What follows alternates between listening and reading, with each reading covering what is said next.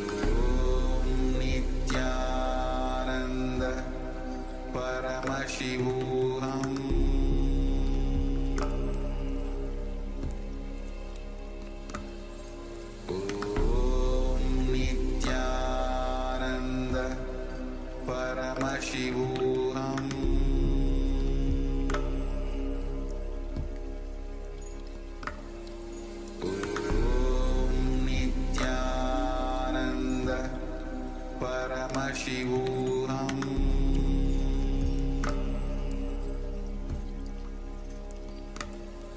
Om Nityananda Paramashivoham.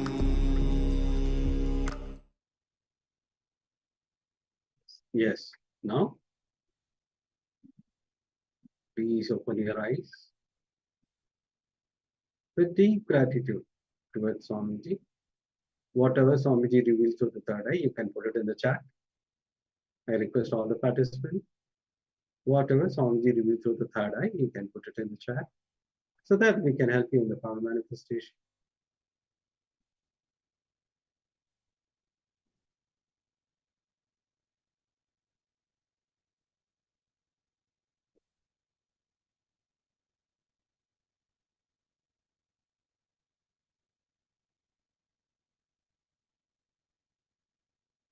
Please take a few minutes that you can put it in the chat.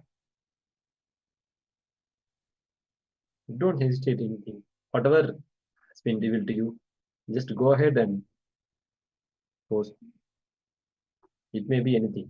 You would have got any visualization, or sometimes you didn't have got anything. Please go ahead and share the details. Even it is blank, you can put it in the chat. I was not able to see it. So nothing to worry about it. We are there to help you in your power manifestation. So what it might be if it is wrong, don't have all the self-doubts. It is not you seeing it, it is Swamiji is seeing through you. So whatever Swamiji reveals, you can put it in the chat. It is only a self-doubt which stops you from manifesting the power.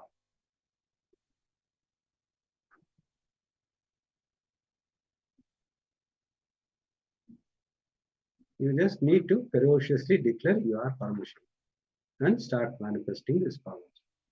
The more and more you become ferocious with yourself, declaring that you are Paramashiva, you will be able to manifest this powers.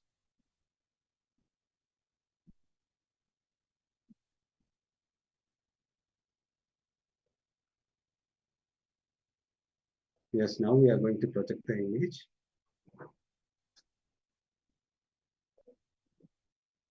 Yes, you can see this colorful chariot, which is from the hometown of Swamiji, that is Tiruvannamalai. If you have seen this chariot or the blue sky or different colors, red color or pink color or the wheels or chariot or people, you can put it in the chat. Yeah, there are more things also there.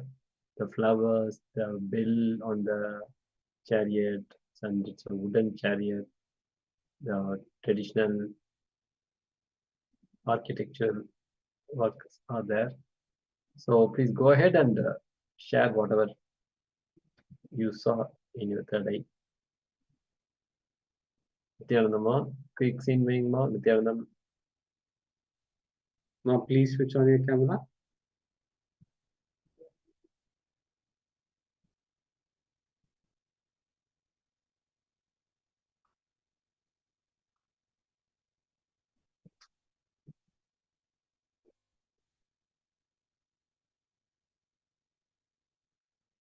Yes. Now we will be entering into the internalization exercise.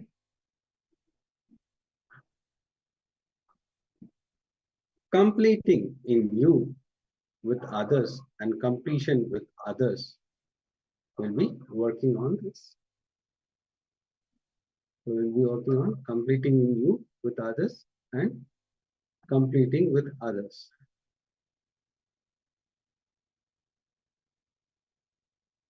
I request all the participants to get the book and pen so that we can start this exercise.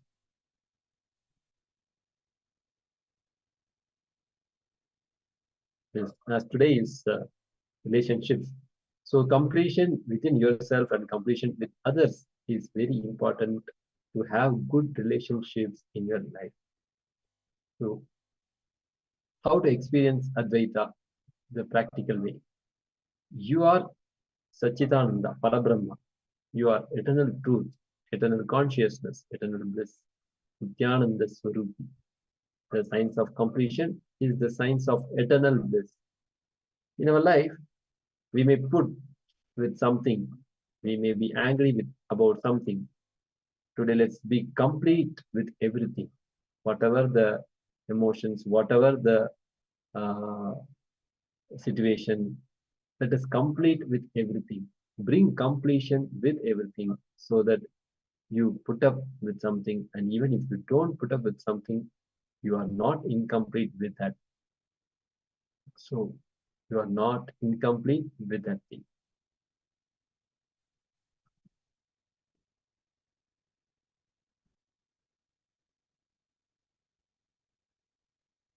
So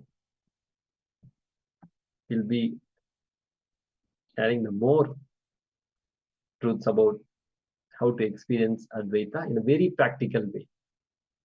When you engage, entertain the incompletions, when your thinking is from incompletion, it naturally leads to more and more incompletion. The thinking from incompletion leads to more and more suffocation. Basically, incompletions are trying to make you believe your life is influenced by the factors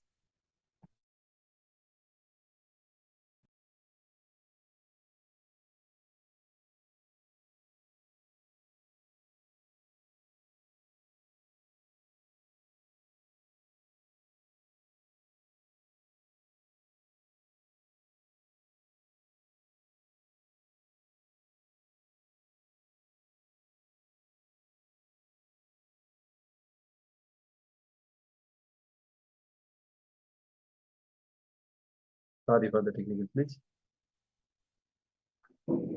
See, we have been looking into the incompletions. The thinking from incompletion leads to more and more suffocation and more suffering. Basically, incompletions are trying to make you believe that your life is influenced by the factors which are not in your control.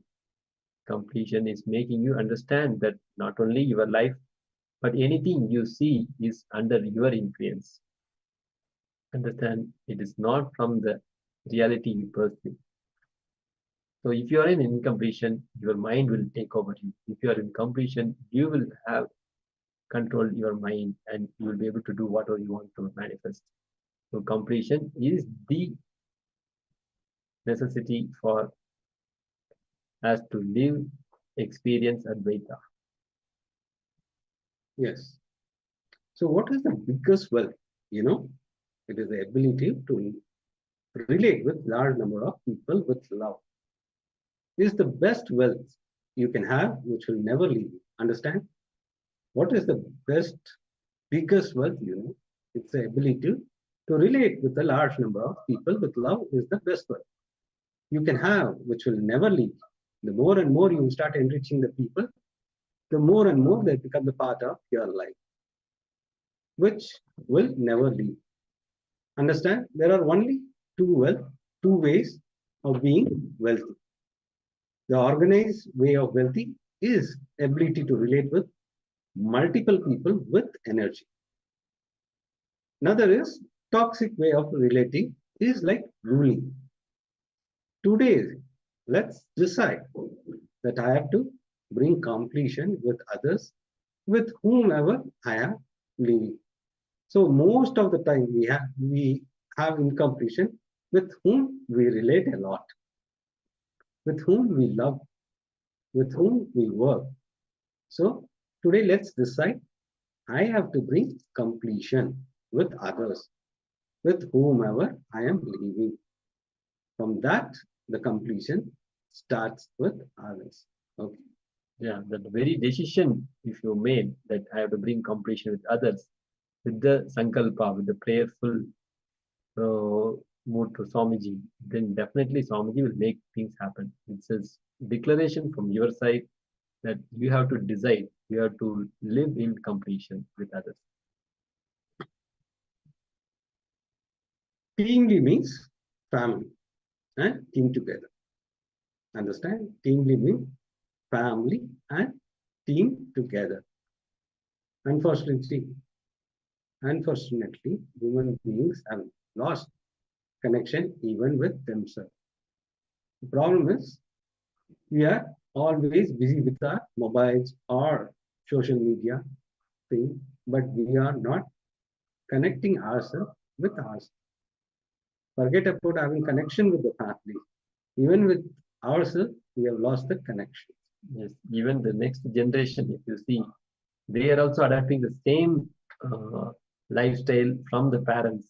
If you see the 2-3 years kid, they are having a mobile, and with that they are losing the relationship with their father, mother, and all around. So that is the worst scenario to live like that. If you see past 10 to 15 years, we had most of the time spending with our brothers, sisters, friends, playing. But now everyone having their own gadgets and they're busy with their gadgets. That's a problem.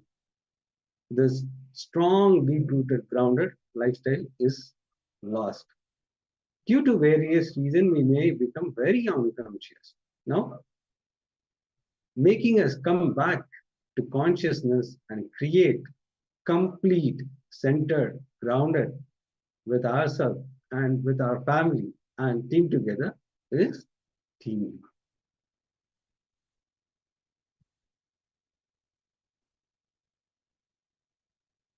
Team is the people with whom you share your life. People whom you share, people who share their life with you is team. Understand? Team is the people with whom you share your life, and people who share their life with you is team. It might be your best friend, it might be your brother, it might be your father, it might be your colleague, whoever is the part of you who share with whom you share your life, and who share their life with you is team. Literally, people who are part of living your existence. Only those people are team. Even if it can be a pet, your trees, rivers, mountain can be part of your team.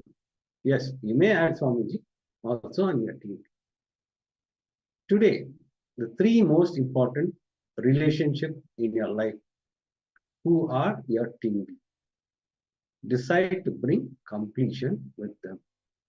Today, 3 most important relationships in your life. Understand? 3 people you are going to choose. Whoever is very part of your life. It might be a very close friend or your brother whom you share, or your sister, or your colleague whom you share every day, whom you spend most of the time with them. So decide the 3 most relationships in your life. Today, decide to bring completion with them. So let's start this internalization exercise. Yes, have your book and pen. So you are going to complete with this 3 important relationships in your life, who are team. Yes, in the yesterday's satsang also, the Supreme Body of Hinduism beautifully explained why teamly is required for us. It is for us to grow spiritually, for us to do the spiritual routine authentically, for us to practice all the techniques Swamiji has given to us. So teamly is required. So with that context, take 3 important relationships and start completing with them. So it might be very hard. How can I complete? What may he think? Forget about it. You need to complete. You need to manifest power. You need to get enlightened. So if you need to get all this, you need to complete. Don't worry what your mind says. Just drop at Swamiji's feet and start doing this completion. Just decide to bring completion with them. Then we'll be in the further sessions, we'll detailedly explain how to do completion with others. And we have beautiful sessions, upcoming sessions are there. There, deeper truths will be explained to you, and you will internalize those exercise, and you'll be able to manifest completion with others. by the end of today. Don't worry that you may lose relationship. Nothing. It'll flower very beautifully the moment you do completion. So always we have a fear of losing the relationship. Don't worry about it. It become more beautiful. Your relationship become more clear, and it will be authentic relationship. You start internalizing.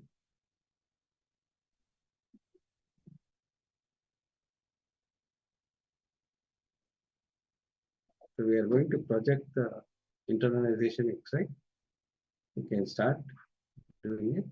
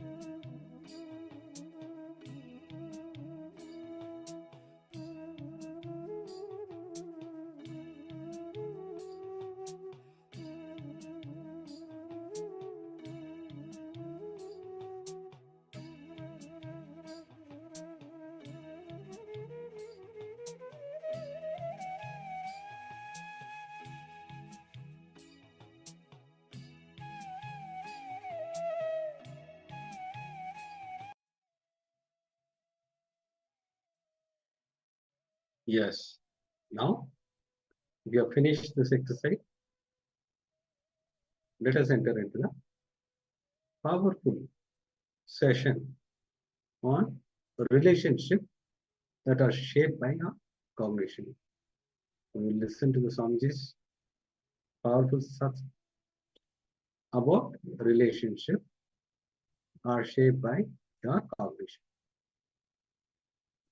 So sit straight, have your book pen along with you so that we can enter into this session. Please pen down all the powerful cognition, what you receive during this session. This will help you to have the powerful cognition, to imbibe this powerful cognition, which helps you to manifest your reality.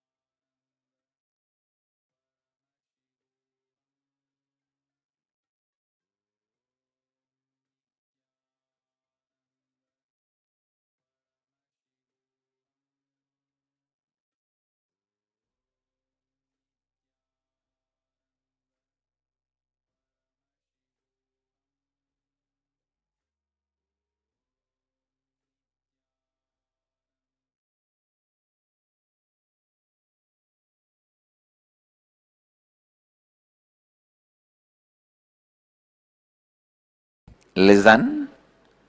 Relationships are not something separate from you. They are an extension of you. How many of you are getting it? For example, how you relate with you, same way only you relate with others. There is no such thing. With you will relate nicely, and with others you will go on be screaming. No. With you will be screaming inside, but with others you will start smiling. No. It's not possible. When I say relationship, I don't mean only the people, spouse, husband, father, mother. No. Your relationship with everything. Your money, your relationship with your health, your relationship with the river, your relationship with the water, your relationship with the fire, your relationship with the air, everything, success. Listen, success comes to you based on the space you carry.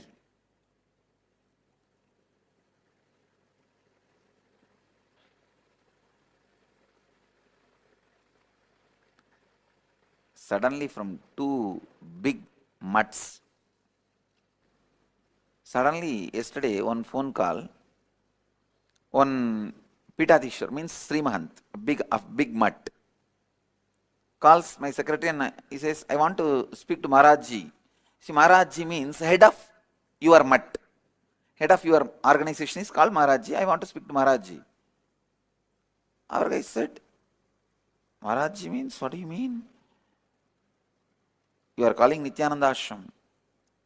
That guy said, yes, I'm calling Nityananda Ashram.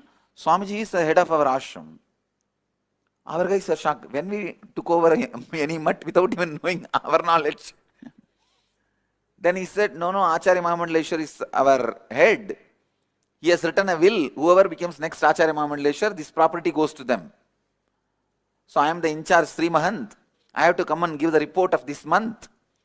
And Akada has said that Swamiji is going to be the Mahamandaleshwar, Acharya Mahamandaleshwar. I have to come and give you the report. I thought, oh God.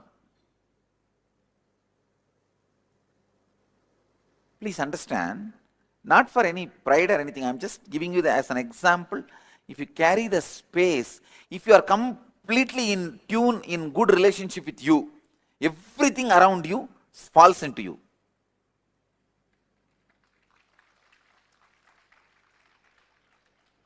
Please listen.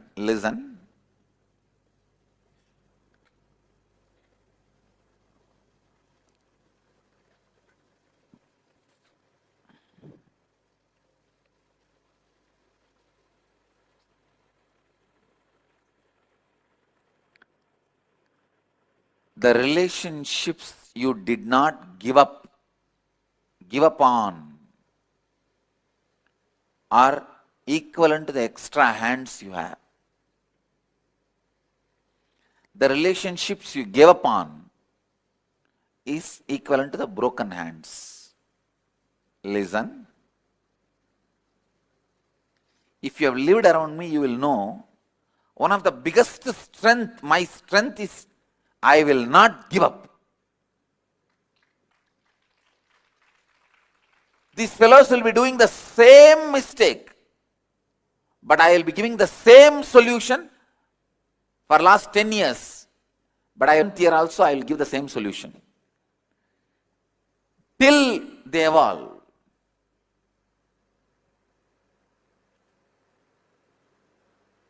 Some of the fellows in the ashram, they don't even have the intelligence to make new mistake.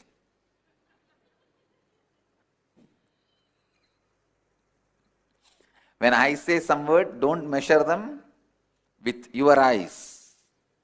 Only learn the lesson I mean.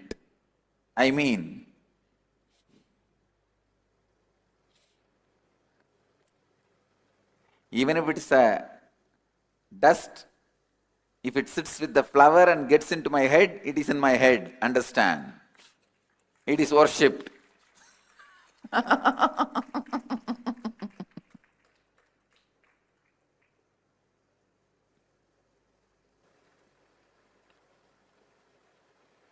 How many of you have seen that my not giving up in your life directly? Or you heard from the people?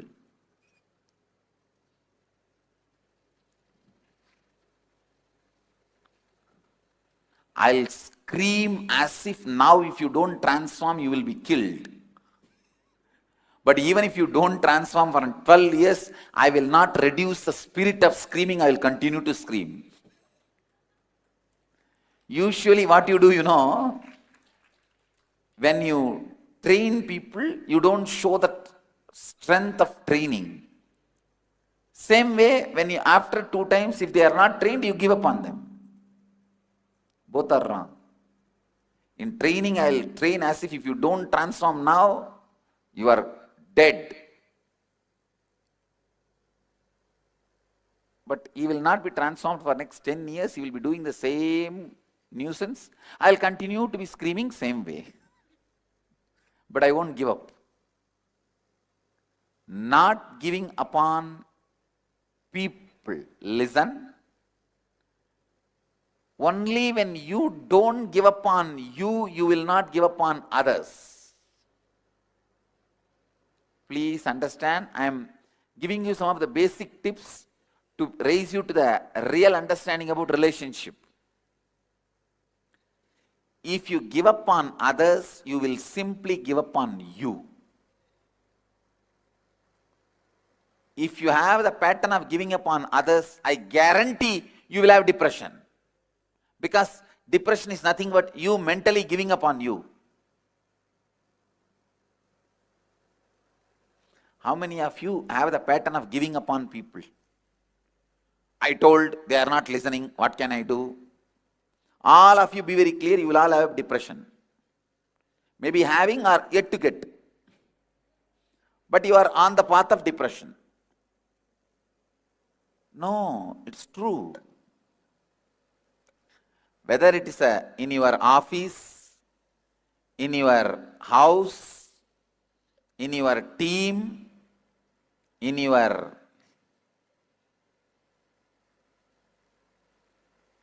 business, anywhere. If you give up on people, you will just give up on you and fall into depression. You are moving towards depression.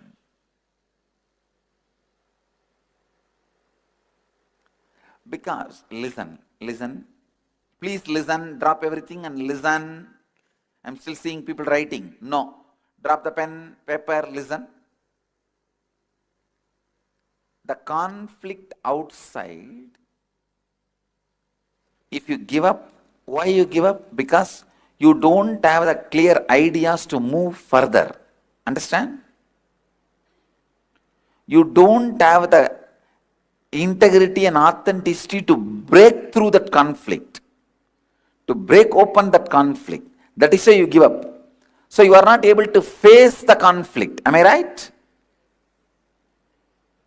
So the same thing only for you inside also.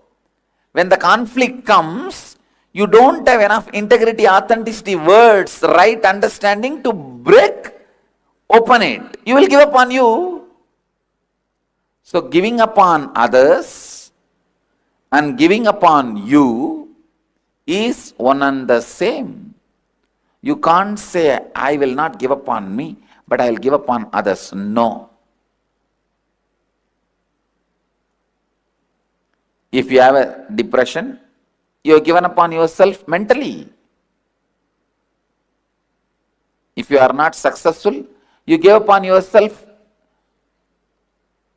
confidence. The confidence you carry on you, you give up on you.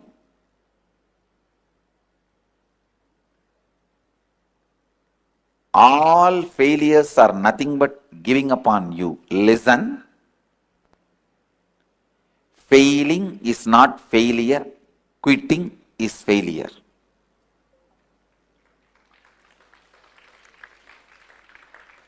Failing is not failure. Quitting is failure. When you give up on you, failure happens to you. Not till then. Not till then.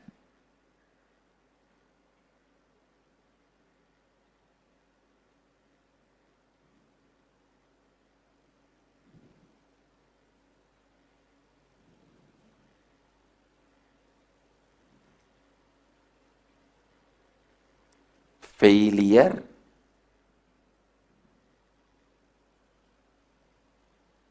happens to you when you give up. Not till then. Not before. Giving up.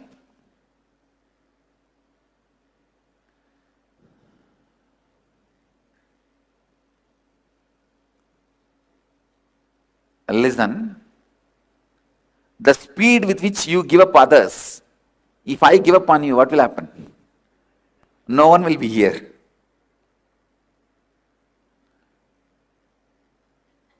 Whenever you don't give up on people and you break big obstacles towards enlightenment. Whatever makes you feel that you should give up is the biggest obstacle. If you break that and don't give up on you and others, you have moved closer to enlightenment. You move to the next step. Just 2 minute small exercise I want you guys to do. How many relationships in your life you gave up and how many you are not giving up and still holding? Make both the lists. Listen. How many you gave up is a minus of your life. How many you are still holding without giving up is a plus on your life. Now we will know the life's calculation.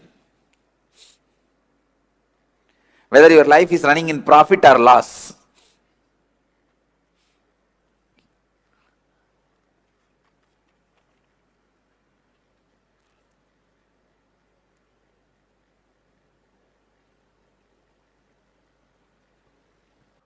This cough which I am having is started from Kumbh Mela.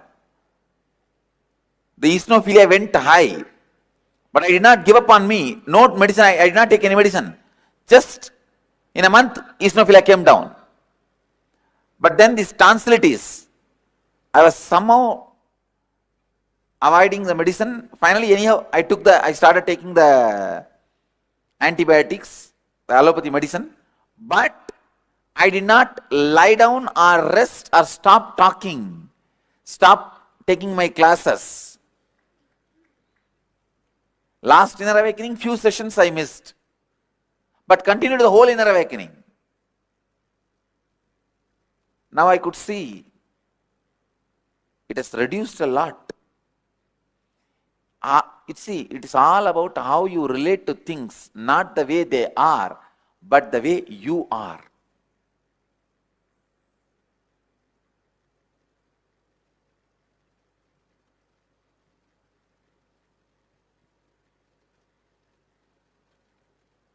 Do not give up on people in your life because people are everything.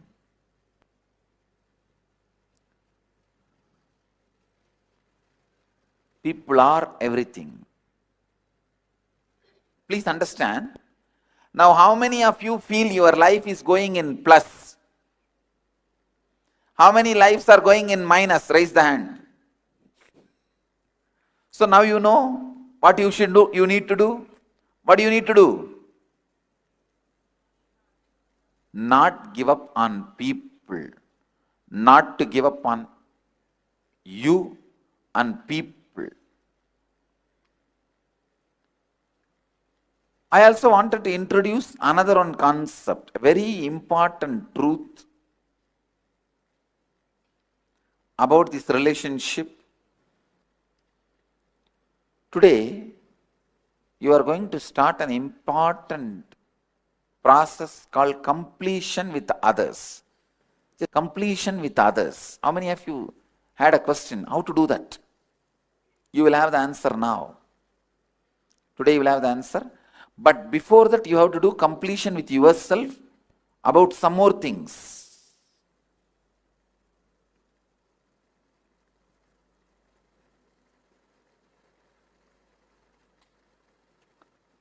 This concept of completion with you and completion with others needs kind of a certain arguing. Means I'll be giving you some idea, you have to think through and come back to me and argue with me, then internalize. Usually, always in all arguments, if I conduct the argument, it's a failure because people don't argue with me. I'm too heavy to argue. My presence is too heavy to argue. The problem is, if you just accept without arguing, you will never practice. You just drop it in the dustbin when you go out. Please listen. Listen to this story. It's a beautiful story. How many of you know the story that Narada, a great rishi, went and gave a knowledge, enlightenment mango to Shiva? How many doesn't know the story? At least for all of you, I will tell the story once more. There's a mango. If you eat, you will get enlightened. So Narada goes with that mango, and it is possible. Please understand. You can ask, how can enlightenment happen by mango? If that a leaf or a fruit can be taken and programmed, the right biomemory can be programmed and inserted into your body, your biomemory will absorb that programming and be awakened. It is possible. I am working on it. Still I am not seen the breakthrough, but I am working on it. If you go into the Gurukul area, you will see some 18 trees, neem trees, having the what you call in the Western biology, what do you call that? Parasite. Parasite. But here in the Eastern tradition, we call that as Pullurivi, means from one tree making the another one biomemory to happen. In the neem biomemory, you will see bilva biomemory happening. See, there was a tree, huge neem tree. In that neem tree, the biomemory of the bilva was there, and both were from the neem tree, the bilva tree has happened. Not in the edge of the branches and all. From the branch itself, it has happened. In the early times of the ashram, I gave instruction to the gardeners, you should not touch the tree, you should not disturb the tree, and left it. Understand, it is not a disease. Please listen. I told the gardeners that don't touch this tree, leave it. But when I was traveling outside India, these poor fellows, these gardeners without brain, they thought this is a parasite, only if you remove it, this tree will grow well, and they removed it and the whole tree died. So when I came back, I saw that I could not, because it was such a high energy. Then I just looked around and said, let all the trees grow the same bilva biomemory, and 18 trees which were standing around have started growing. All of them have it now. It is the putting the another one biomemory. Biologically they say no, it is a parasite and all these, that. All the 18 trees have that. With that leaf only you can do this process in Siddha tradition. You can transmit enlightenment just by a pill. So this enlightenment mango, Narada brings and gives it to Shiva. Shiva laughs and says, what for? I need this mango. He looks at Devi. Devi also, what for? These two kids need to get enlightened. They are growing now only. It's Ganesha and Subramanya. Ganesha and Skanda, two kids of Shiva. Both of them try to fight. I want this, I want this. Then Mahadeva says, all right, whoever goes round the world 3 times will get this mango. Immediately Skanda, he has his own private jet, peacock, and he flies to go round. But this Ganesha has only a mouse And how much a mouse can pull the elephant? And he looked around, nothing can be done. He just went round Mahadeva and Parvati 3 times, came and said, give the mango. Devi asked, how can this be considered as going around the world? Ganesha beautifully says, Subramanya is going around his world. I am going around my world. Understand? You both are my world. So I went around my world. Give me. He got it and ate. Then after that story continues. Subramanya comes back. There was a big fight. And then he goes and sits on the hill called Mandada Hills. It's actually in Kailash itself, the Mandada Hills, where he goes and stands alone as independently. Then when Bogar went from here to there, as a memory of that incident, he built the Parani. He did not come and stand in Parani. A small kid, how can he come from all the way from there to here? Of course, Parani has Subramanya's presence, that is different. But the incident happened there itself. So the whole story goes on. Listen, the moral I want you to learn from the story is, there are 2 worlds. The world, my world. Happening, my perception about happening. Getting it?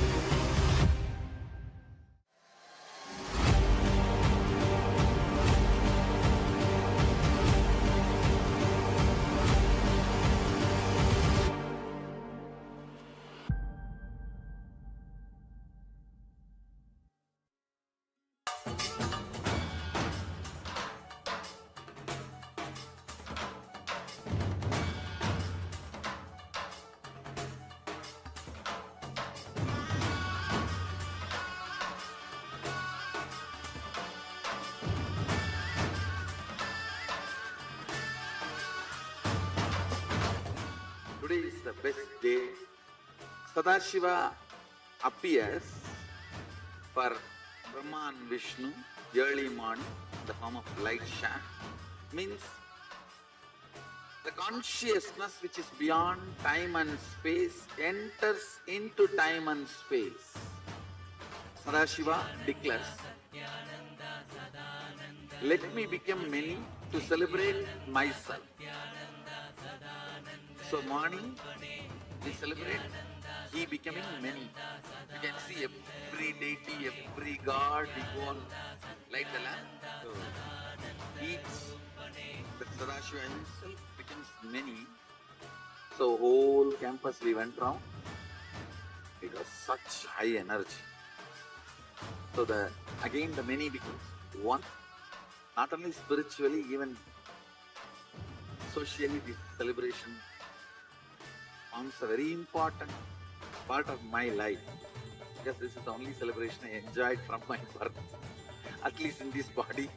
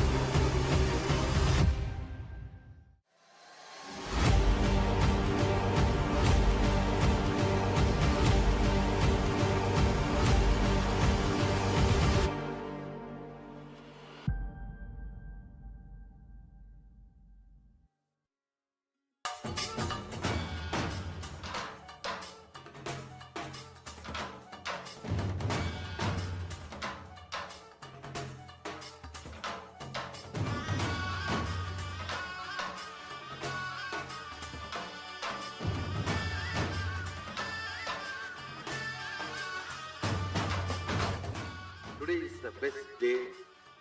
Sadashiva appears for Brahma and Vishnu early morning in the form of light shaft.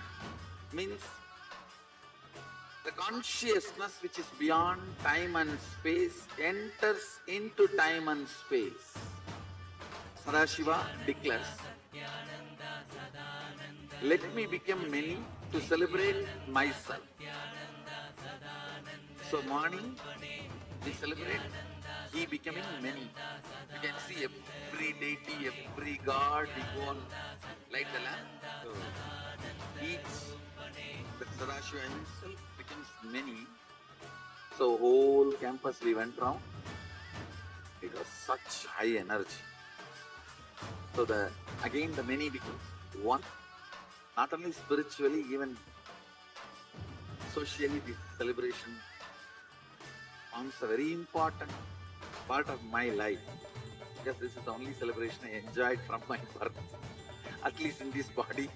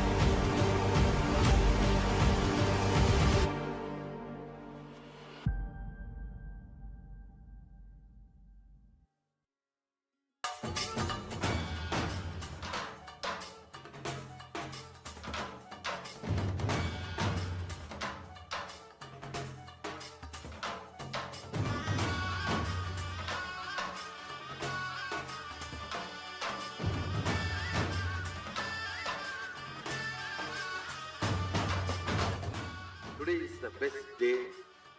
Sadashiva appears for Brahma and Vishnu early morning in the form of light shaft. Means the consciousness which is beyond time and space enters into time and space. Sadashiva declares, let me become many to celebrate myself. So morning we celebrate he becoming many. You can see every deity, every god, we go on light the lamp. So each, the Sadashiva himself becomes many. So whole campus we went round. It was such high energy. So again the many becomes one. Not only spiritually, even socially this celebration forms a very important part of my life, because this is the only celebration I enjoyed from my birth, at least in this body.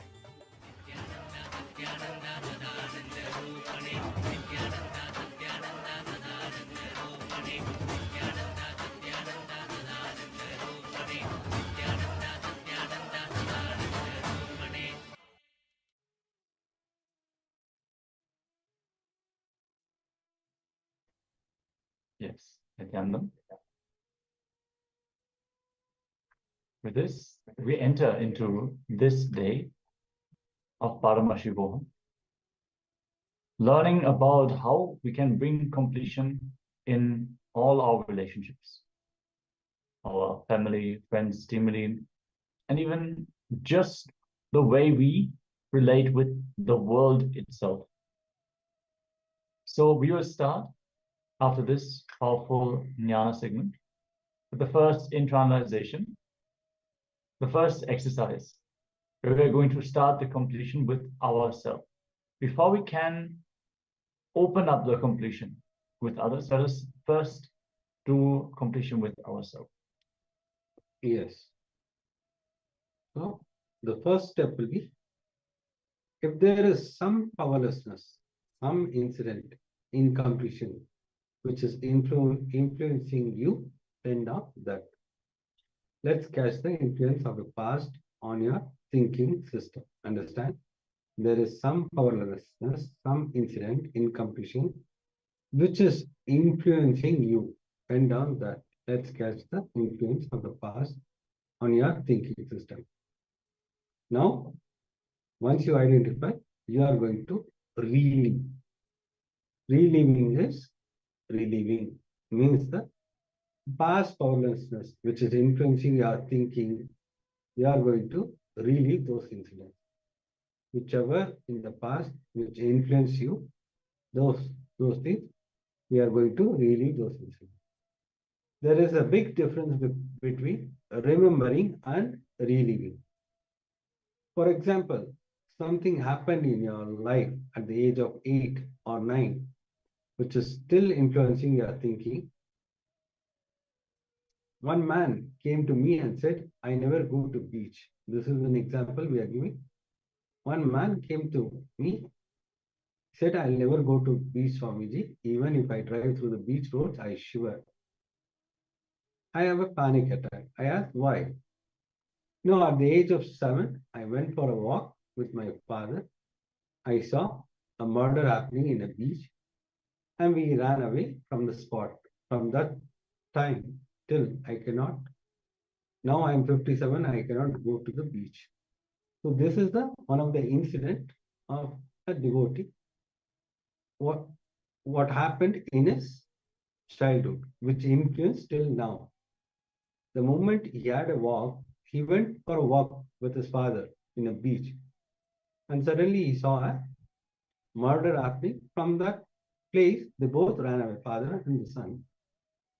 So till now he is around 57. Even If he goes towards the beach, he starts shivering.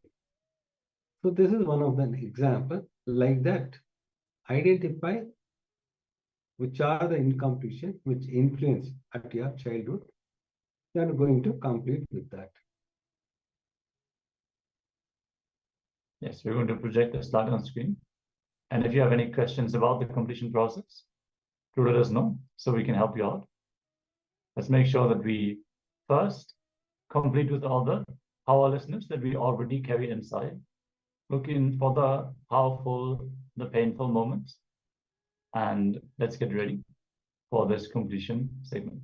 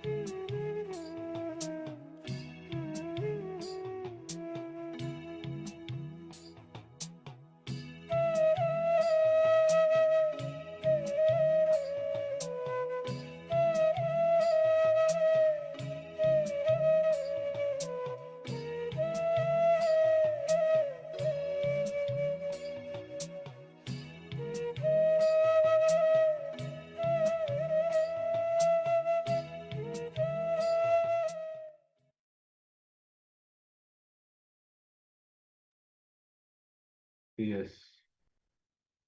If you have finished, this completion.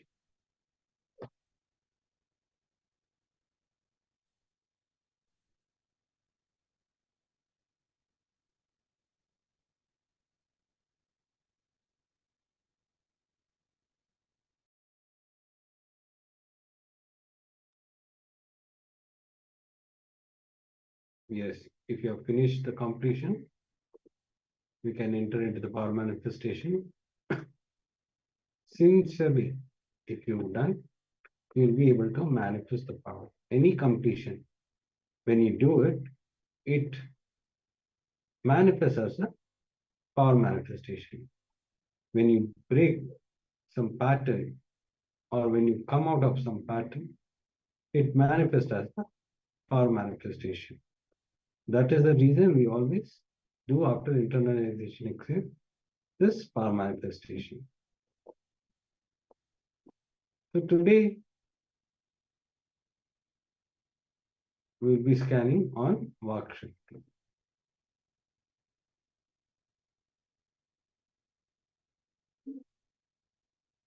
Scanning your own work and see all the diluted promise you have given to yourself.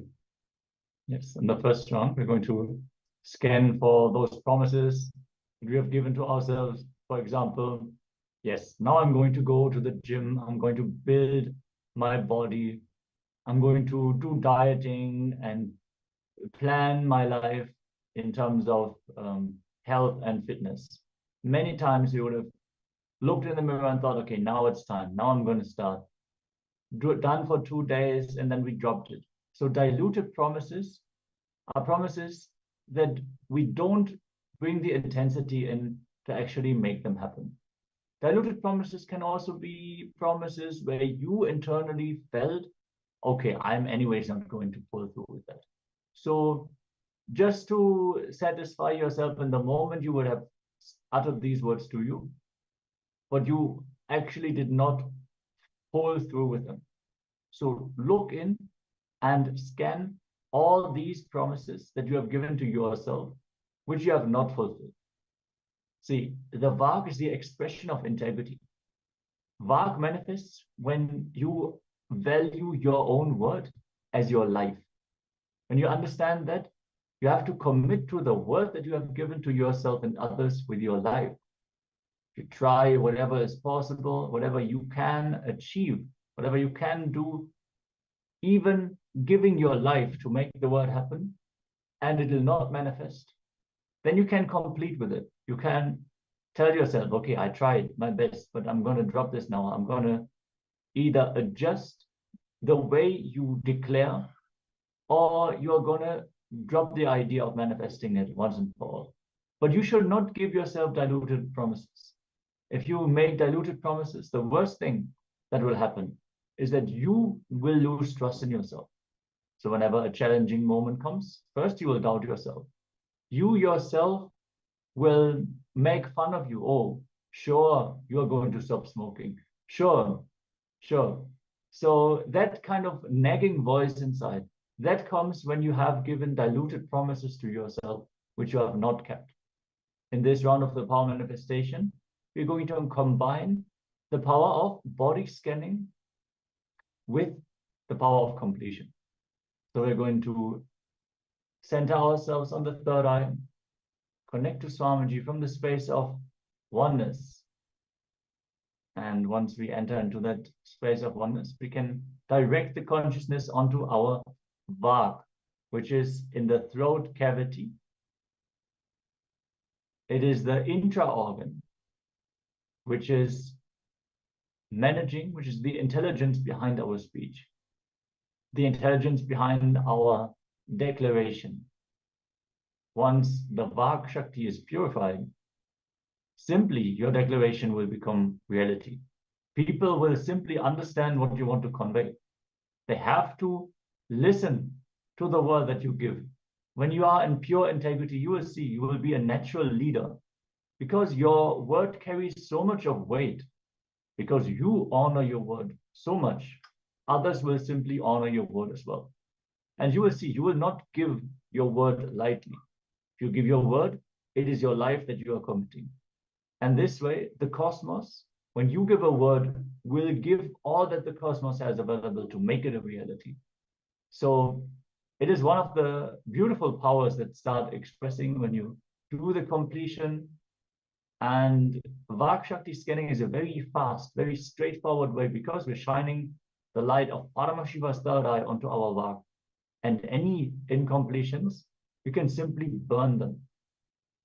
So requesting everyone to be on camera for this powerful process. And let us start connecting to Swamiji in the space of oneness. Visualize Swamiji in your inner space and start chanting the Mahavakya. Om Nityananda Paramashivoham Om Nityananda Paramashivoham Om Nityananda Paramashivoham.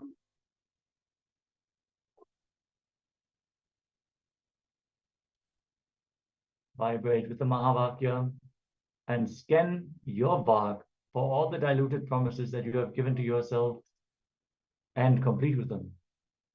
Let us enter into this round of the power manifestation.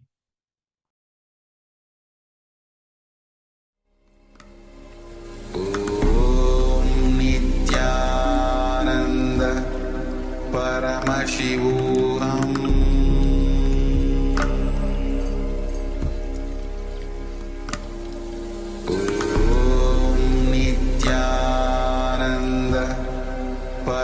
Paramashivoham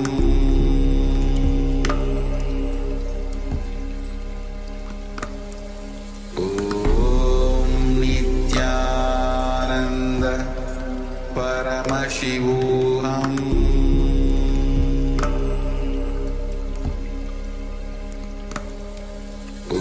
Om Nityananda Paramashivoham Paramashivoham Om Nityananda Paramashivoham Om Nityananda Paramashivoham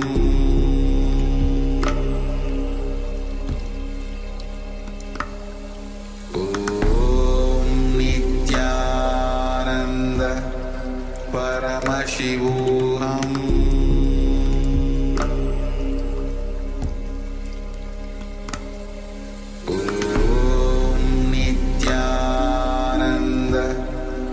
Paramashivoham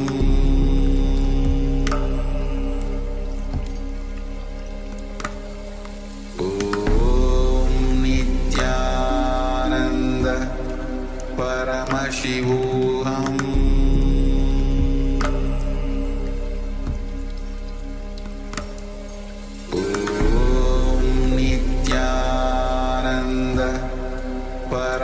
Paramashivoham Om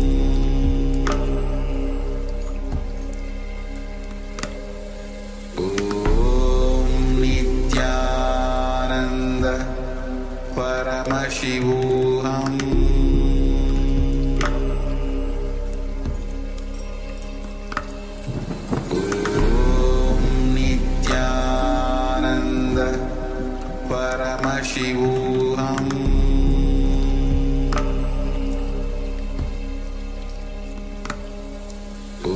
Om Nityananda Paramashivoham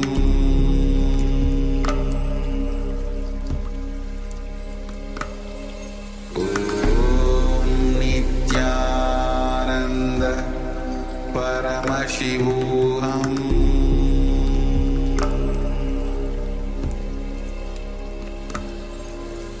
Om Nityananda Paramashivoham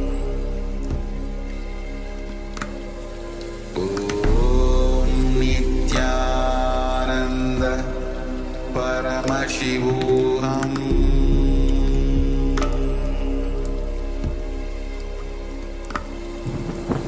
Om Nityananda Paramashivoham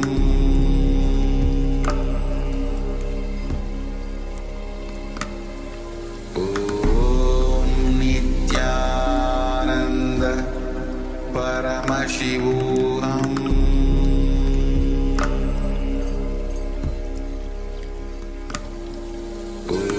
Om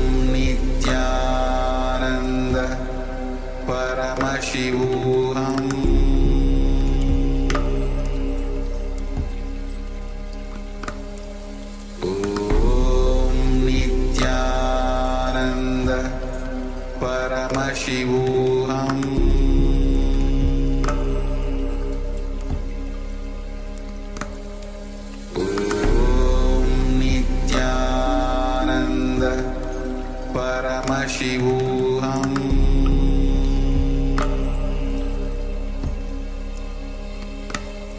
Om Nityananda Paramashivoham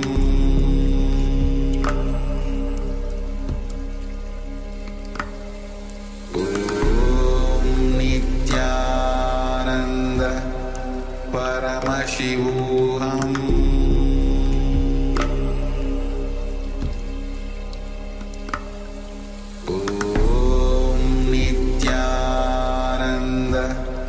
Paramashivoham Om Nityananda Paramashivoham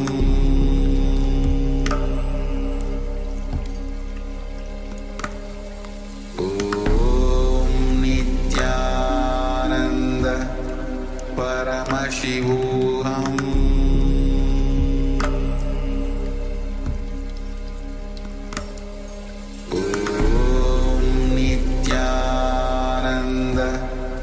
Paramashivoham Paramashivoham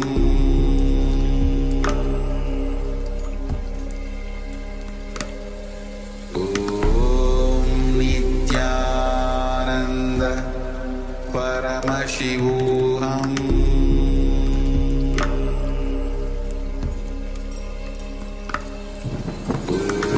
Om Nityananda Paramashivoham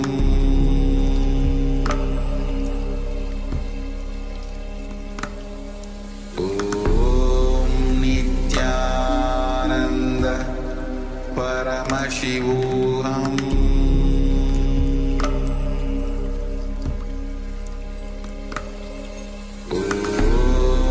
Nityananda Paramashivoham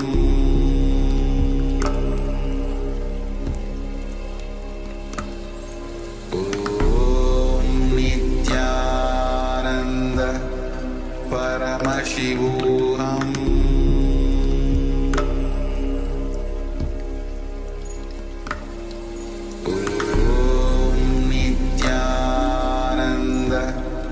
Paramashivoham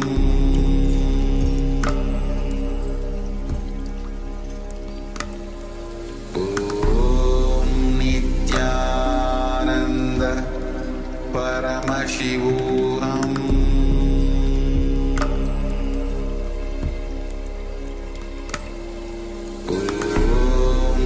Nityananda Paramashivoham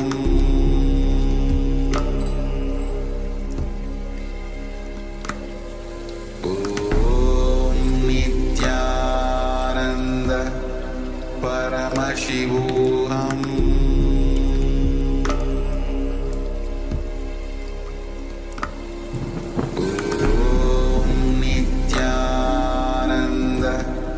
Paramashivoham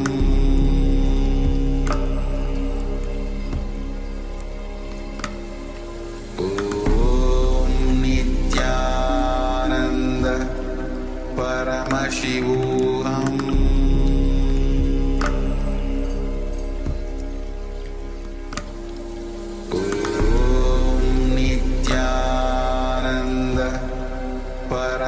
Paramashivoham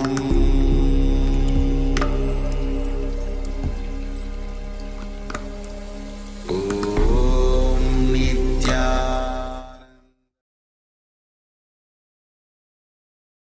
Yes.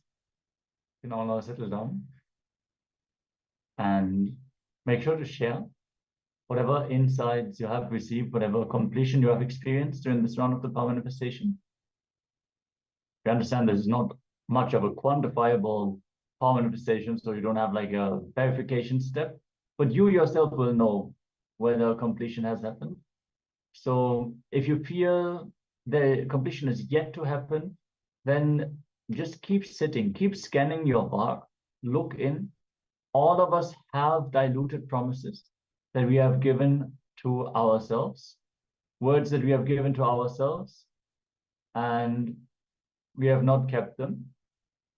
So make sure to scan your work sincerely. We're going to go through various different rounds, various different subjects, various different aspects of Vak Shakti completion. So let us all manifest this power of Vak. And we're now going to enter into the next segment, the next jnana segment of the day. We always understand ourselves as an individual, a person who has relationships, who knows people, and we relate to certain people in a certain way.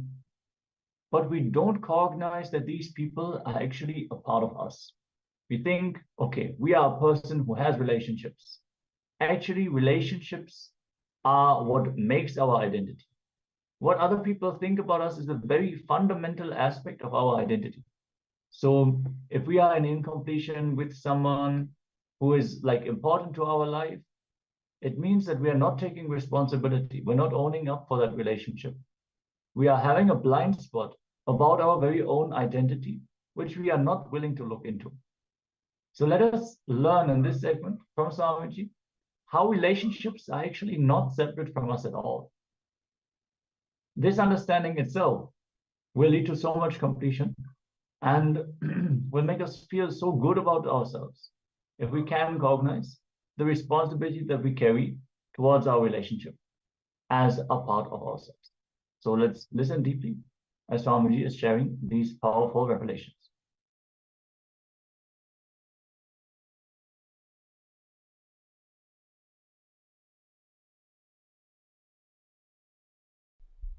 Let's start the program. End relationships.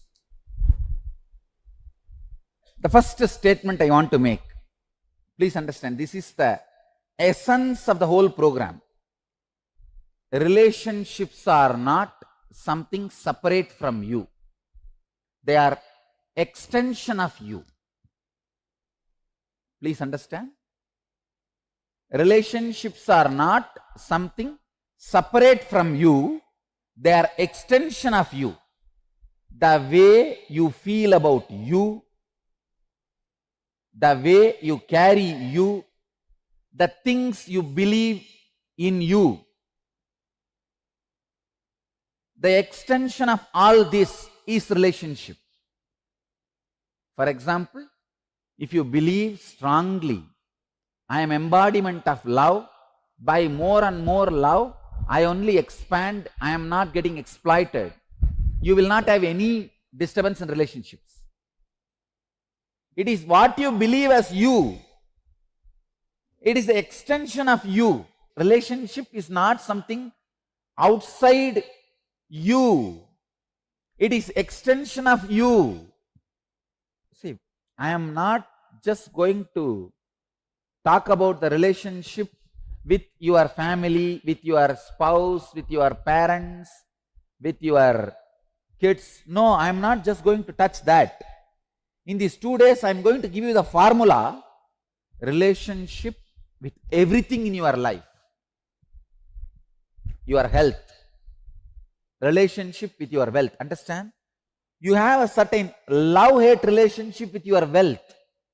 That is why you again and again suffer.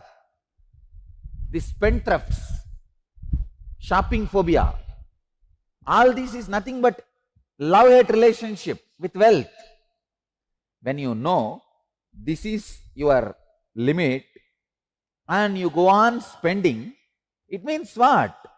You just don't have a right understanding with relationship. You just don't have a right respect for relationship. You just don't have right connection for the wealth, whether it is your wealth and all fears are because you do not have the right relationship with the reality. So I am going to work now very experientially, relationship with wealth, relationship with health, relationship with success, relationship with people. Of course, relationship with people are going to be the main theme of the program, but you will have the formula to work with everything. It is not just people responsible for your suffering. It is your ideas. By the end of these 2 days, I am expecting and I sincerely want you to experience transformation, not just the way you relate with yourself and others, but also in your very basic cognition with which you relate with everything that exists. Understand? The cognition. I am not just working with you all with words. I am working deeper than the words. Your biomemory. See, your biomemory is made out of certain stuff. We call it prana. So I am working in that pranic level. When the work starts, this kind of materialization and all shows that it is a solid proof that pranic connection is established now. Not just two-way video conferencing connection, pranic connection also established. I'll share with you a few researches recently. I was studying, collecting some Western researches to present it to all of you, the scientific researches, how the relationship, the concept of relationship, having right relationship directly impacts your health, happiness, workplace productivity, psychological health, and mainly cardiovascular functioning and decreasing stress levels. People with social ties are 200% risk of dying from heart disease. Please understand. If you are kind of a lonely person, aloof, not much friends, socializing, all that, 200% more possibility for you to die in heart disease. I am just reading out the conclusions. Of course, I am not saying just drink and socialize. If you socialize, have more friends, then less possibility for the heart disease.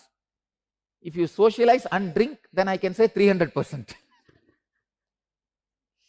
Anyhow, understand only the conclusion. Don't interpret in your own way. Same way, people who isolate themselves and live only in loneliness, their effect of stress on them is at least 3 times more than a person who has a lot of friends. And it leads to quicker aging. If you want to stop aging, radiate more friendliness, that's all. More friendliness. One important thing, when you radiate friendliness, don't pick up others' depression. Next research, some 100 couples were collected by a team of researchers. All of them have been taken to the hospitals and various number of wounds were created in their hands. Many number of wounds, but for all of them same number of wounds, same depth were created, and they have been sent back, same treatment, controlled conditions. You will be surprised. The couples who have a happy relationship, couples who have hostility among them, couples who have hostility among them, for them, it took 2 times more days for healing the same wounds with the same treatment under the same controlled conditions. They are saying twice. And for example, if a couples with a good relationship, if it took 10 days wound to heal, for the people with hostility who don't have a good relationship, it took 20 days. Then understand your body, your cells, your biomemory directly respond to the feeling you carry, you experience when you look at the people with whom you are living. I tell you, even if it is little costly, what costly? It is going to cost your ego, that's all, nothing else. At the most, what your spouse is going to expect. If it is your wife, she may expect that you give her little attention. If it's your husband, he may expect you take care of him. That's all. It's not going to cost you much. It is going to cost your ego. That's the main thing. Understand?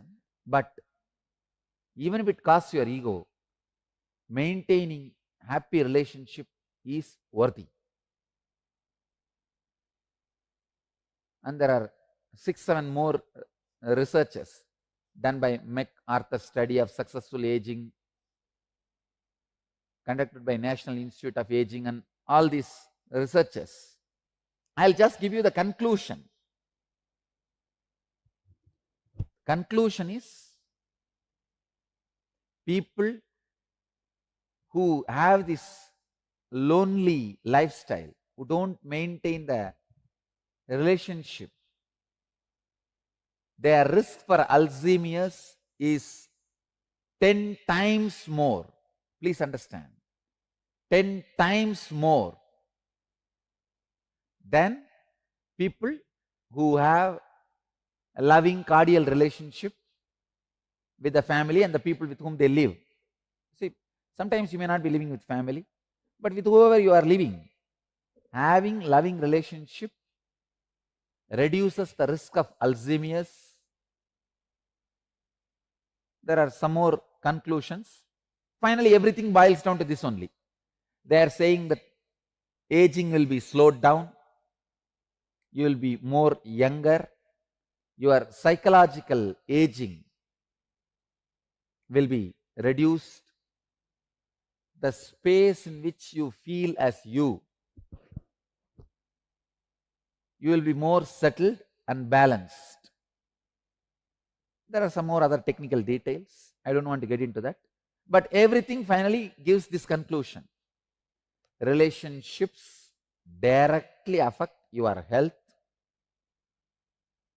Directly they affect your basic understanding about the life.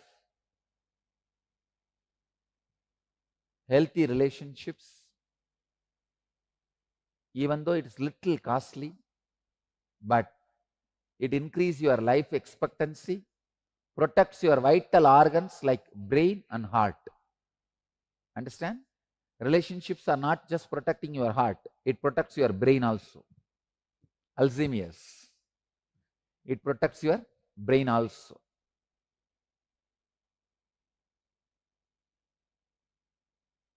Now I have given you few points why this program relationship. I want to tell you why I am taking.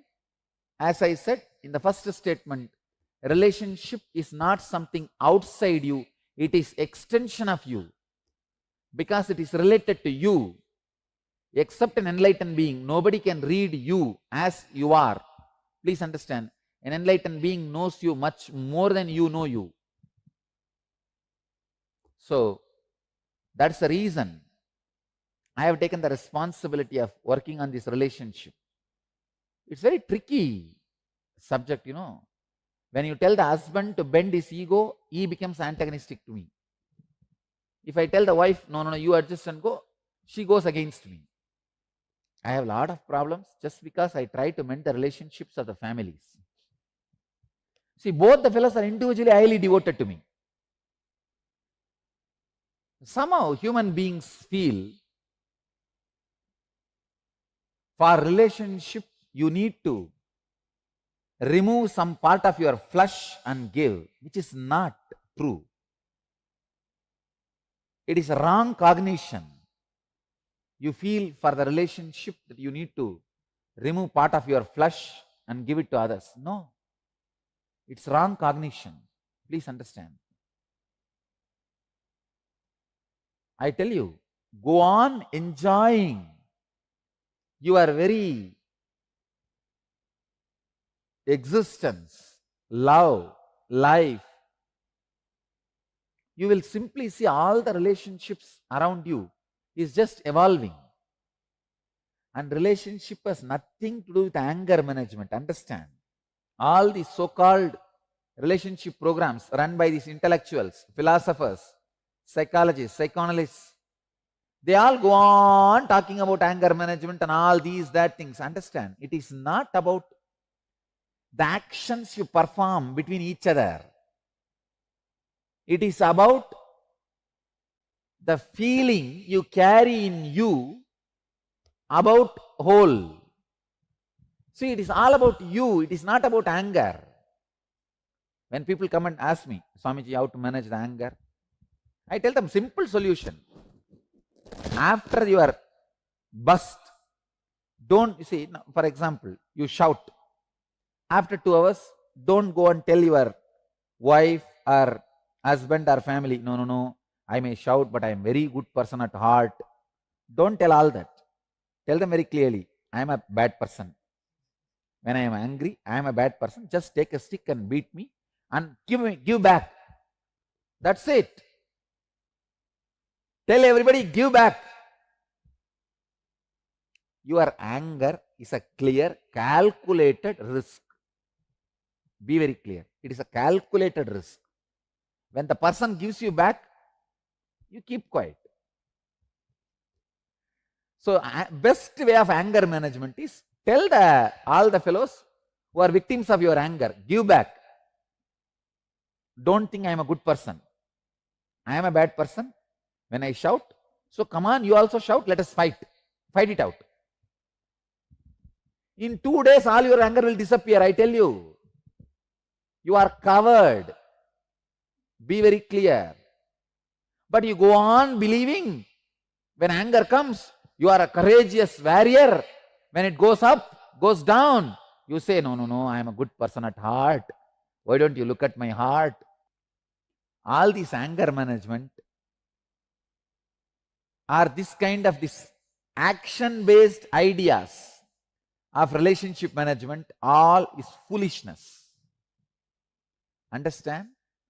For relationships, only 2 things. 1, break the old pattern. How I am going to make you all do this too. That is the whole drama now. Whatever is happening, the world, the fact is one thing. How you perceive it, my world, is another one thing. Your judgments, labels, ideas, opinions, interpretations, beliefs, expressions, expectations, memories,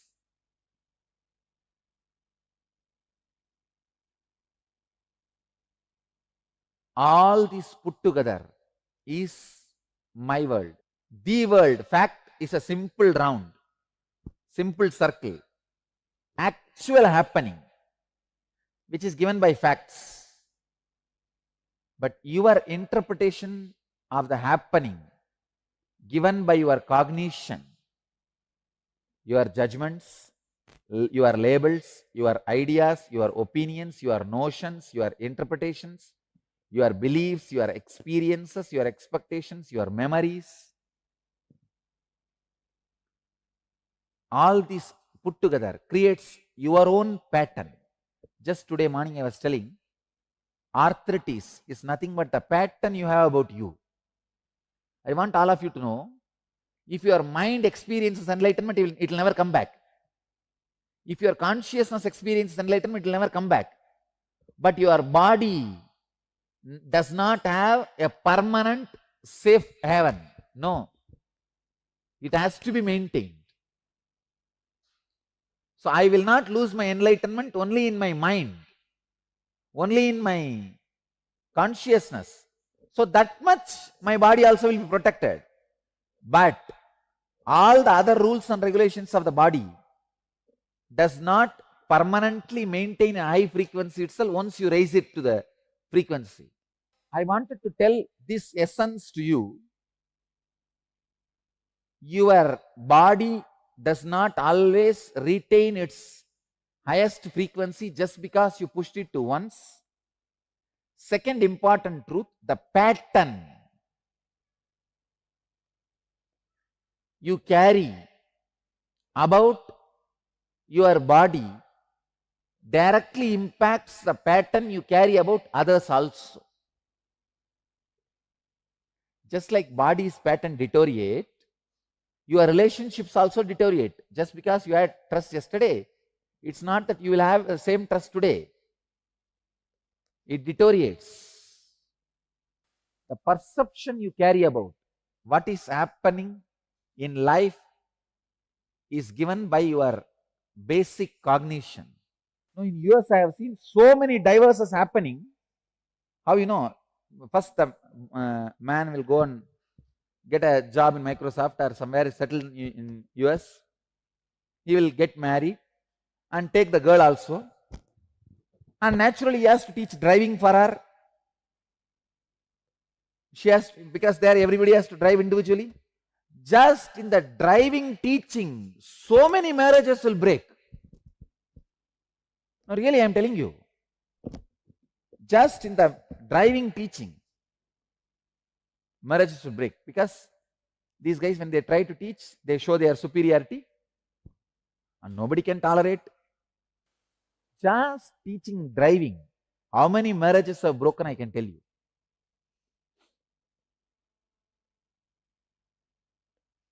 The basic cognition is nothing but the way you receive, process, interpret and respond to any information entering your system through 5 senses. Your perception, cognition. See, this my world and the world, how you miss, how you add and miss which is not there through your perception. You are almost never in touch with the actual happening in your life, because for you, your perception is the happening. Your perception becomes actual happening.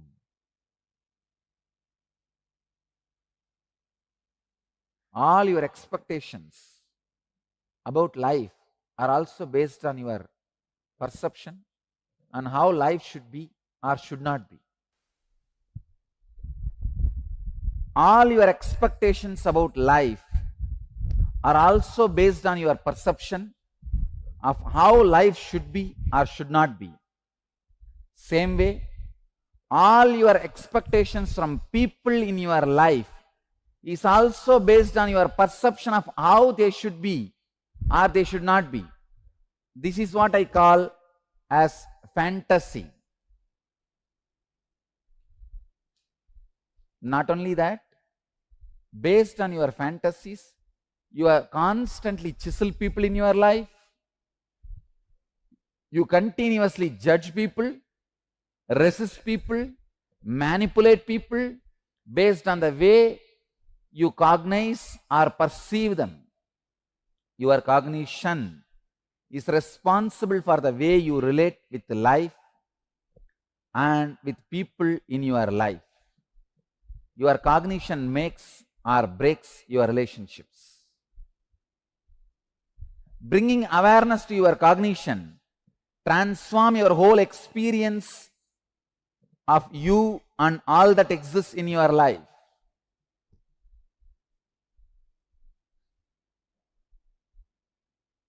I wanted to guide you into an exercise based on this whole thing. Please understand.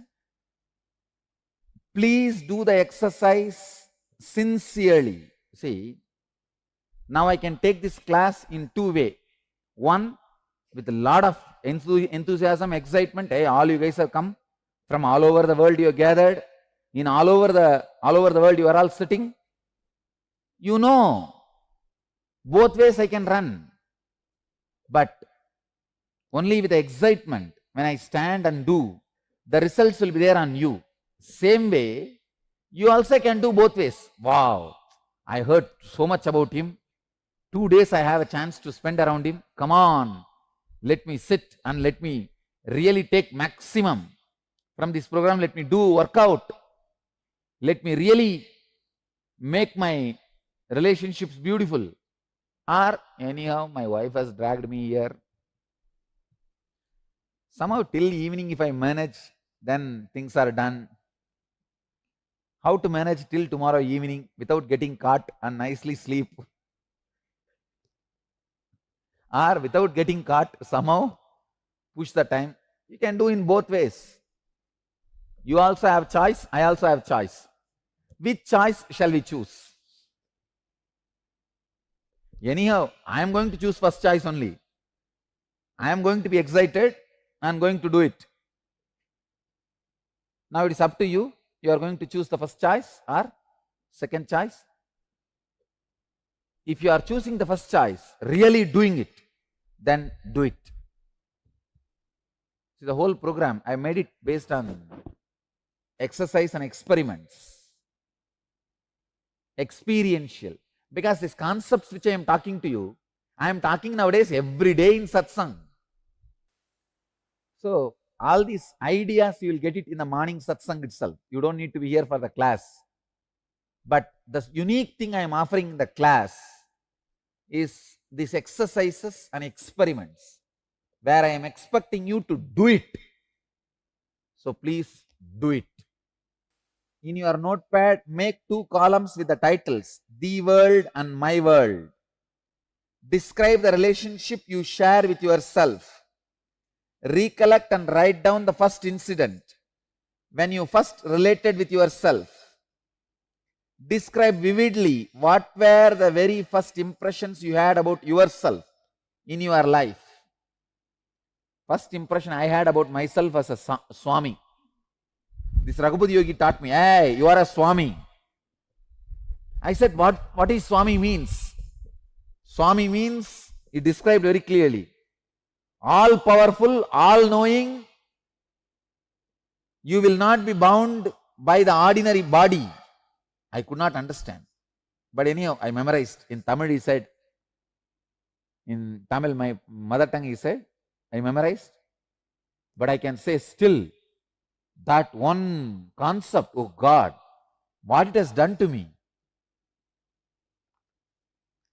Write down the actual incident under the world column. Under the world column, write down your cognition about yourself under my world column. Please understand. Write down the actual incident in the world, fact. Write down your cognition under my world column. The 2 columns, the world and my world. Describe the relationship you share with your mother and father. Write down the first incidents. You see, if you are brought up by somebody else other than your biological father, I wanted you to write only the stepfather who brought you up. Please understand. I am asking you to write about the father, mother who brought you up, not just who gave birth. Fortunately, for many people, both are same. Biological father only brings them up. Unfortunately, for some people, biological father, mother are not bringing them up. So when you write, you need to write only the people who brought you up. They are responsible for all these things. Describe the relationship with your father and the mother. Write down the first incidents when you started judging and labeling them. What was the incident? What did you think of them and label them as? Describe how your mother actually is under the world column, and how you experience her under the my world column. Describe how your father is under the world, fact column, and how you experience him under my world column. Describe under both these columns similarly about the other intimate relationships in your life, your spouse, your brothers, your sisters, your very close friends and relatives. All of you understand? Just take your notebook, make 2 columns, my world,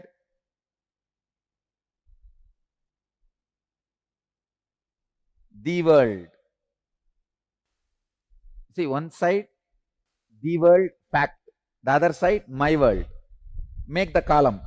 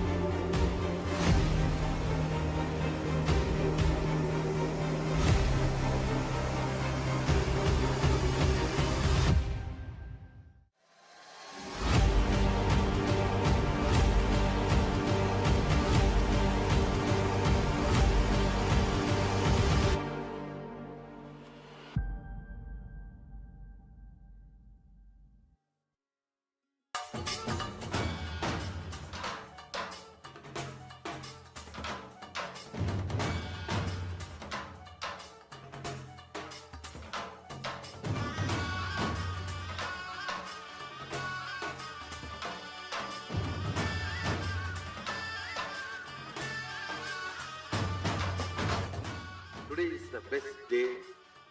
Sadashiva appears for Brahma and Vishnu early morning in the form of light shaft.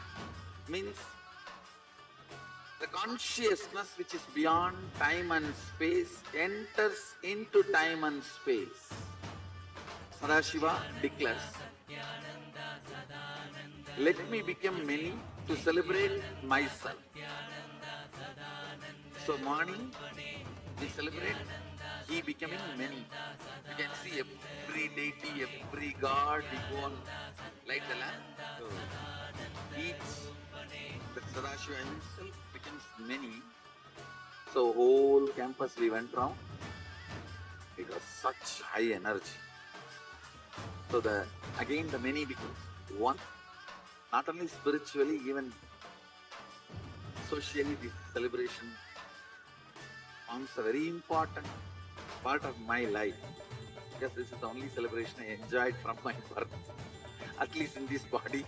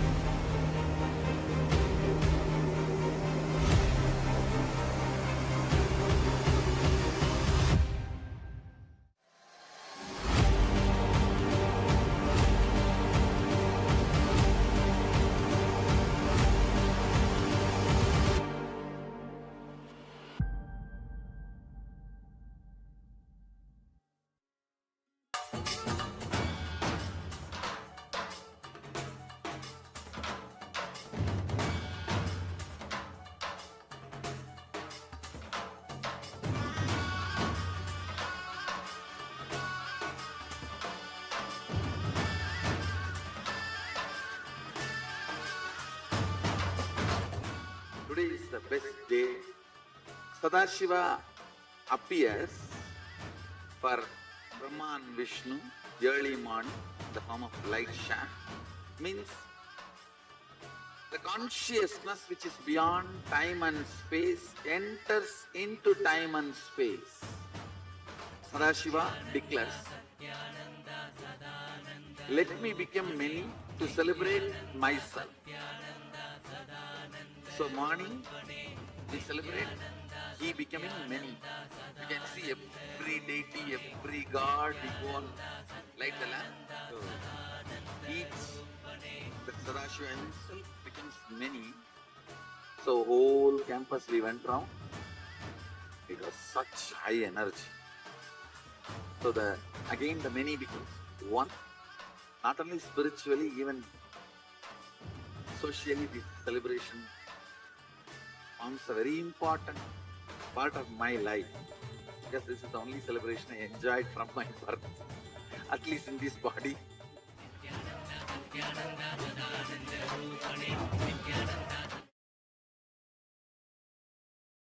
Yes.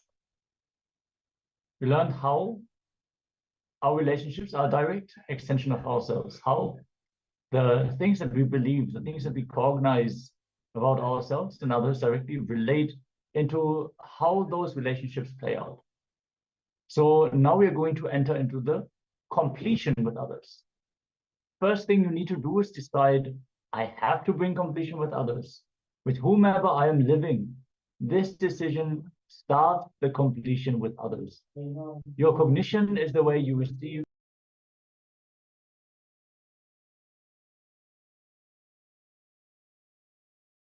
Your cognition is the way you receive, process, interpret, and respond to any information entering your system through your five senses. So there are two things that are happening constantly in your life. The world, the happening, the actual happening, which is just a set of facts, and my world, the perception you carry about what is happening. It consists of judgments, labels, ideas, opinions, notions, interpretations, beliefs, experiences, expectations, memories, and more. So all your ideas, all that which is not factually happening, but you put your own narrative onto what is happening. So relationships shaped by your cognition. Your relationships are shaped by your cognition. So your cognition is responsible for the way you relate with life and with people in your life. Your cognition makes or breaks your relationships. So there is a story about the perception. The perception of the haptic story. An old man went to a nearby village and was coming back to his home from a distance. He saw that his house was on fire. That's all. He started rolling, boiling on the ground and crying. One of his sons came to him and said, Father, why are you crying? The old man said, oh, my house is on fire. My house is on fire. The son reminded him, don't you remember, Father? Just yesterday we sold that house. Immediately the old man got up and completely he was become all right. He's okay. All his suffering, his pain, everything got disappeared. Everything became all right for him.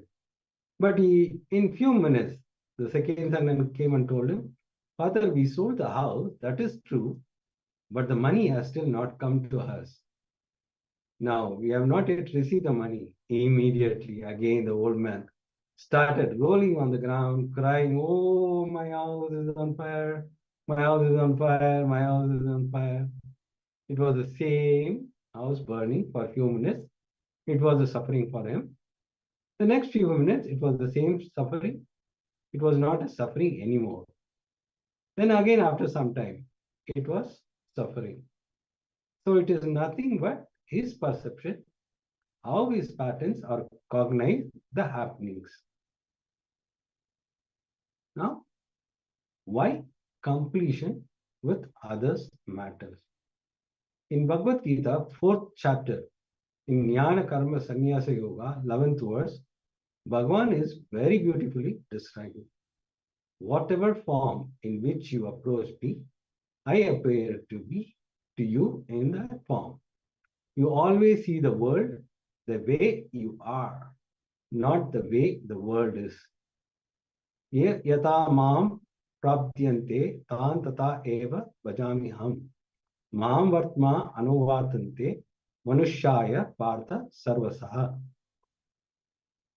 First, you have to take responsibility for everything happening around you.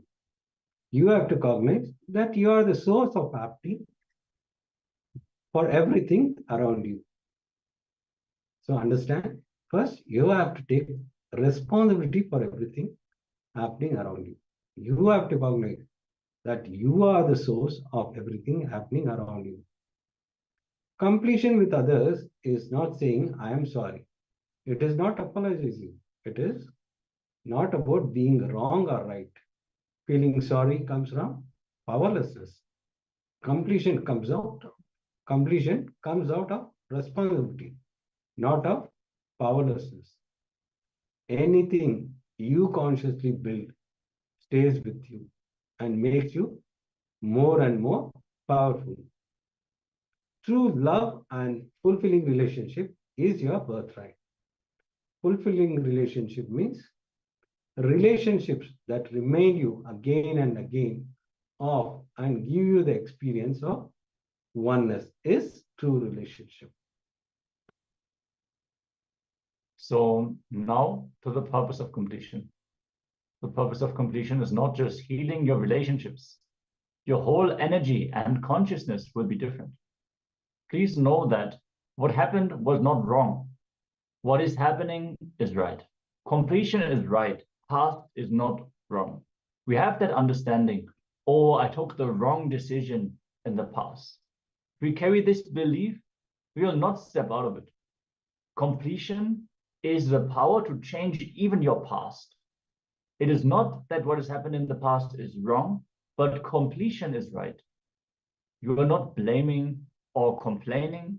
You are only completing and dropping it from your inner space. So let's start by making a list of all the relationships that were a part of your life at some point. Start with the innermost, intimate relationships like your mother, your father, siblings, friends, spouse, children, guru, God, etc. You can even include your pets, plants, those who are dead now, if they were a significant part of your life. So it is about completing with all those relationships that had a significant impact on your life. Swamiji shared that you can even complete with a mountain. Like Swamiji had such a deep, intimate relationship with Arunachala. All of us, we have some relationships, even to inanimate object. And then something happens to that object and we get deeply incomplete with all the people involved. So it is not a joke. It is something that is actually happening. So let us look into all the intimate relationships that we have cherished and all the, let's just make a list for now. We're going to enter into a deeper completion process afterwards. So requesting all of you to have your pen and paper ready and start by simply listing down all the intimate relationships that you have cherished in your life. So if you have any questions or doubts about this step of the process, let us know. And let us get ready to enter into this exercise.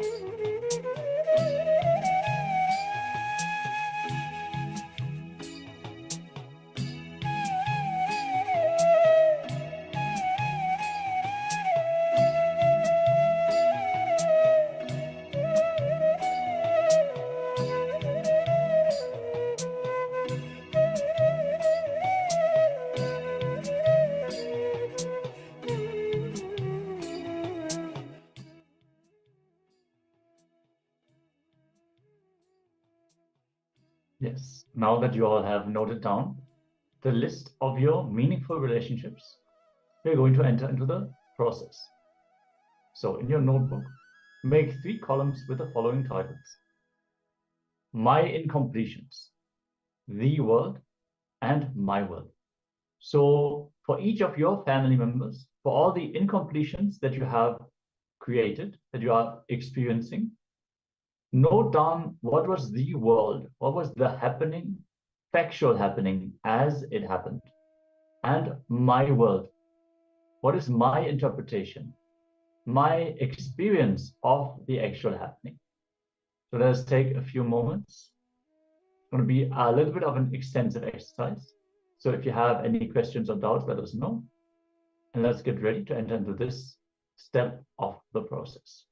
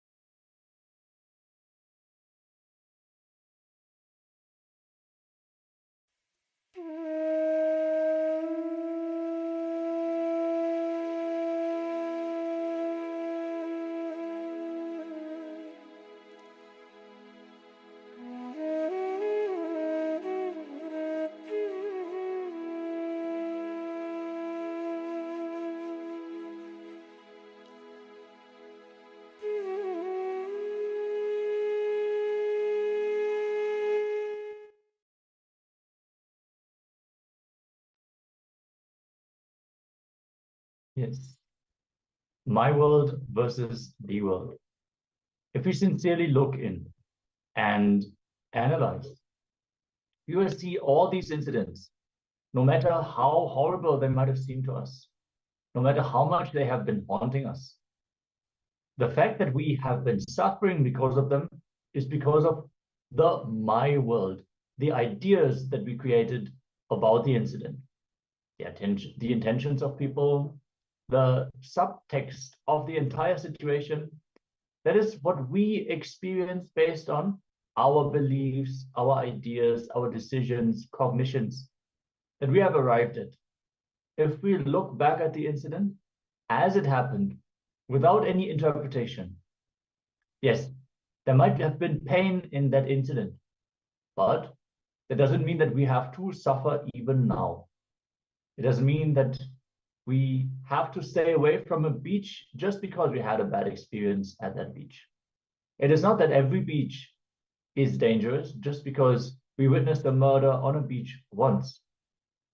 We don't need to close future possibilities just because of an experience we had in the past, which does not apply now anymore. So if we look at the incident as it happened, it opens up the doors for completion to happen. I hope all of you wrote elaborately about the my world and the world of your most significant relationships. And yeah, we're going to have more completion with our relationships throughout the day. For now, we're going to have a Nitya Kriya, which is going to be a combination of yoga asanas, pranayamas, and the direct initiation from Swamiji. Swamiji has energized these kriyas to awaken our Kundalini Shakti. So get your yoga mats ready and settle down as we are going to enter into this kriya. Yes, this kriya is for curing heart diseases. So I request all the participants to get your mats so that we can enter into the kriya. See, all these kriyas are designed by Swamiji to manifest health in us. So any problem, this kriya is going to help you to get rid of the problem. Do it sincerely. You will see within 21 days, you will get healed, whatever disease it may be. It is designed by an avatar with the Shastra Pramanas. So I request all the participants do it sincerely so that you come out of this health issues. These are designed specifically for that element. If you have heart disease, this is the kriya for you. If you have a stomach problem, this is the kriya for you. Like that, many diseases, Swamiji has revealed the cure and care for all the diseases. Yes, and so even if you do not have heart disease at the moment, this kriya will flood your nadis, your energy channels, and it will also prevent you from developing that disease in the future. So let us all get ready and receive this guided kriya from Swamiji.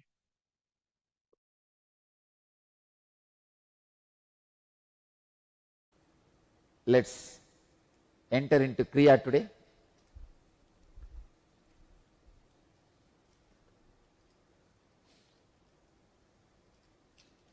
Today's kriya is for the cure for all the heart diseases.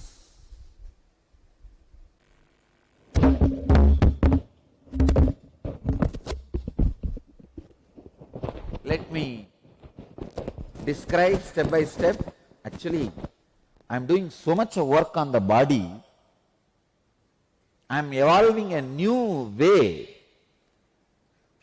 The Western fitness and the Eastern kriyas. For example, in the app coaster, when you work, do the Udyana Bandha and Jalandhara Bandha, your abs also will be worked out. You will have a six-pack and awakened 6 chakras. Now, please, this is a cure for all the heart diseases. As I said, even if you don't have heart disease, do this kriya, it will awaken your anahata chakra. See, Through this Kriya, intense Kundalini is awakened in you. If you have heart disease, that energy will be used to cure the heart disease. If you don't have one, that whole energy will be cured, will be used to awaken your inner heart, the spiritual heart, the Anahata Chakra, heart center. Come on. First step, Vishrakasana. Do paganki yeti jo jota panom vanom puniho gotha chanko atarakari ragai adivaha aisi vididage. Translation of this verse: sit on toes and place the buttocks on heels. Means you have to sit on it. I don't know how many of you guys will be able to sit.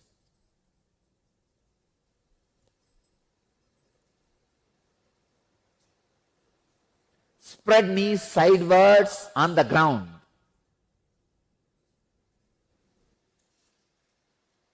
Make a hollow of palms and place it on the mouth. Please understand like this. Keep the thumbs under the teeth and close the lips. You see, keep the thumbs under the lips and close the mouth. Please understand. Keep the thumbs under the teeth and close the lips. Fix the gaze steadily at the tip of the nose. Inhale through the right nostril, exhale through the mouth. Please understand. Let me show you.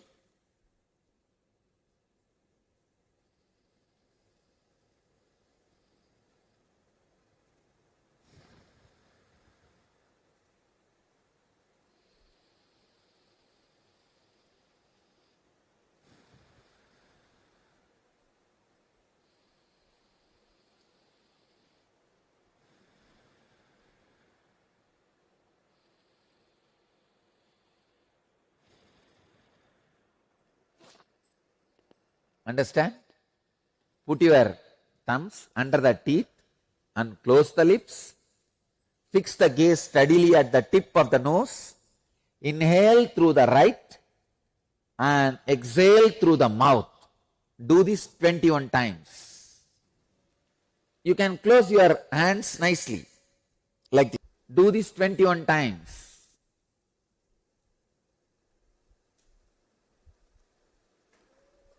Inhale as much as you can. Exhale as much as you can. Deeply.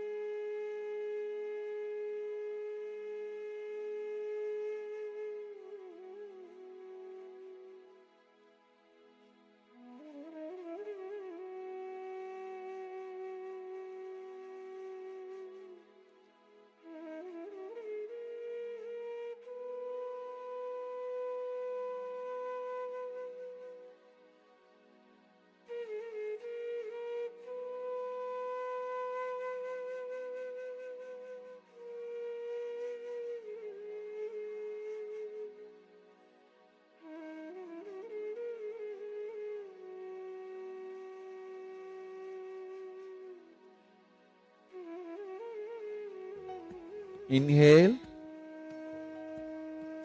as slowly as possible.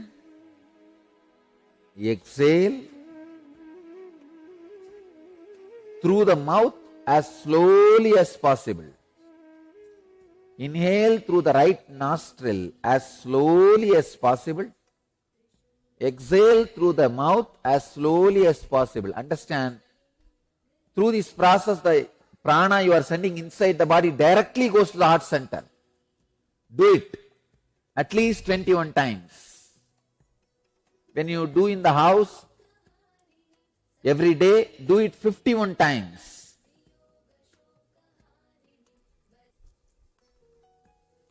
If you have heart disease, find time for this kriya. Otherwise, you will not find time even to live.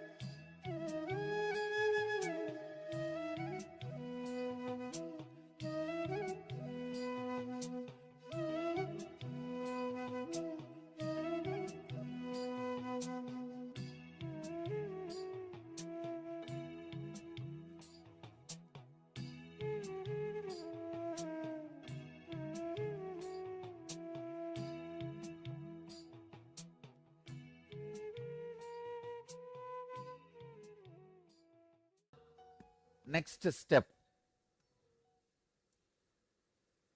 Ajapa japa. Sit in the same posture. Let me read the instruction. Mooladhare yathansaga tatahi hriti pankache tata nasaputa dvandve tripir hamsa samagamaha. Understand? Sit in the same posture. Visualize the right nostril breathing is going inside as hum. Left it is going down as sam. See, inhale with hum through right nostril. Exhale with sam through left nostril. Visualize it is coming, touching your heart and going out. Please start this ajapa japa. Inhaling through right with the hum sound, exhaling through left with the sam sound 21 times.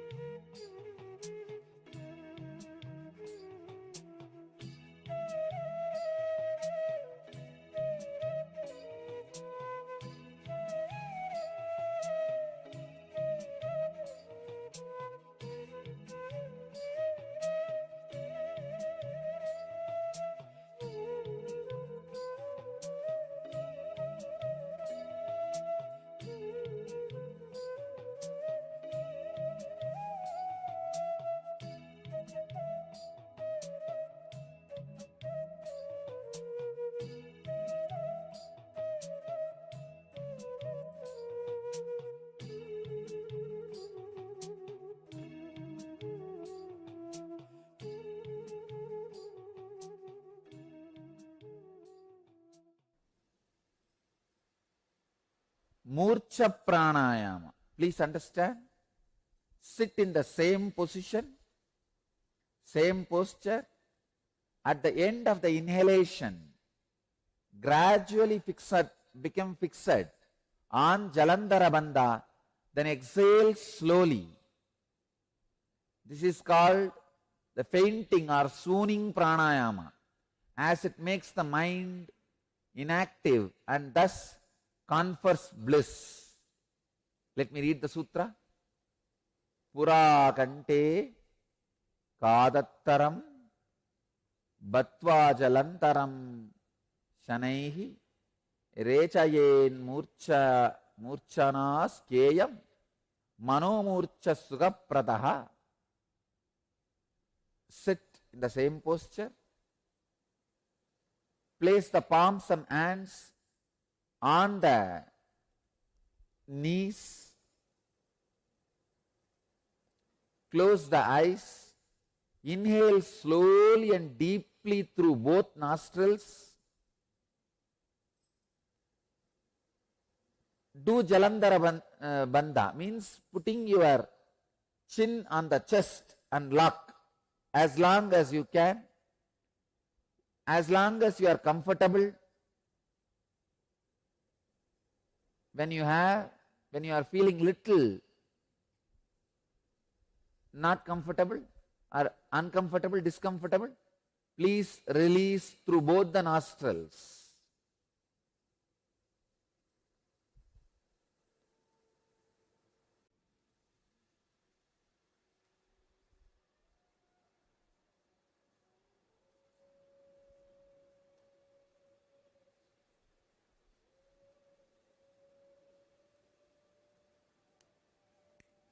Do this 21 times.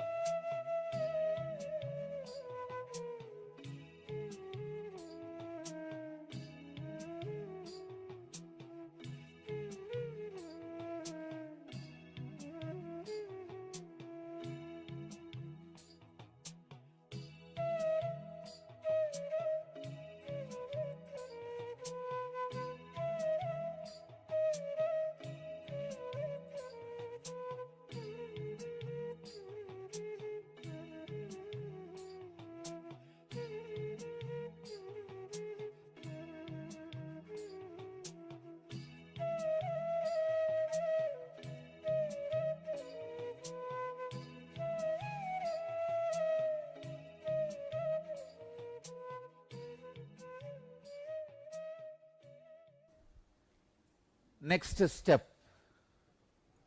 Let's go to the next step.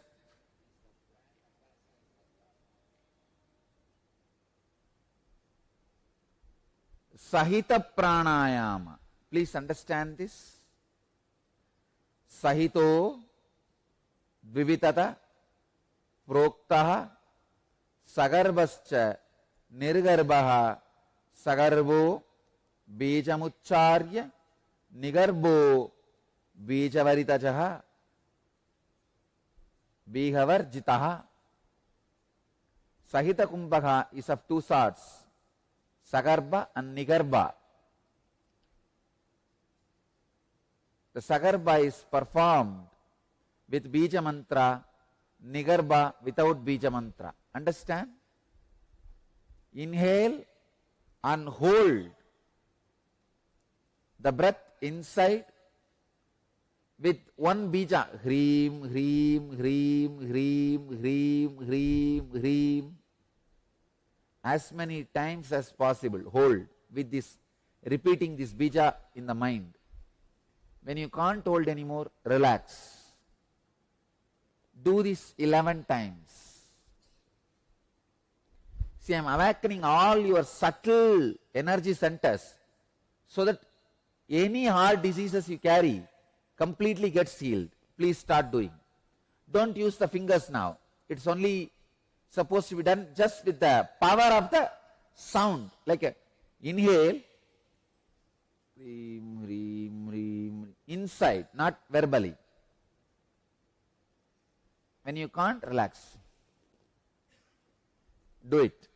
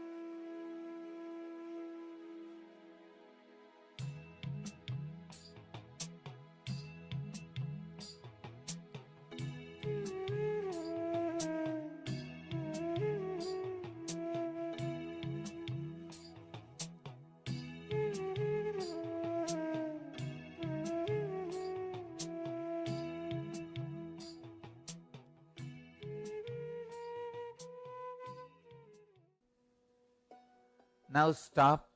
Next step, without that sound Hreem Kumbhaga, just inhale, hold and release. Inhale as long as you can, hold as long as you can, exhale as long, as slowly as you can. Please do this 11 times. Nigarbha Kumbhaga.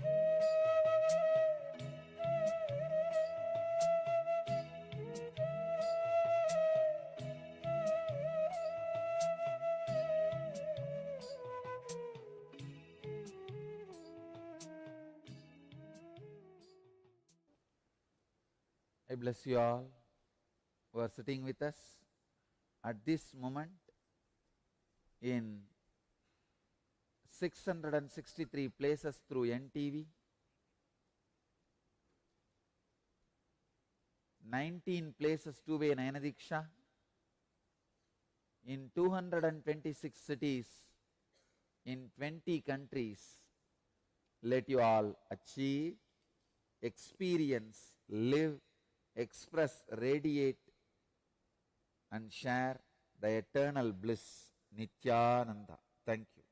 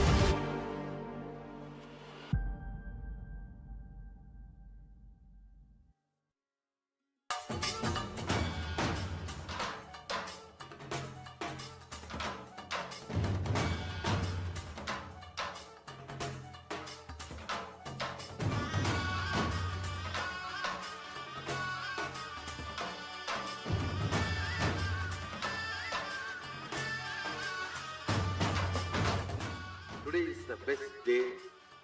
Sadashiva appears for Brahma and Vishnu, early morning, the form of light shaft, means the consciousness which is beyond time and space enters into time and space. Sadashiva declares, let me become many to celebrate myself. So morning, we celebrate he becoming many. You can see every deity, every god, we go on light the lamp. So each, the Sadashiva himself becomes many.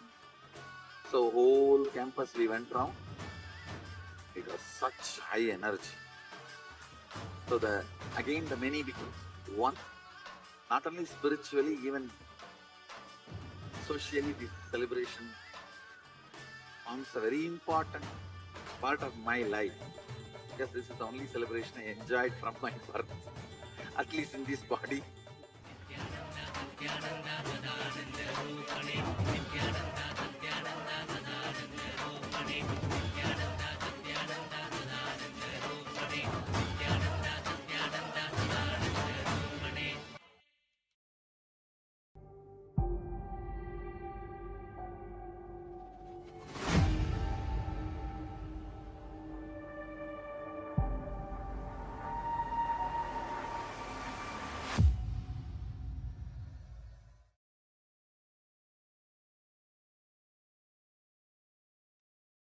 Yes.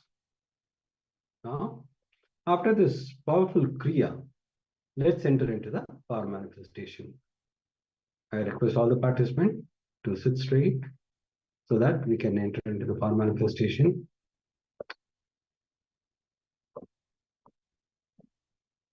In this round, you will be scanning your own walk and see all the diluted promises you have given to others. For an example, your friend would have called you for a weekend. You promised that you will come, but you didn't show up. You know that will not happen, but you said to your friend that you are going to come, even you know that you had some other works. So like that, it might be an accident or it might be any other issues where you promised that you will come and you didn't show up. So all this promises you will scan and you will complete with others. So please pen down all the work you had given or diluted promise you have given to others, but you didn't keep it up. So you are going to complete with this in this round. So once you complete, you will see there is a pure energy inside you, which helps you to manifest powers. Anytime, anything, when you complete, it manifests as the powers. If it is not manifesting as the power, that means you are still holding on to yourself, not opening up.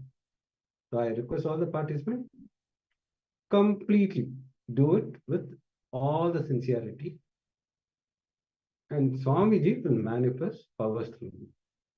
You will have a breakthrough. The result of completing is you having a breakthrough. If that's not happening, it means you are still holding on to yourself. Just drop that idea. Visualize Swamiji in your inner being, be in that oneness space, and do it sincerely.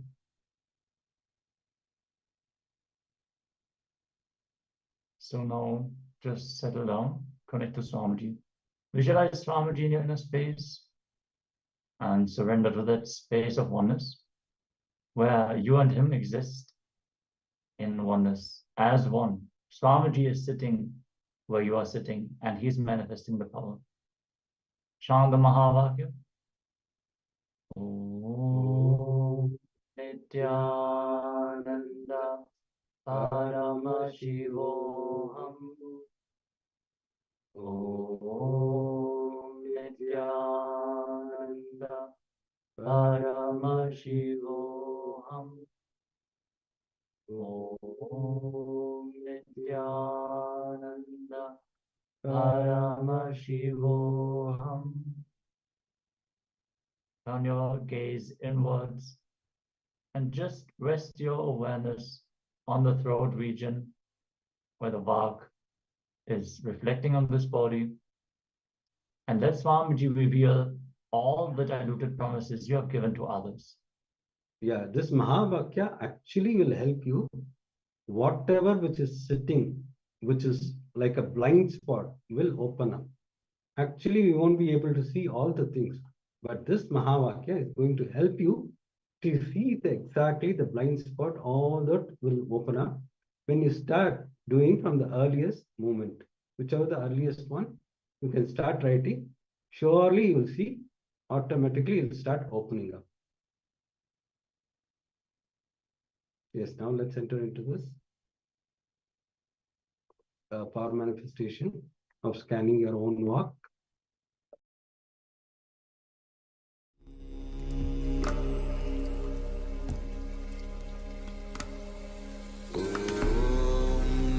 Nityananda Paramashivoham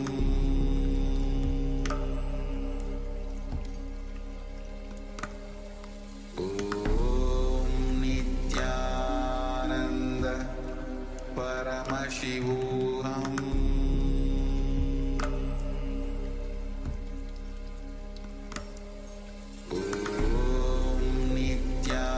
Nityananda Paramashivoham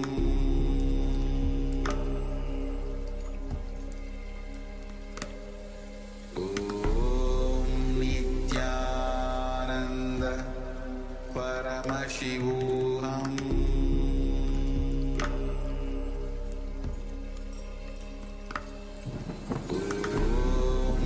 Nityananda Paramashivoham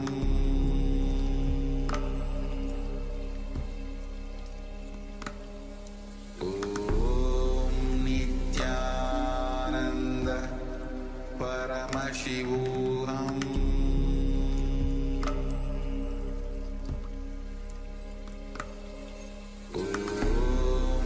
Nityananda Paramashivoham Nityananda Paramashivoham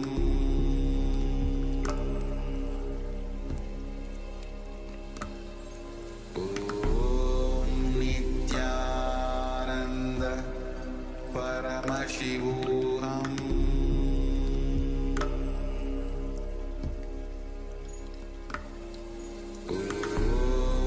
Nityananda Paramashivoham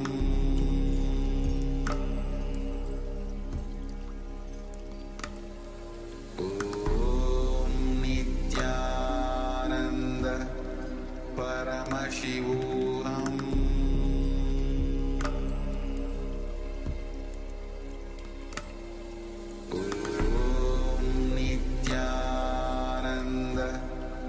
Paramashivoham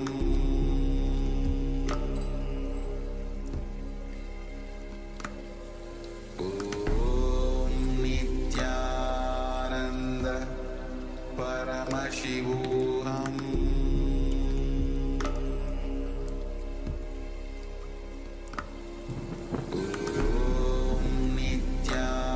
Nityananda Paramashivoham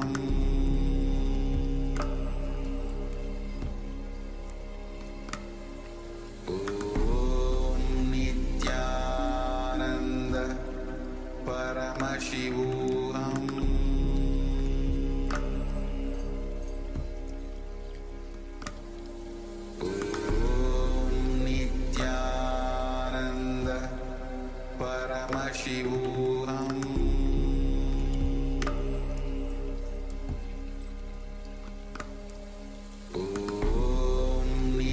Nityananda Paramashivoham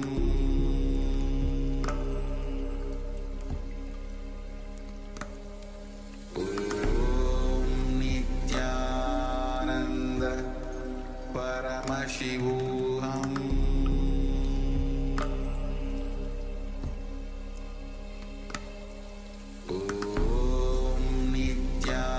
Nityananda Paramashivoham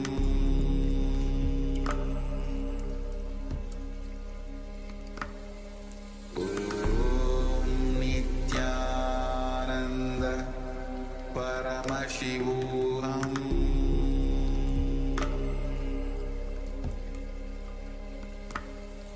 Om Nityananda Paramashivoham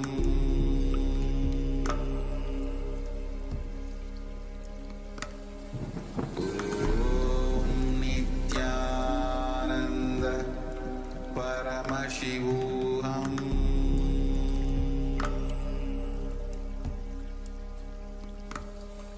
Om Nityananda Paramashivoham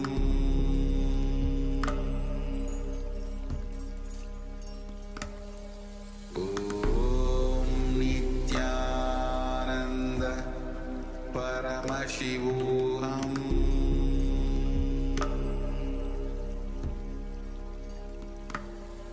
Om Nityananda Paramashivoham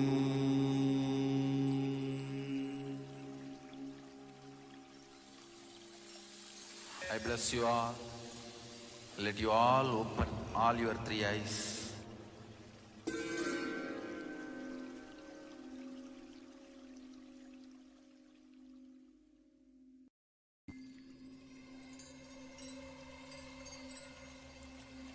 I welcome you all with my love and respect. Let you all open all your three eyes. Om Nityananda Paramashivoham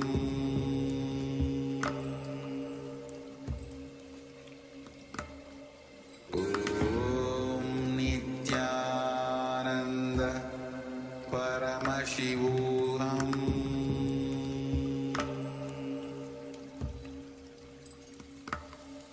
Om Nityananda Paramashivoham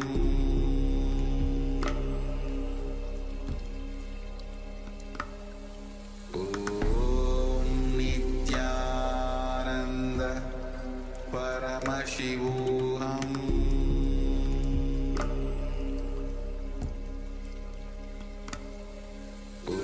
Om Nityananda Paramashivoham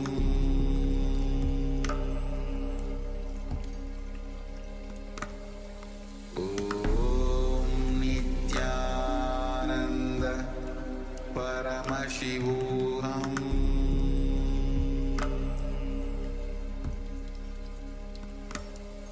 Om Nityananda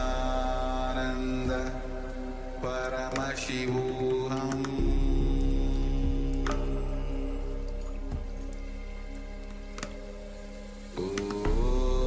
Nityananda Paramashivoham Om Nityananda Paramashivoham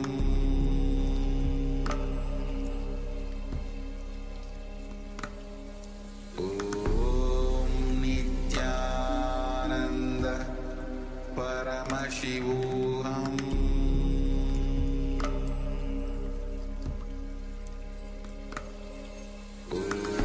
Om Nityananda Paramashivoham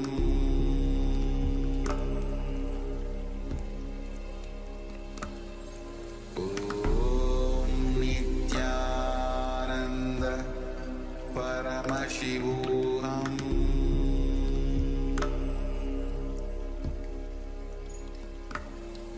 Om Nityananda Paramashivoham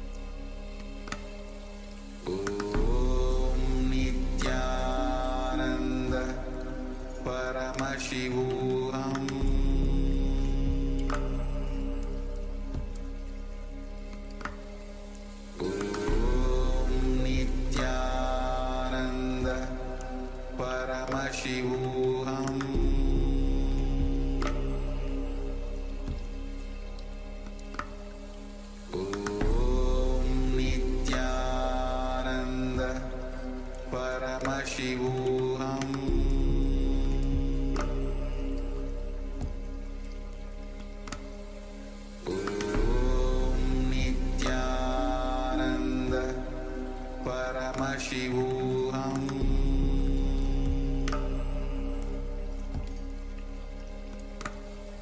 Om Nityananda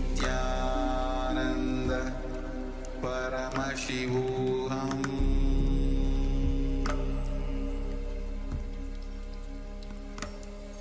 Om Nityananda Paramashivoham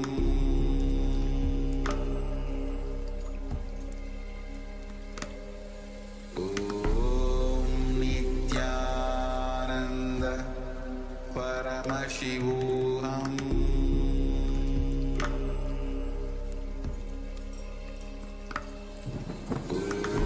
Om Nityananda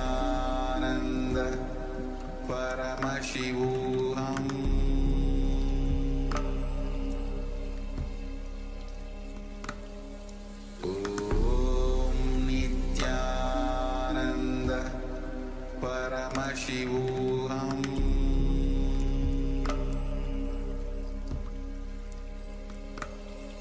Om Nityananda Paramashivoham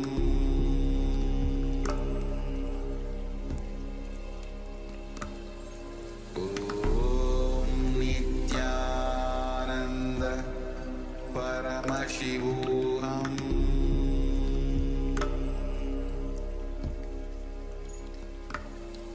Om Nityananda Paramashivoham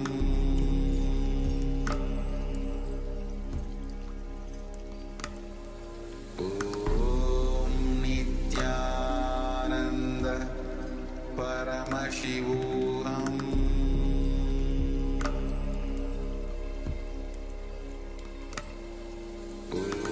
Om Nityananda Paramashivoham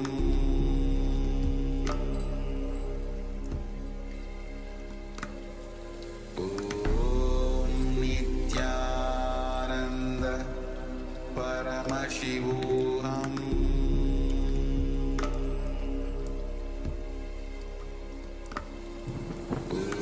Om Nityananda Paramashivoham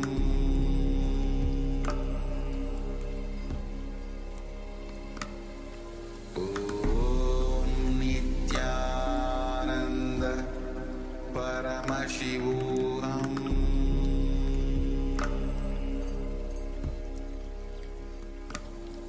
Om Nityananda.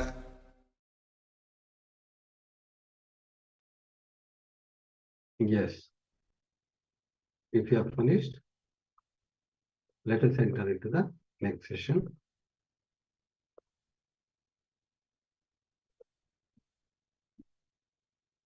So today, this session will be on completion with others. We'll enter into the powerful satsang from the Swamiji, revealing the deeper truth with how to complete with others. Yes. Have your book and pen along with you so that you can enter into the session of Swamiji revealing the powerful truth about completion with others.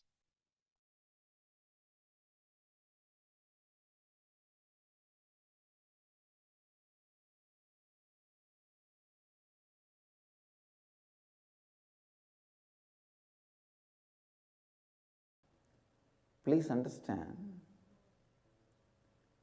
you have to have tremendous sensitivity towards human being unless you are a great master. If you are a great master, you should not have any sensitivity to human emotion because they are useless.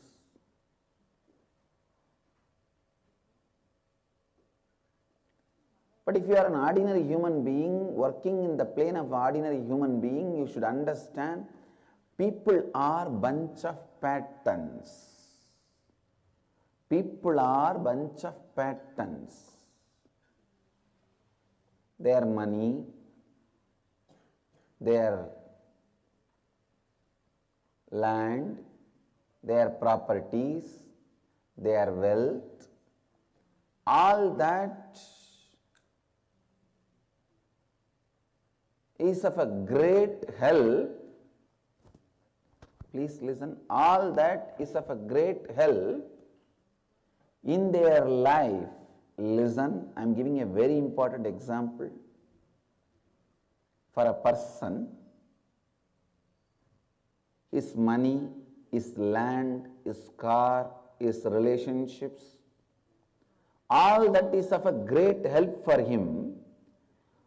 Because he thinks all of them are great help for him, he starts thinking slowly all of them are part of him, and develops many patterns related to them, and lives as a bunch of patterns. Please understand, when you make 10 crore or 100 crore, you plan, your Vamsha, all of you will live with that money. But by the time you make that money, you start thinking that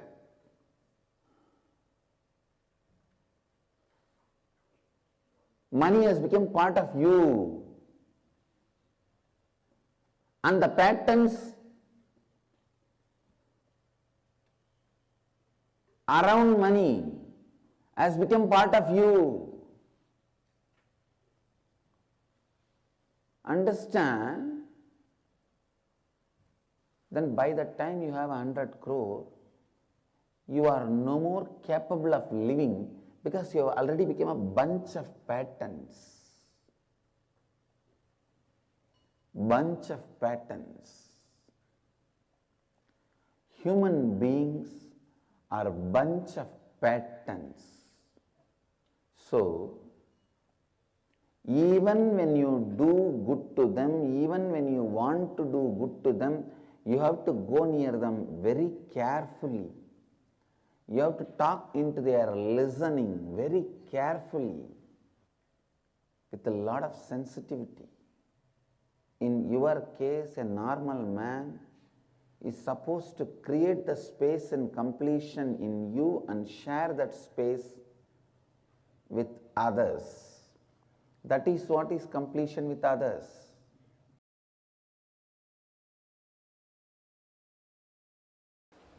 There is a very beautiful story in the Indian mythology.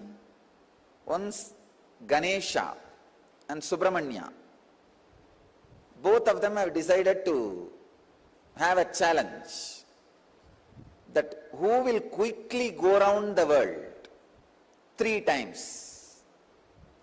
Subramanya, as you all aware, has his own flight, peacock. He just sat on his peacock, started flying,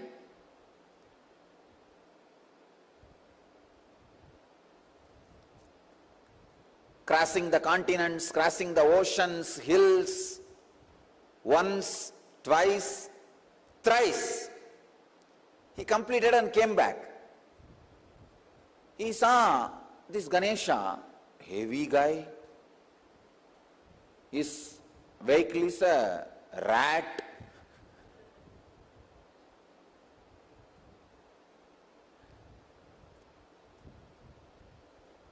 But this fellow claims he won the game by going around Shiva and Parvati 3 times. He says, I won the game. I went around Shiva and Parvati 3 times. With this rat, what else can be done? Yanayai eliyiluttu kondu pogum adisayam. Tamil I described, the rat is dragging the elephant. What will happen? That much is the capacity. But finally,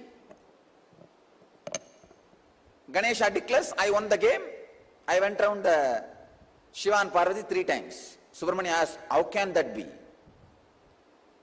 Very beautifully Ganesha says, you went round your world, I went round my world. Understand, you went around your world, I went around my world.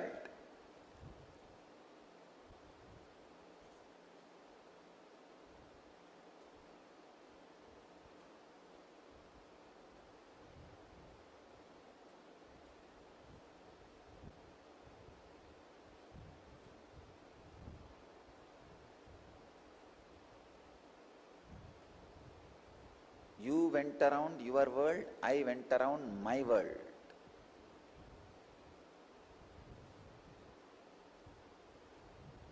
You need to catch this truth. The world, my world. This is the sacred secret. The world is binary, logical, arithmetic, scientific, universal. My world is emotional, based on faith, beliefs, experiences of individual perceptions, realization of individual identity's expression in its fullest form. My world is totally different from the world.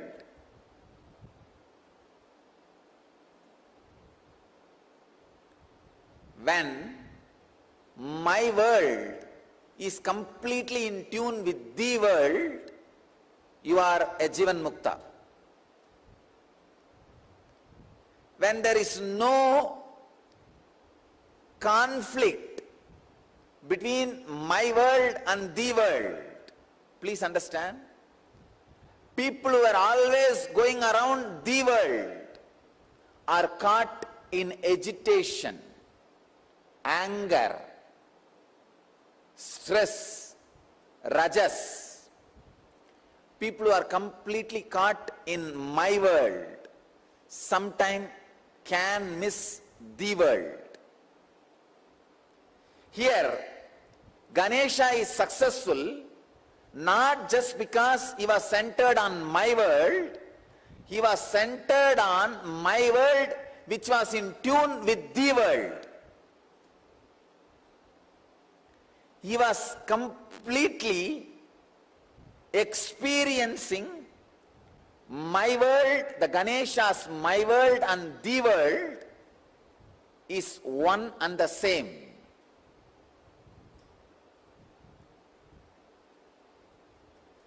Ganesha's my world and the world has become a solid experience for Ganesha. Understand? Ganesha's my world and the world has become a solid experience for Ganesha. I'll give you a clear picture. How ordinarily people are caught between my world and the world and start preferring between these two, someone. When you start preferring the world, your whole life ends in depression. You are drained in my world. When you start preferring my world, sometime you can lose your balance and get into some fantasies and whims and fancies. My world should expand and grow and completely should be in tune with the world. Ganesha.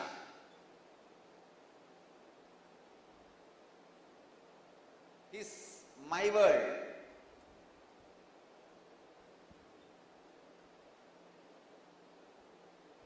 And the world.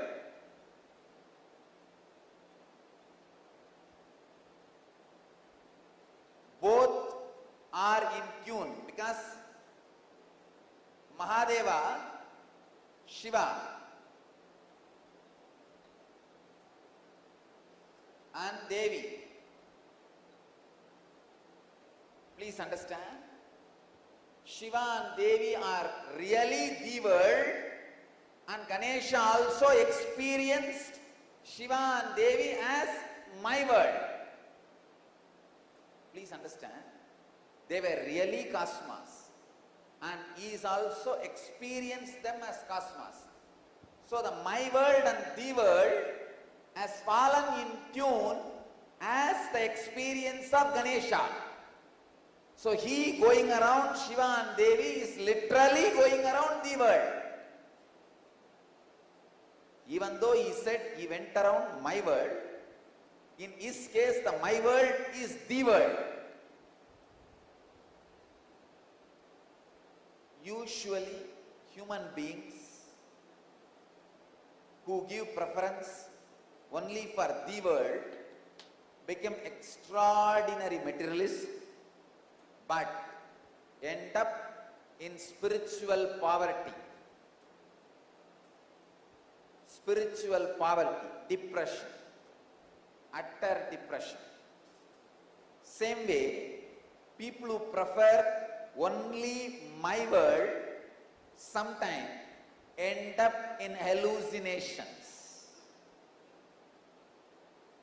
without falling in tune with the world. Understand, the world can't be rejected as you think. Misunderstandings about the world should be rejected.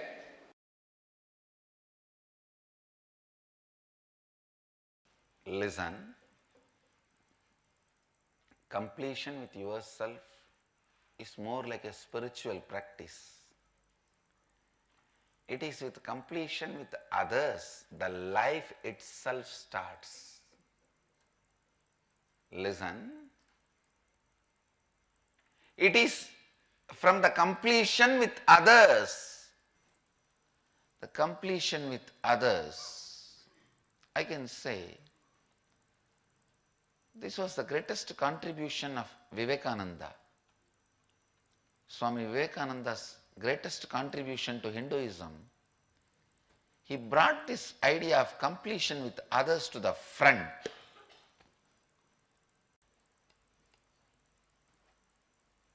Completion with others is a spiritual quality, that's all.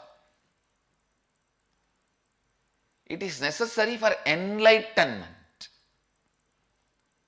Unfortunately, we always got the idea if you have incompletion with others, run away to the higher planes where less people are there. No, that is not a solution. That is not a solution.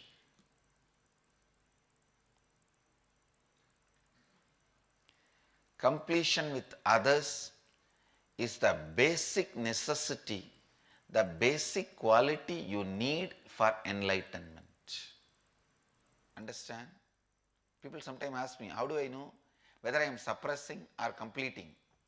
If you are able to be in the space of completion with others, you are completing inside you with you also. If you are not able to be in the space of completion with others, then inside you, you are not completing with yourself, you are only suppressing.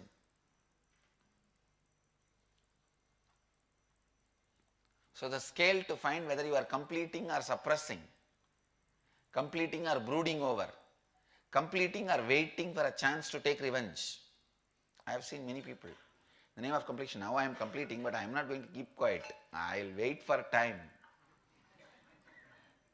When my time comes, I will tell you what to do. I will do what needs to be done.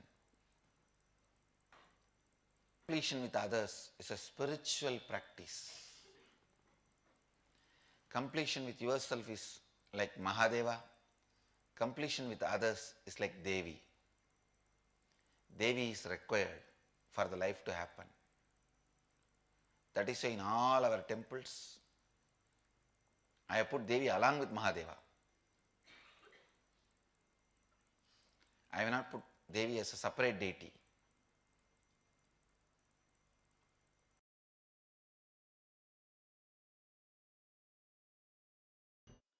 Listen, completing with others.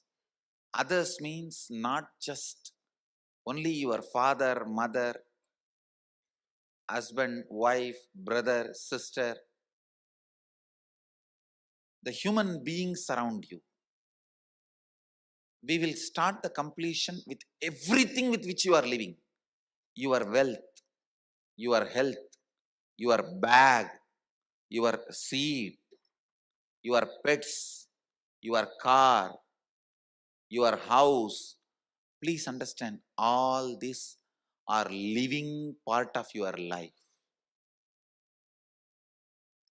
They may be dead objects, but they are living part of your life. See, a house may be a dead object, but it is a living part of your life. How many of you understand what I am saying? It's a very important component of your life.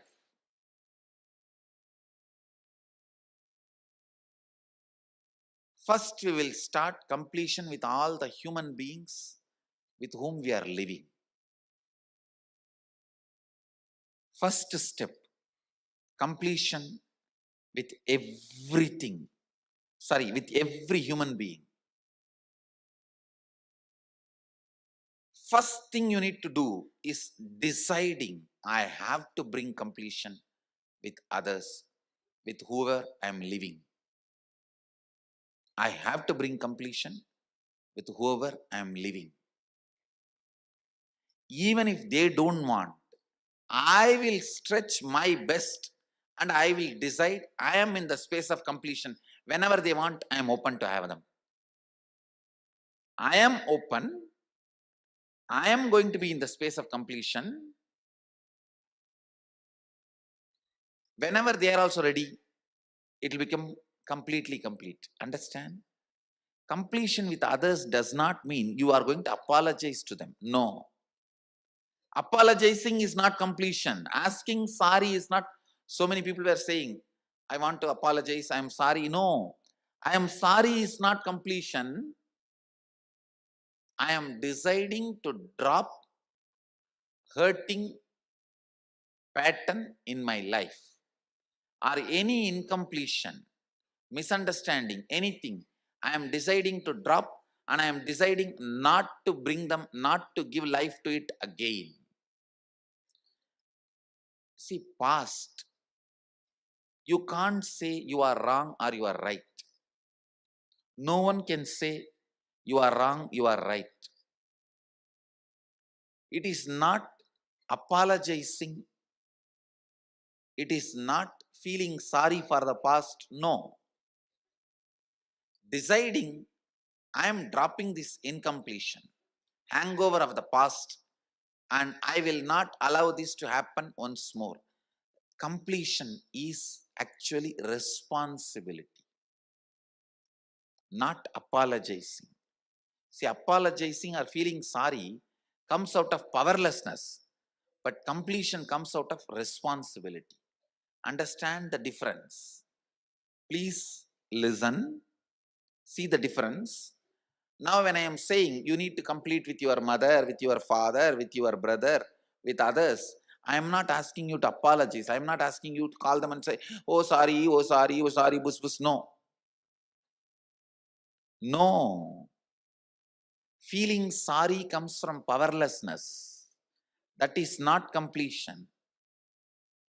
When you call, you explain, this is what has been perceived by me. Here, I am not interested in looking into you are wrong or I am wrong. That will only create more and more anger, hatred and suppressed violence. I am only saying one thing. I am ready to drop the past and its powerlessness, incompletion. I am declaring I am dropping the past and I am complete. I don't have incompletion. And I will not create any incompletion anymore. Your decision and declaration, when it reaches them, you will suddenly see they also open up and start coming towards completion. But first, you need to be prepared.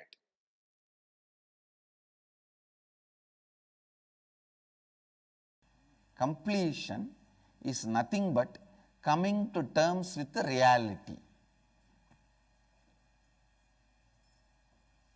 Unfortunately, you cannot and you do not want to face the reality as it is. Kala Bhairava as it is. You put all your incompletions on him, your own imaginations on him, your own ideas on him, your own perceptions on him. Anything between you and the reality is incompletion. And coping up to face the reality is completion.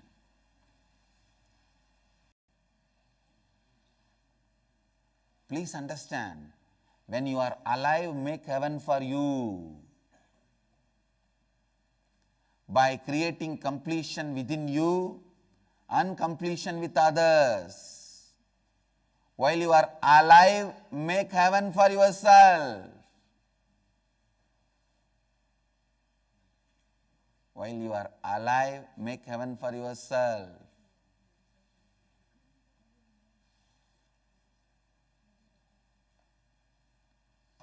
Don't make hell for you. While you are alive, make heaven for yourself.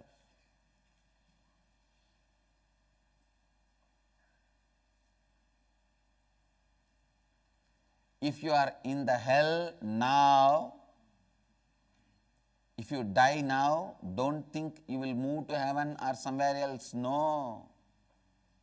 To terms with reality. Today meditate on this. Coming to terms with reality is completion. I am not saying you should not change reality. I am not saying you should accept reality.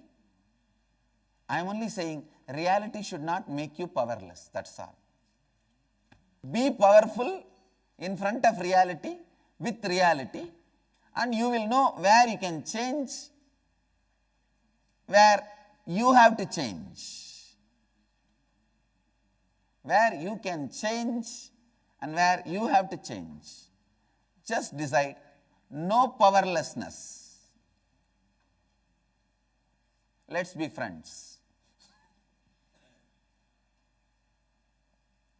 That's all you need to do with the reality. No powerlessness, let's be friends. I'll be powerful, you will be powerful, let both of us be powerful. Coming to terms with reality is completion.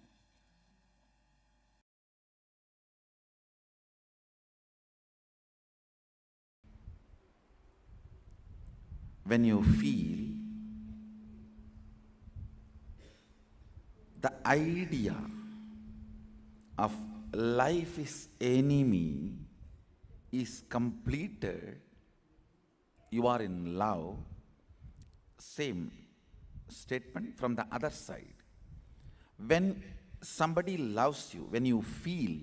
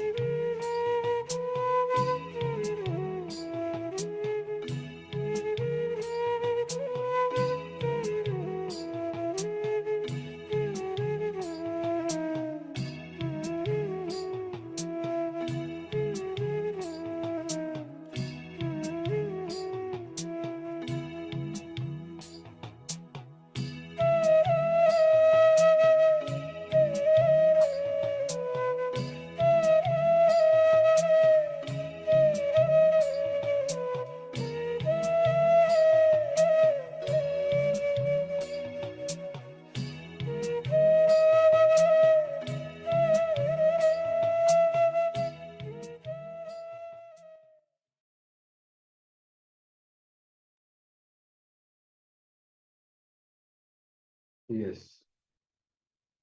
If you have finished the exercise, we can enter into the powerful session from Swamiji.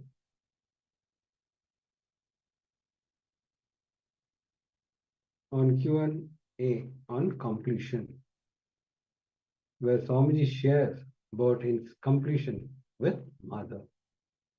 It's a beautiful incident where Swamiji completed with his mother. So let us enter into this session. This will help you to complete with all your relatives, family members. Even incarnation comes down and does the completion. So it's a beautiful session. Be sincere, be with complete awareness. Listen to it. Automatically, you will have completion with your mother.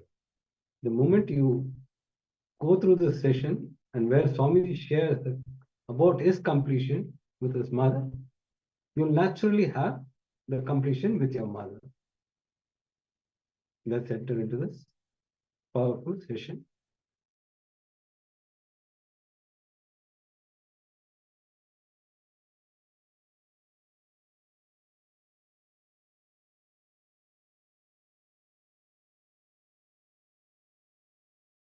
See, let me tell you my own completion. And I wanted all of you to know, even if you become enlightened, till you carry this body, unless you complete, you will not be freed. I was at the age of 17 and a half. I was leaving the house for this Parivaraja Yatra. I went and told my mother, I am going for the spiritual pilgrimage. She just looked up and said, she did not answer first. She just looked up. Then I said, Ma, I am going and becoming a sadhu. Immediately her eyes, the water started flowing. She started crying.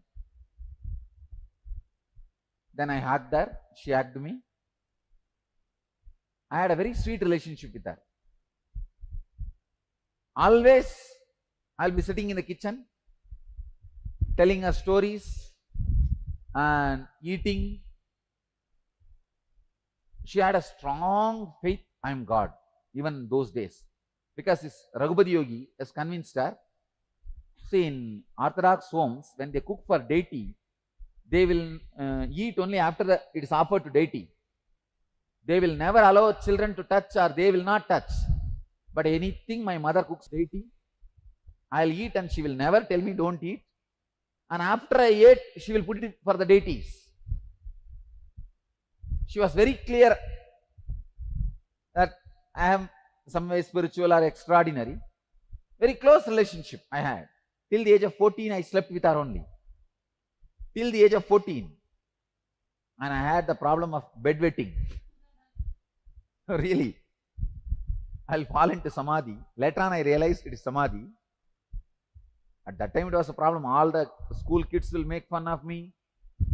Once in a while I go to the school. And this is one more reason for me not to go to school. I'll come back and tell, no, they are all laughing at me. See, anything happens in your house, school will know, because it's a small village. And it's a giant family. So early morning they will bring the bed and dry it on the top of the rooftop. Then whole world knows. I had bedwetting that night. She hugged me and I hugged her, and then finally I asked her, what do you mean by crying? You mean to say I should not go? She did not tell I should not go. She told me, no, I cannot stop you. I am not able to tolerate, so I am crying. That's all. I am not able to digest, so I am crying. You see, if she fought with me, I would have fought with her. I went with a mood of fighting. I prepared all my dialogue for fighting. But suddenly the whole thing tumbled down. She's not fighting with me. She's crying. Now means I would have changed the dialogue. But that time I didn't know what dialogue to speak. Anyhow, I left, but I was very firm and I gave them 3 days time. You call all your relatives, whoever want to see me last, they can see. Because I was very clear, I will go away to north and never come back. And it's almost like a big ritual. I was seated in the sofa in the center of the house. All the relatives and the old ladies will come and cry, why are you going, and all that. It's almost like if there is a dead body, how they will cry. They came and cried. And after some time, they will have their coffee and go out. That's all, nothing more.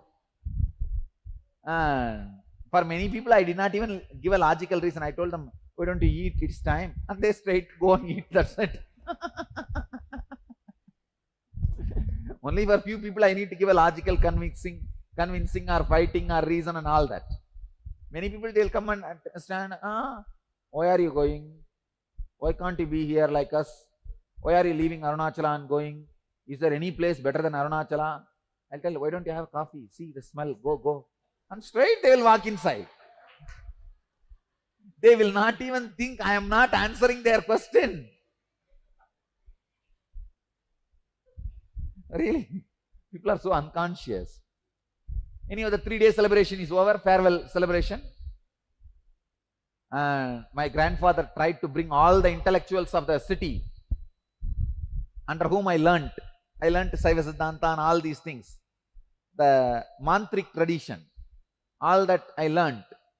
And all those pandits were brought, chanting Rudra, Chamaka and all these mantras and all that. So all those pandits are brought, Tamil and Sanskrit pandits, and they were all sitting and advising, long, big lectures. Finally, usually whenever they come to my father's house, my grandfather's house, they will receive 11 rupee dakshina. I told my grandfather, Papa, they have finished, why don't you give that 11 rupee? And they took the 11 rupee and went away. Anyhow, I left the house, became enlightened also. In my search, so many things happened and I achieved that experience and all that is over. When I came back to the body, settled into the body, first thing I saw, there's a hanging, biomemory, mother's suffering. Understand, she never fought with me. If she has fought with me, I wouldn't have had any hangover. Come on, you hit me, I hit you, bargain is over. But it was crying. The moment I settled into my body, I tell you, Diwali day, I settled into my body. Next day, I was in Tiruvannamalai to meet my mother. It's like when a woman delivers baby, how the body will be very fragile. That is the way my body was there. So I was just walking and I saw my mother in the temple. I was sitting in the temple, I did not go to the house. As a sadhu should not go back to his house, I was sitting. I have already taken sannyas also. I am with a kavi.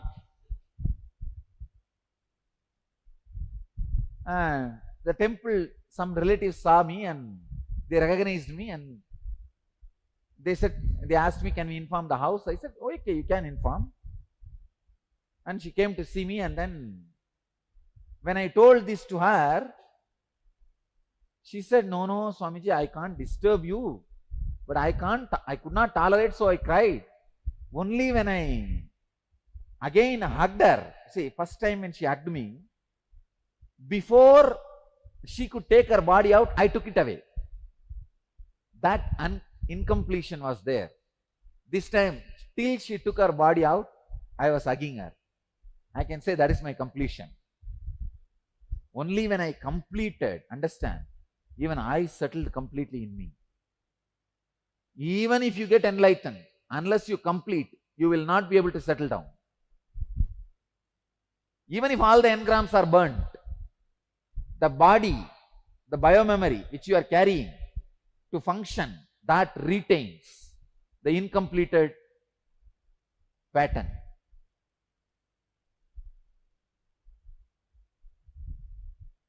Then she told me, if you come and eat in the house, my food, the food cooked by me, I'll feel everything is complete.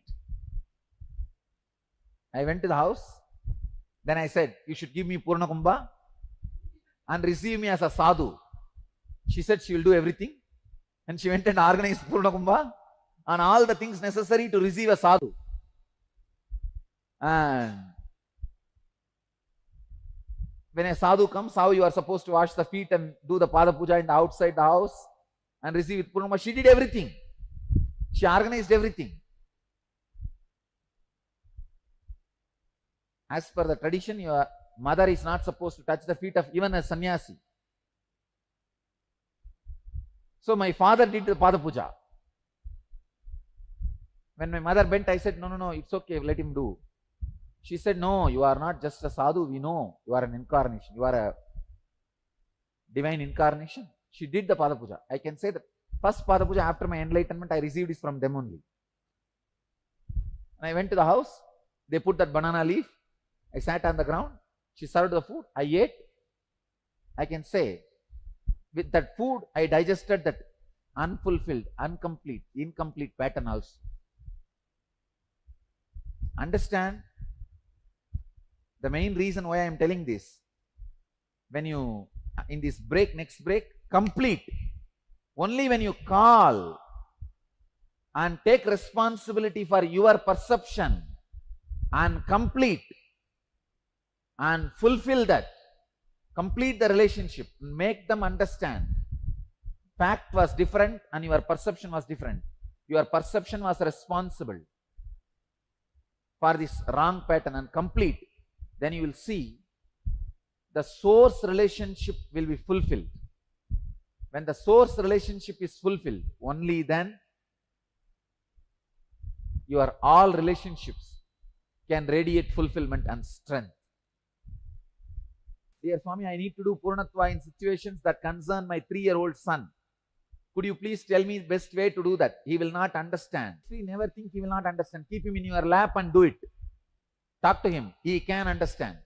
I tell you, you will come back to me saying that Swamiji understood and he replied.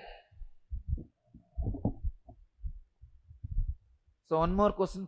If our parents or friends are dead, how to complete with them? Write a letter to them. Sit in front of the wall. Invoke their presence. Do the prana pratishta. Invoke their presence and read out this letter to them. See, the thing is, like, my parents are not there with me. To be frank with you, I came for N Health program. That time, that is one of my prayers that I should get united to them. It was my ego that was stopping me, thinking that I have done the right You don't thing. even need to use the word strong word ego. Your perception. Okay. So that didn't allow me to talk to them for all this 2 months time. See, the incident which I recover is way back to my childhood, as it is for everyone. Basically, I didn't have the basic trust on my mother that she hides things, okay, and she might act against my interest, has been deep rooted in me. The incidents, for example, in my childhood, even till the time I went to college, I never used to take this buttermilk or curd or anything like that, okay. If in my childhood I could recollect incidents like she used to mix that with rasam and try to give it to me. I hate that taste, okay. I hate the taste. But she would have done it for your health. Yes. I hate the taste. And once it happened, another relative girl, after taking this kind of food, she gave me the rice with just rasam. That tasted good. And I asked her why it is like that. Unknowingly, that girl told, no, your mother is mixing with buttermilk. Okay. So I asked her, are you doing that? She strongly said, no, I'm not doing that. It happened twice, thrice. Okay. Finally, I realized that she is actually doing that the moment I asked her to mix rasam with buttermilk and just to mix it with rasam. Okay. She got, she You did the couldn't research. say anything. Yes. So if what I'm saying is, and I could recollect one incident, like one relative visited my place. There was a Rajinikanth movie going in my nearby theater, and there was an exam. I went for the movie. I couldn't prepare properly and I failed in that exam. And when the results came, actually she is also a teacher in the same school, and she is actually walking behind me. I didn't realize that. And I was just on my way to my home, and there was a shop that is coming up with nice paint and things like that. Actually, from within, it was a shock for me that first time I failed. I felt I am so unsuccessful, and I was feeling bad only. But the colors and other things in the shop, it was so attractive that I was trying to touch and feel that it was sticky and some reactions, and I came inside the house. After I came inside the house, when I was not normal, she asked what happened and I showed the things. She got really irritated and she just beat me like anything that day. And I was hurt, and by the time my father came, I was still in that mood. And when everything was told to him, my father was trying to support me, saying that I think you have hurt him so much, no? He's not okay. That moment, the word she was trying to say is nothing like that. He's acting. No, after getting the result also, I saw him playing with paint and come inside. Okay, he's just trying to make up a case kind of thing. I felt really bad. Okay, you saw me from behind. Okay, and I was truly feeling hurt. Instead of giving me support, you doubted You are very, my I thing understand. that, and People becoming insensitive to you. yeah. So right from that, if I see the pattern, even few years back, But you need to understand one thing. People don't need to support you. Understand? Huh? It is completely wrong expecting support from people. Understand, human beings are orphans. You came alone, you are going to go back alone. Anywhere, if somebody gives support, be grateful to them. But you are not qualified for anybody's support. And same way, nobody is qualified for your support. If you are giving as a gift. If you are receiving as donation. That's all. Make it very clear. When the moment it has to be done comes, you start creating wounds in you. The pus in you. Go ahead. So even my recent years, when there was a their 60th marriage, Arudam Kalyanam, when they are having it, there was somebody who I didn't know. He was sitting next to me trying to take food. He was trying to ask me what I am doing, where I studied, whatever. He had some good regards. And it just happened that that guy was trying to refer somebody as some girl is there and we would like to get my horoscope or something like that. I don't know what mood she was in. The way she said is, actually he is yet to settle. Let him first get a job, then we'll see. I felt so bad and insulted. There is no need. I felt there is no need for her to tell this answer there. There could have been n number of answers. Even if that has to be told, that could have been done in a better way. And even I realize I have made a love marriage. I'm happy with my wife and my kids. Fortunately, I got a family which I cherish. But somewhere, lot of incidents is something like a kind of revenge I took on my mother. You didn't value me. Okay. You didn't care to give me a life. So I am setting my own life. So whatever be the conflicts and things that has been happening till now, it is something. Did you call them now and complete it? Yes, I spoke to them. With whom you spoke? I spoke to both my mother and father. And tell me that experience. So that is the real. Okay. So as definitely when I was telling all these things, right from the incident for my health she has been doing and things like that. Basically she never had anything against me, as any mother will never have anything against the child. She has been her own calculation and trying to get me in a right track. And she basically said, at least now you understood me. At least now you understood me. Even the examination results and things like that, I had my sister who was laughing at me and trying to take advantage of that situation for that particular span where she got a special attention by my father and I didn't get it. the later when I started studying properly, I thought of reverted it. Now I am topping. Now you got to give me respect, and I have to get special treatment than my sister. All these things has been repeatedly coming and ruining, both my parents' life, my life, and my sister's life. Even as my father, it is something like, he never speaks up. If somebody, two people are there in a conflict, he keeps quiet. Even he suffers, he doesn't speak. So many times when he shares his incidences, what happened is in his workplace, what happened with the parents, the child, as a child, when I'm listening, I wanted, why don't you tell this? Why don't you tell it to them then and there itself? Why don't you fight back? This has, I have been keeping on telling this, but it has gone to a different dimension now that I'm almost impatient to give reactions. What I am feeling that I just express without processing in a proper way. These are all certain things I could recover in a matter of few hours. When I'm speaking to them almost after an year, okay, and even when they took the call, that anger was there. The moment when I started speaking all this incident, as obviously she was saying, I didn't even remember all these things happen. Only thing is, you just trust me, I don't have anything against you. I'm really happy that at least now you realize, and rest of our lives, let us be happy. And thank you so much. This prayer which I put in front of you during N health, that has become reality now. Yes. Great. Thank you. See, actually, when this kind of things happens, don't think I am fulfilling your prayer. You are fulfilling my prayer. I am praying to you, please have a happy life. So you are fulfilling my prayer. See, for most of us, our whole life is a reaction. It's a revenge you take on all the situation and people which happened in you in the initial years before the physical maturity. I want to tell you one thing. This time when I went to Tiruvannamalai last time, after, I don't know, maybe 20 years, I told my secretary, come on, let's drive and see my school. Even when I was studying, I never went there.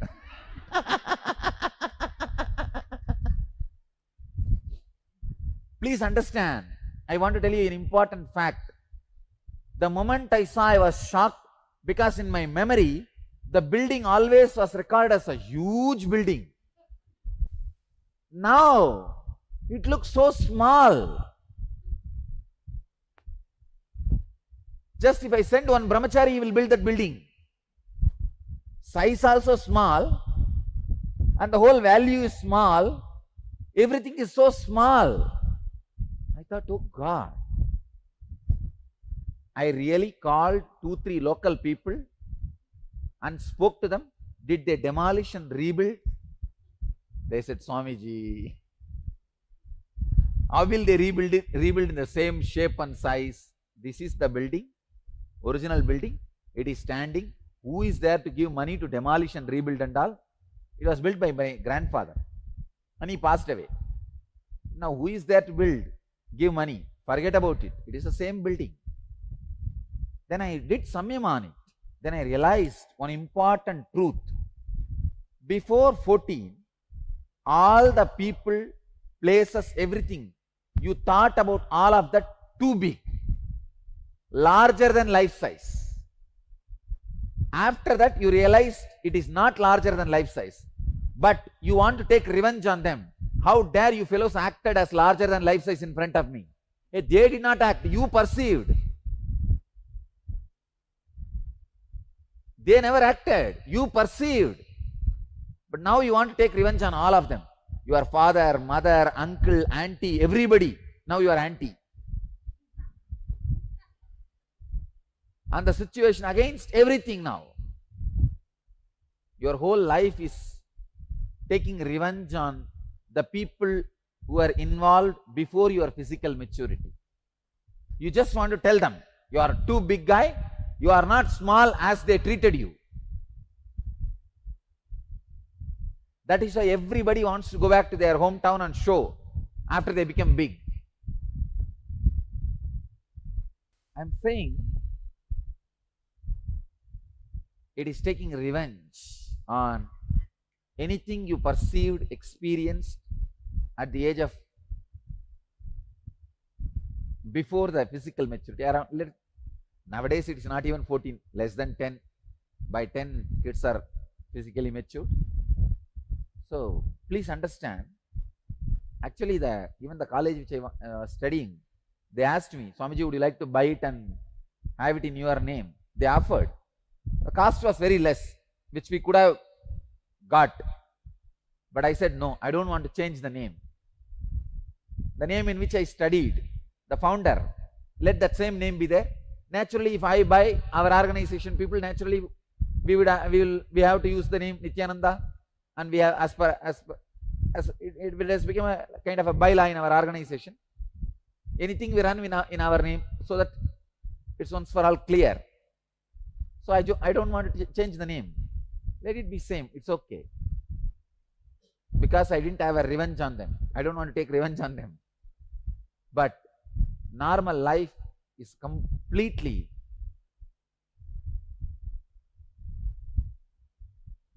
taking revenge.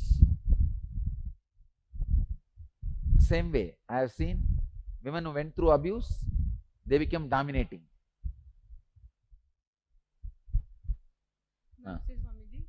Did you do the sharing? Sorry? Did you do the sharing? Means completing with your parents. Yes, actually. Tell me the effect of that. I don't have any unresolved issues with my mother. She's with me. I don't have any unresolved issues with my mother. She's with me, and we have a very friendly, loving, caring relationship. There was some bad time which we faced, myself and my sister and my brother, in my childhood because of my father. And right now also, apart from my father, all rest of us are together, always in contact. So we made an attempt, both my sister is also here, so we made an attempt to talk to my father. And somehow we realized that in today's situation, he also realizes his mistakes. He's regretting about it. And he just said one thing: however I was and whatever I did, as my kids, I always loved you. What was the relationship between me, like him and my mother, is different. That's not your business. Like, we'll take care of it. But between you and like you as my kids and me as a father, I always gave a lot of effort, and I always did a lot of hard work for you guys to, so that you should come up in life and you establish yourself.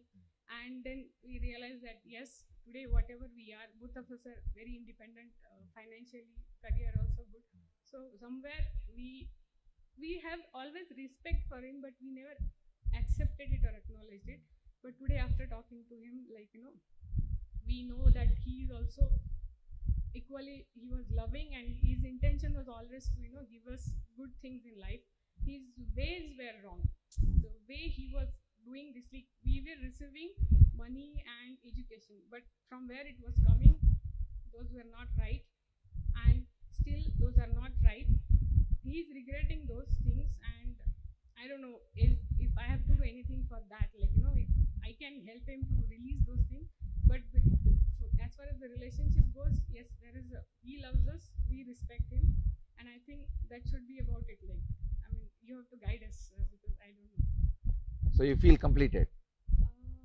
No, as a daughter, he's suffering, so still I'm not happy about it.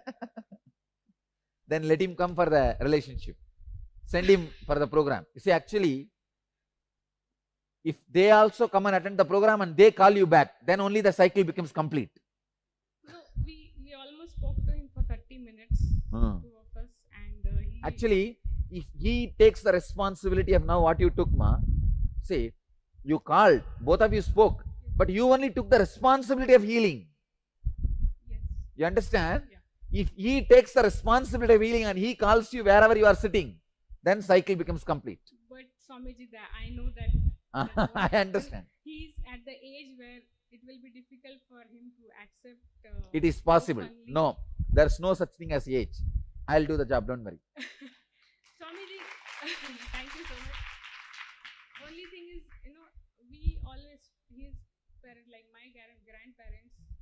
very much religious. I mean, we really had religious childhood, except for this particular part which he played. If he had followed his parents' path, it would have been very much blissful. But now we have mixed feeling. When we think of our grandparents, we think we are very much blessed to have such grandparents with spiritual inclination. We also have that from him, but it's like it's mixed now. I So understand. you have I to help understand. us. Thank you so much. Come on, this side, newcomers. What you shared and what transformation you had by the completion. Let me listen to the stories. Dear Swamiji, thanks to Almighty. I mean, I have no regrets in my life as of this moment. Born in a big family. My father was a role model for me. He was very caring. So no problem. No problem. I mean, Very rare, but it happens sometime. And after marriage also, I mean, we are blessed with two beautiful children. They are also coming out with flying colors. I mean, thanks to parents and Almighty, and for your blessings too. Great. Thank you. Come on, let me listen from this side. You see, mainly I wanted to hear when you completed your experience. All newcomers, come out. Your completion and the experience of the completion. Come out. When I was 11, my parents divorced. Since I'm 13, I didn't want to see my father anymore. So then I didn't see him for 8 years. Then I didn't have contact with him for 8 years. And then when I was 21, I had again contact because of some reasons. But I never told him why I didn't want to have contact with him. So today I told him because he's very dominant and he always made me very upset and emotional. And he always asked me so many questions, and like it was very difficult for me, so I preferred to stay away from him. So he told me, oh, he didn't really realize, but it must have been because he's a director of an insurance company. So he said that's why he's used to deal with people and to be the boss and like always ask questions and like that. So then he said, what did he say? He said, I forgive you that you didn't want to see me. And I said, okay, I forgive you that you're like that. And it's okay. Okay. We'll speak to him and then we'll decide. And when he comes back, it always used to be like, he says, no, I won't come, you guys go and come. And then again, if I go to my father and ask, he'll say, let's see, he doesn't want to come. We should, let's see how it'll be possible. So I always used to feel that he is more important than me for my father. So to your brother. Oh, when he says he wants to come, your father will bring. Actually he wants him to come here, so he'll bring. But in your case, you want to come, but he is not bringing you. Yeah. Oh God. So, then? So I You spoke to him? Yes. What he said? He said it's not like that. It's just that we have maybe, to see all the possibilities. Maybe he feels you are already connected, but he has to put little effort to make that guy connected. He said That's that what also, should be the truth. Yeah. So don't worry. Now you are relaxed? Yeah. Go now. I felt like such a huge thing in me I felt so light after doing this. Relaxed. Great. Swamiji, quick question, Swamiji. Yes, quick. Where does our original perceptions as a child come from, Swamiji? Original? Perceptions that we as a child, if I'm perceiving a situation in a certain way, another child would have perceived a situation in a different perception as a child come from. It is just a casual decision. No. It's not from your past lives. From past you don't bring so much. Okay. You bring only basic things like a man will walk straight. You should have this much size of the brain. These things only you bring from past. These details you don't bring. Thank you, sir.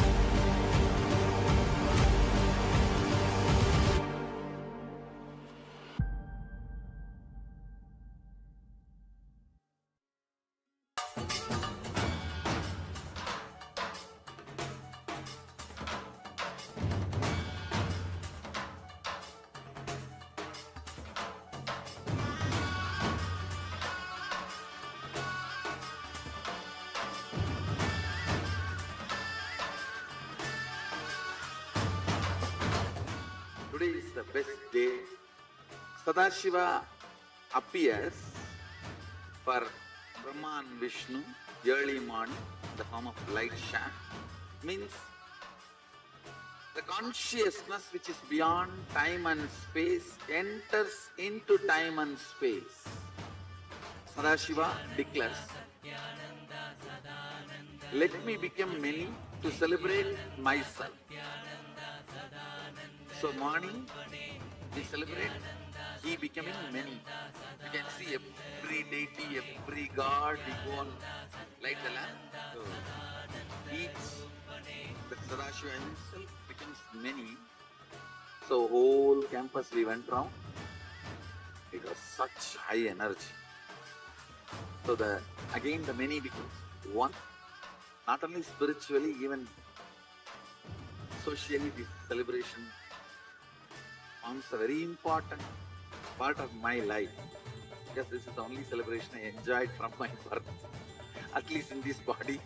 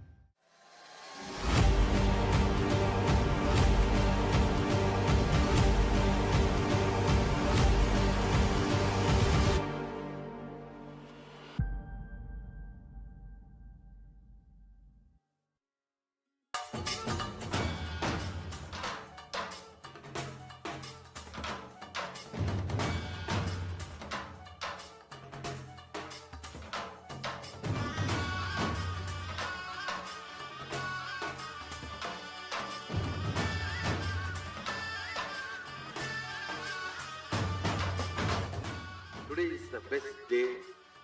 Sadashiva appears for Brahma and Vishnu early morning in the form of light shaft.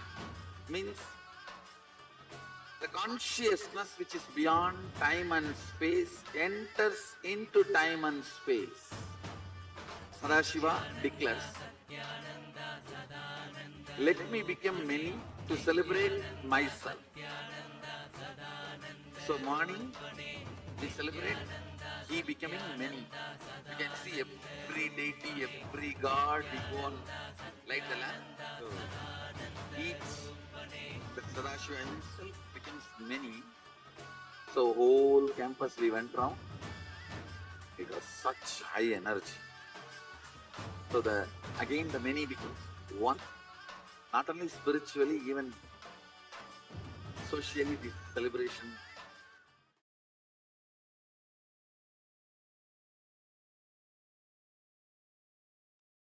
Yes.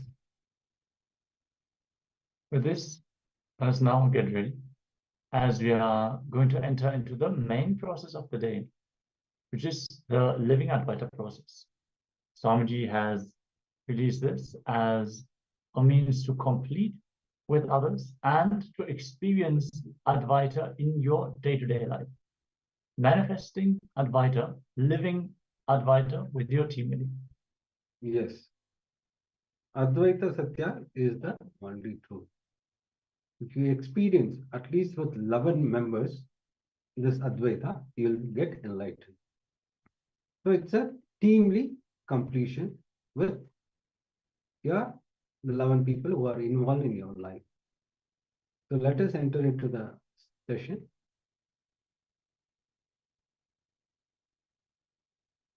When you do this process, you actually manifest powers. You will start seeing miracles happening in your life. So go through this session with complete awareness, sit straight, have your book and pen along with you. Many powerful cognition. When you imbibe that, it will manifest as miracles in your life. Let's enter into the session.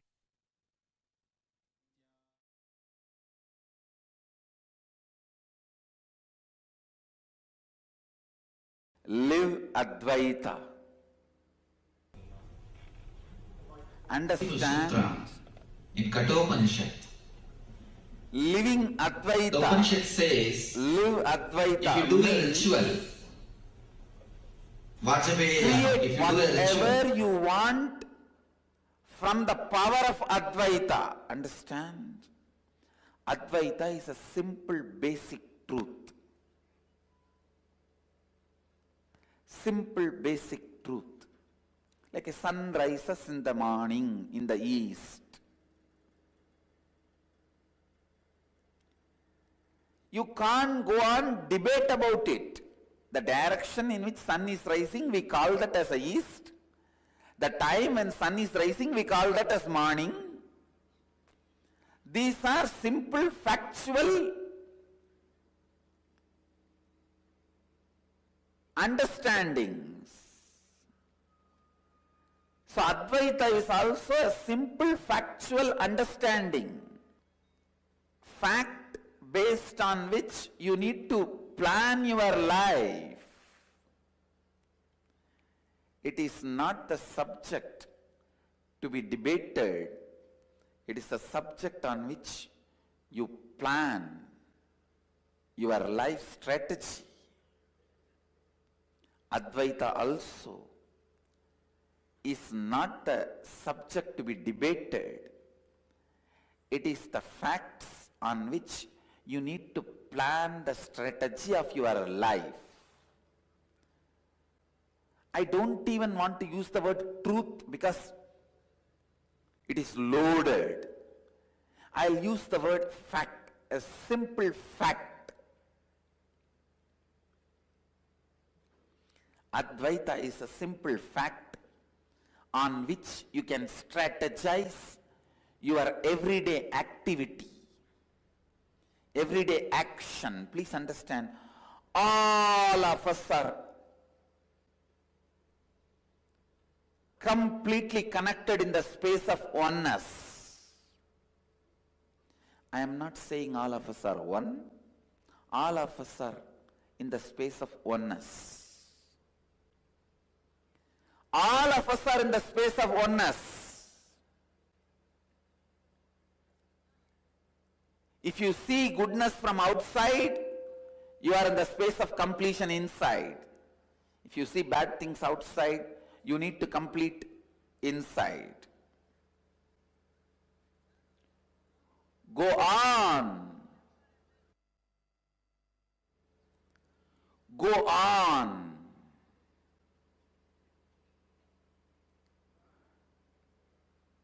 Let every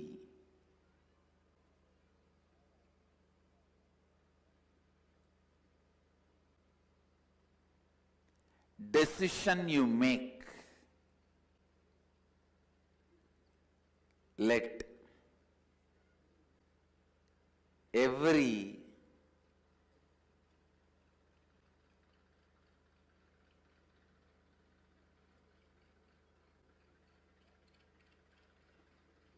thought you entertain, every word you utter,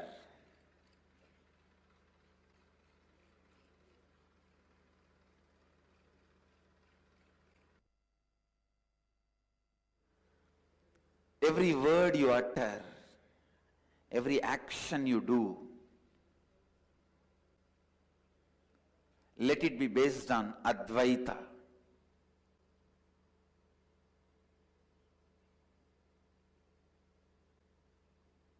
Let it be completely based on Advaita. Understand? Living Advaita means your self-drive, your inspiration, your energy, your experience,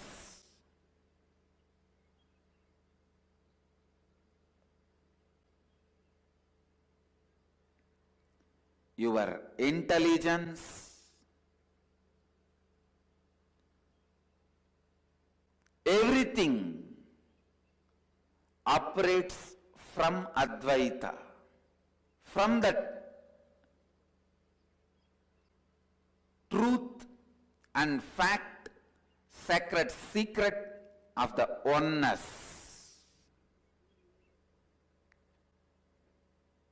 Understand?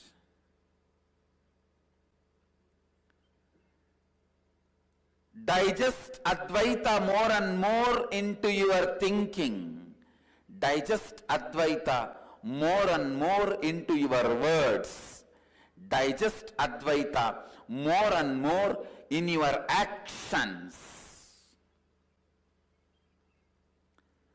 Every simple digestion means even if you make a very simple decision,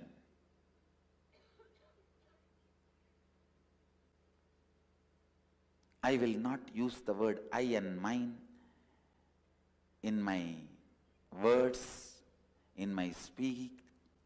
When I speak in my speech, I'll use only the word we, us.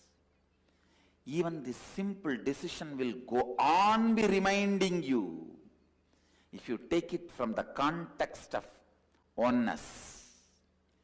If you take this simple decision from the context of oneness, even this simple decision will go on be reminding you the Advaita. It will go on be reminding you the Advaita. Every day morning when you wake up, align yourself to that oneness.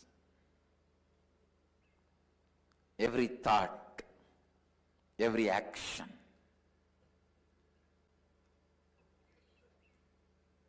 Bring more and more Advaita into it. Please understand.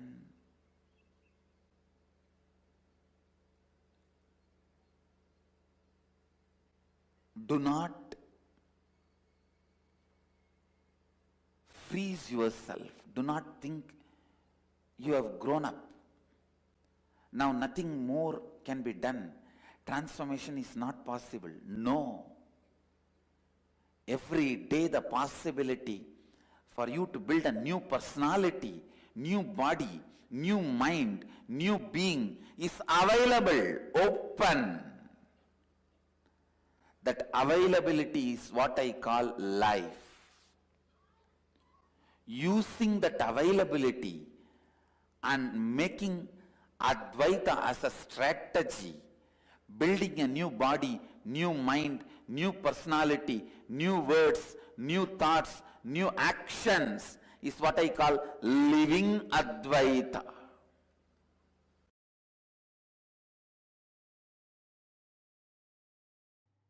Timili means extension of you.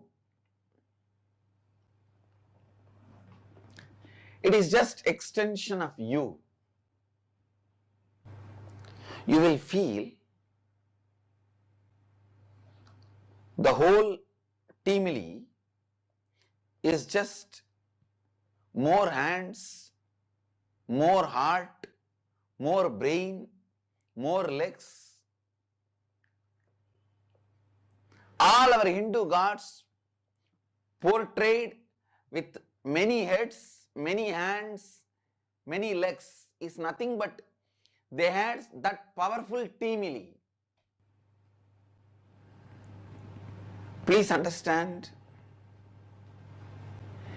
every one of you should have at least few people around you in this frequency where you experience tremendous friendliness with them and they experience tremendous friendliness with you,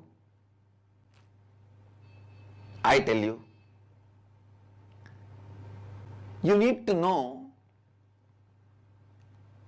please understand,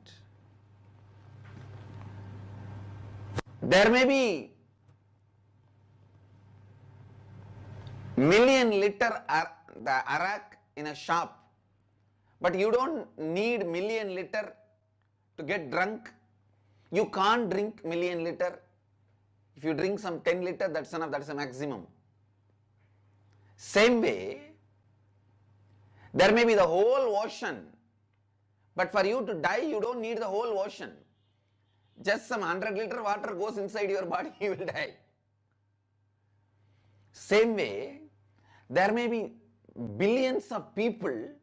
For you to experience the ultimate enlightenment, you don't need to feel oneness with all of them. Understand, 11 people in your life, if you feel the non-dual experience of oneness, you will become enlightened. You don't need more than 11 people. The 12th person, you will be enlightened. Because your brain, your individual logic cannot retain its individual existence if you extend your oneness more than 11 people.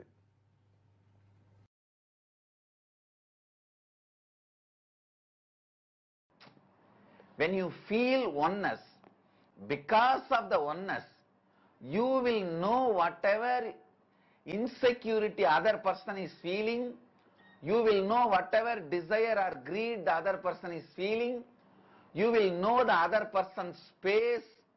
Because of your knowledge, you will have love and compassion. Understand, anything becomes known to you, anything becomes part of your knowledge, you start loving it. Because you know the desire, greed, struggle, fear the other person is going through, when you experience Advaitic space with them, because of that non-duality, you love them, you become compassionate towards them, the relationship may become better.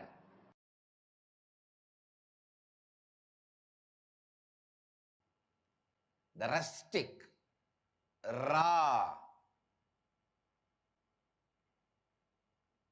ground level truth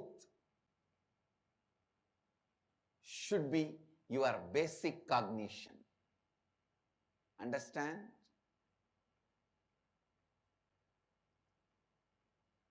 The rustic truth of life is non-duality. The raw truth of life is Advaita. It should become your basic cognition. In whatever you do, in whatever you live, in whatever you touch, in whatever you handle, in whatever you see, come to the truth, come to the clarity. Whoever may be in your teamily, A, B, C, D, E, F, G, H, I, J, K, whatever, please understand, your completion with them or incompletion with them, they are not responsible. Irrespective of them,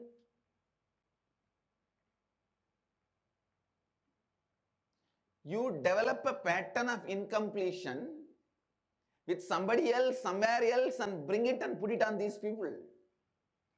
See, whether you put the gunny bag on them or silk shawl on them, you weaved it somewhere else. The poor fellow who is standing in front of you is no way responsible for the gunny bag or the silk shawl you are dumping on them. So understand, Advaita Satya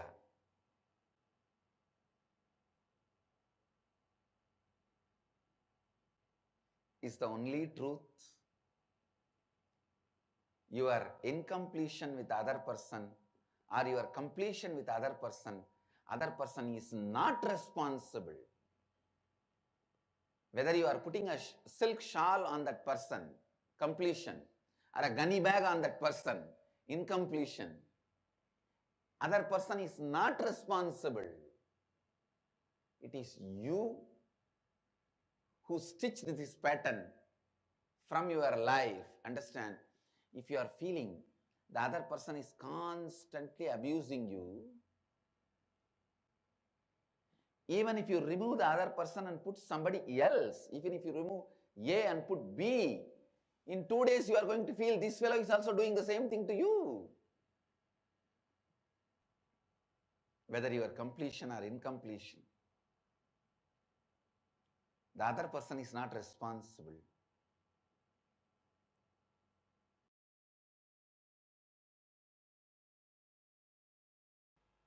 When you start working with your team,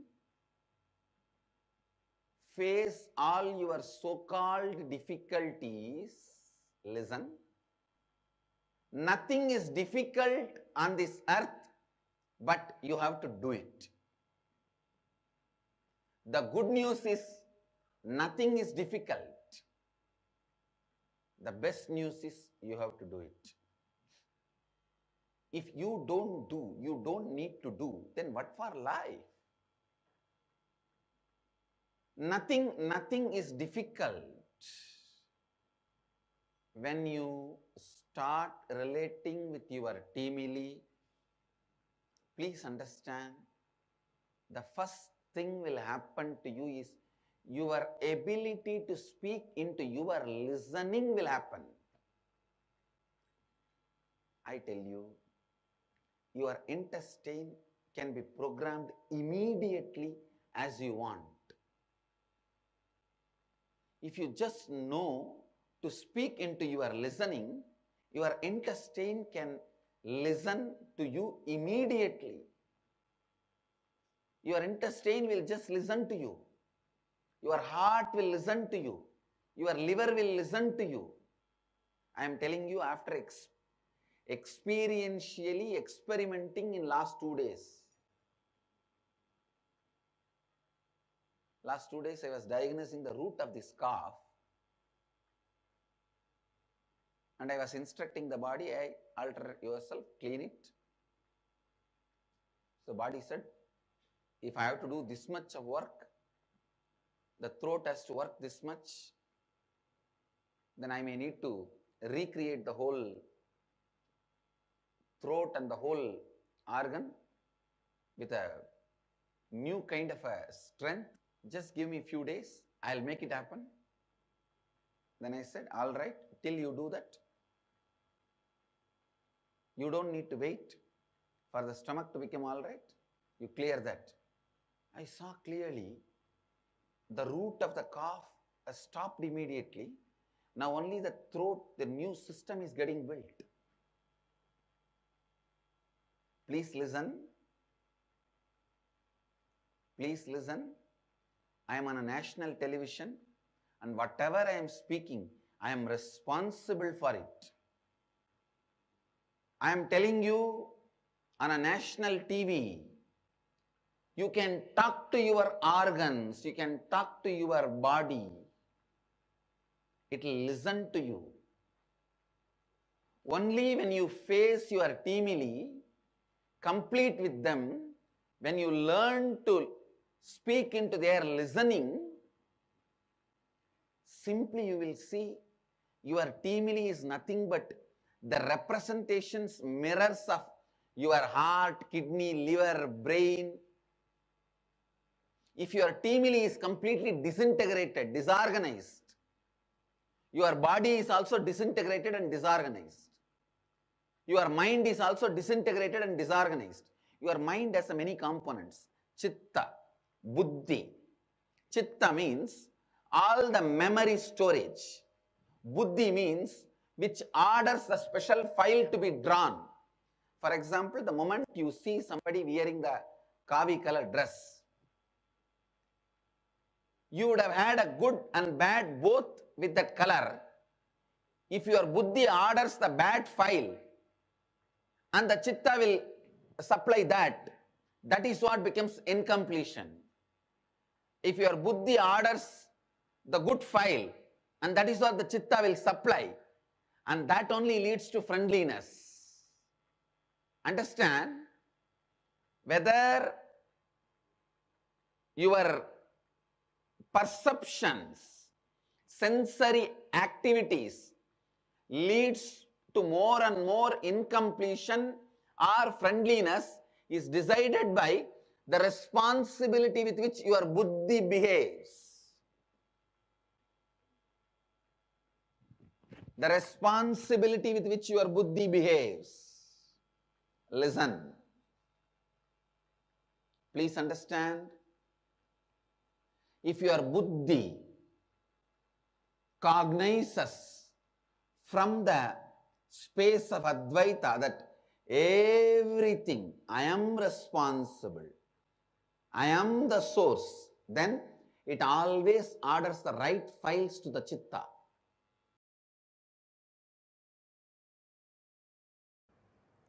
So I am giving you the essence of the whole process today. The first step, form a teamily. Teamily means family plus team together. Persons with whom you are sharing your whole day. The person may be your senior officer or junior officer. He may be your employee or employer. He may be your subordinate or boss.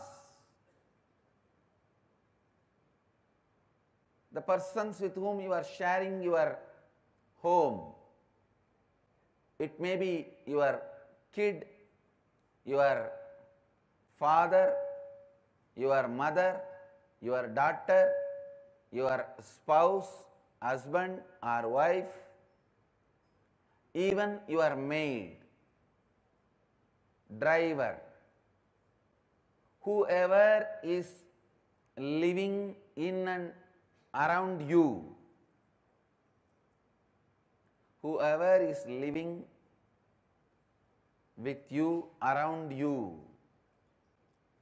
Unfortunately, all the English words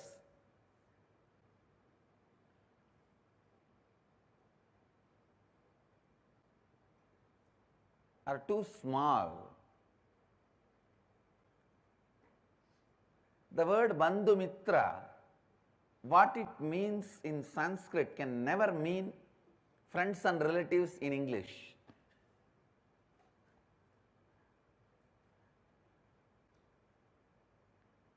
In Sanskrit, the depth of the word Bandhu Mitra can never be translated by the word friends and relatives. That is why I am struggling and using so many words. People who live around you, with whom you share your life and all that. In Sanskrit, just these two words is enough. Bandhu Mitra, your teamily. Your team and family. Make a list of your team and family. Decide you will live in the space of completion with all of them.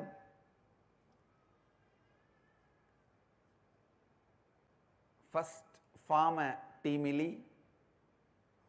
Second, decide you will live in the space of completion with all of them. Please understand.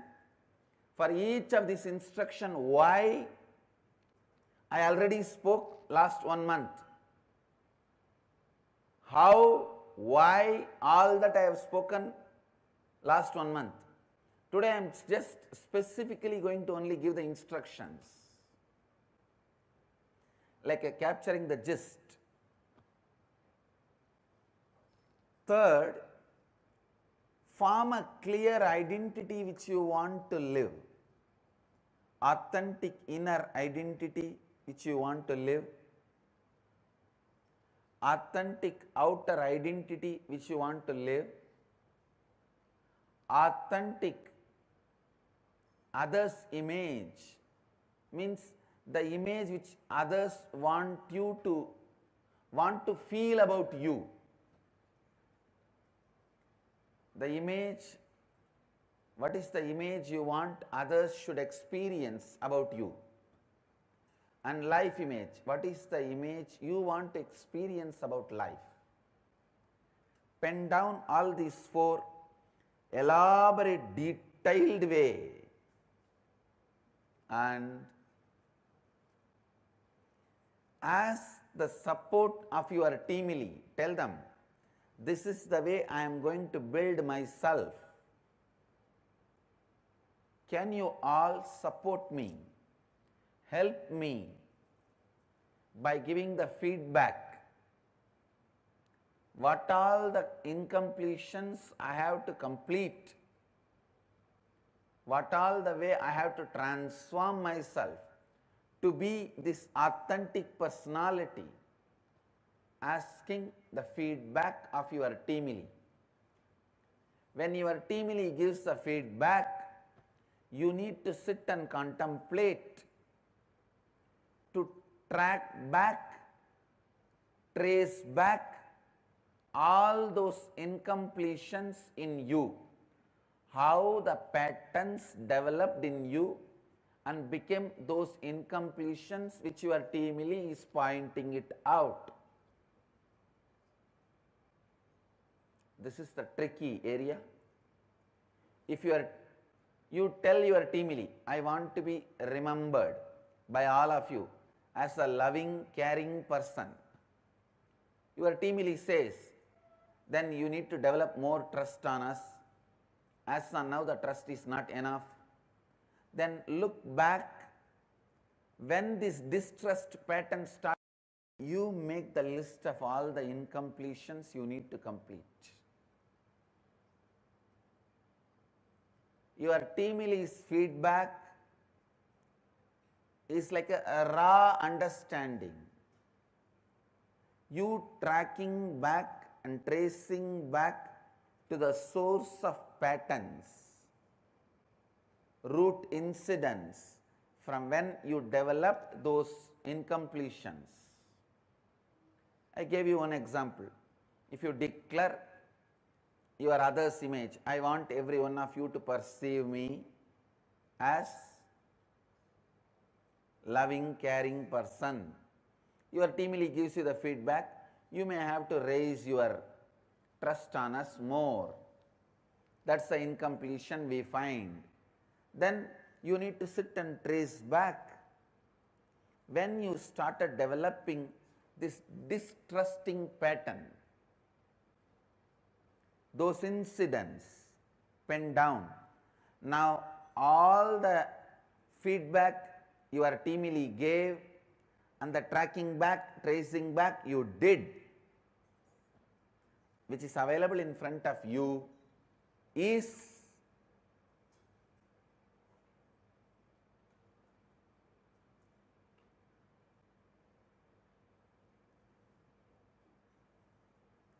the incompletions you need to complete. That is the incompletions you need to complete. So listen, ध्यान से सुनिए, please listen. Once you list all the root incidents, root patterns, incompletions, now it is time for you to complete. I tell you, the moment you pen them down and identify your incompletions, they lose power over you.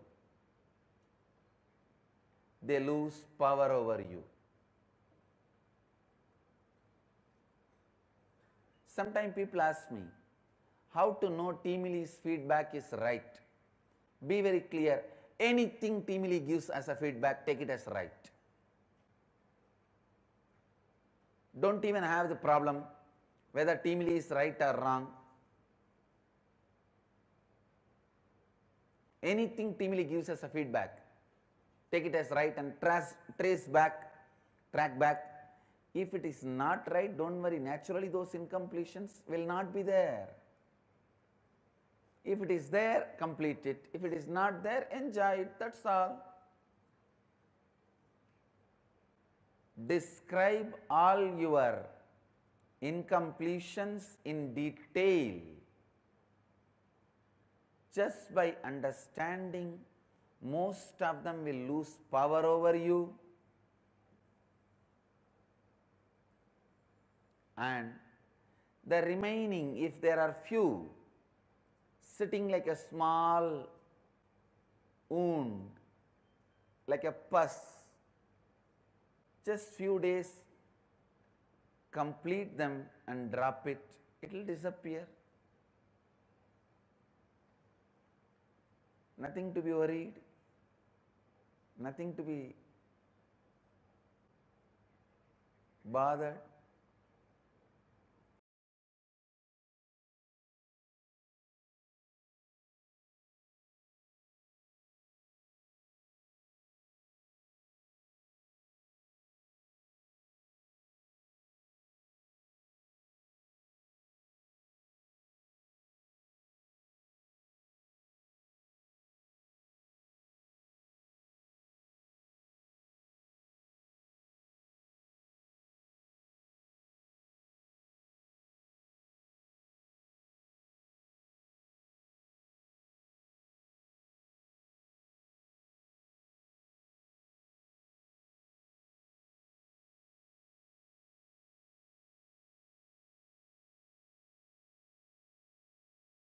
Part of my life, because this is the only celebration I enjoyed from my birth, at least in this body.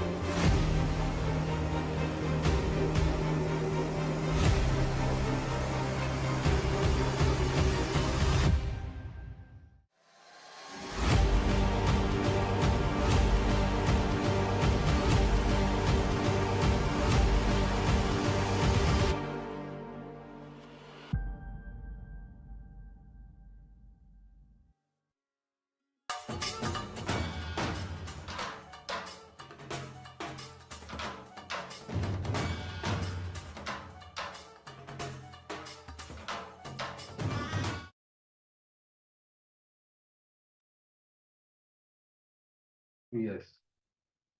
After this powerful session of being in Advaita, in oneness with your team, now let us enter into the Kumbh Mela celebration, followed by Swamiji's darshan. The whole Kumbh Mela, how it started and what all happened. It's beautiful. If you listen to the sharing of everyone, you will understand how beautifully Swamiji took everyone to Kumbh Mela and how everything happened, the whole celebration. It is a story for everyone. It is a celebration for everyone who involved in Kumbh Mela. Let us learn more of Kumbh Mela celebration. Now, let us enter into the Kumbh Mela celebration. Every one of you, all the participants, every one of you that are here, just join, be part, become a part of Paramashivoham Level You will experience some amazing moments. You will have phenomenal shift in the way how you experience Paramashiva, the way how you experience Swami, the ultimate manifestation of Paramashiva. You can have any, you can say, okay, I'll attend Paramashivoham. Yes, that's great. But it's still, you are where you are, think from where you are, and you're going to be attending the session and you will be understanding. That is one. But when you are part of the Paramashiva Sena program, you are going to be experiencing all this highest reality as your experience. You will be experiencing it right now. That experience is what Paramashiva Sena gives to you. Now, I see many participants that are here with us, and so many more who have joined with us in different platforms, Zoom rooms. It's so wonderful to see all of you. Can I request everyone that are here who have already decided to become part of the Paramashiva Sena? Today's Swamiji revealed a very important revelation. How many of you understood about how the different layers of tamas exist in us? How many of you clicked with it and understood? Please post here in the chat. How the different layers of tamas exist in us. Elaborately about how to never allow delusions to overpower you. Continuously feel the delusion layer by layer by layer. Never allow the delusions to overpower you. Every layer of the delusion, you feel it. You just free yourself from it. Your suffering will drop. Understand? Every delusion covers you like a layer. From that layer, the incidents of your life manifest. It's like a movie on the screen. First, the screen forms the base. Then many things are shown on the screen. Same way, your delusion forms the base, and many incidents manifest from that delusion. Yesterday, when Swamiji revealed this, how many of you understood the delusions that you are stuck in? And how many of you are very clearly seeing, because of the delusions that you are stuck in, you are not able to manifest your reality the way you want? How many of you are seeing this? Please post here in the chat.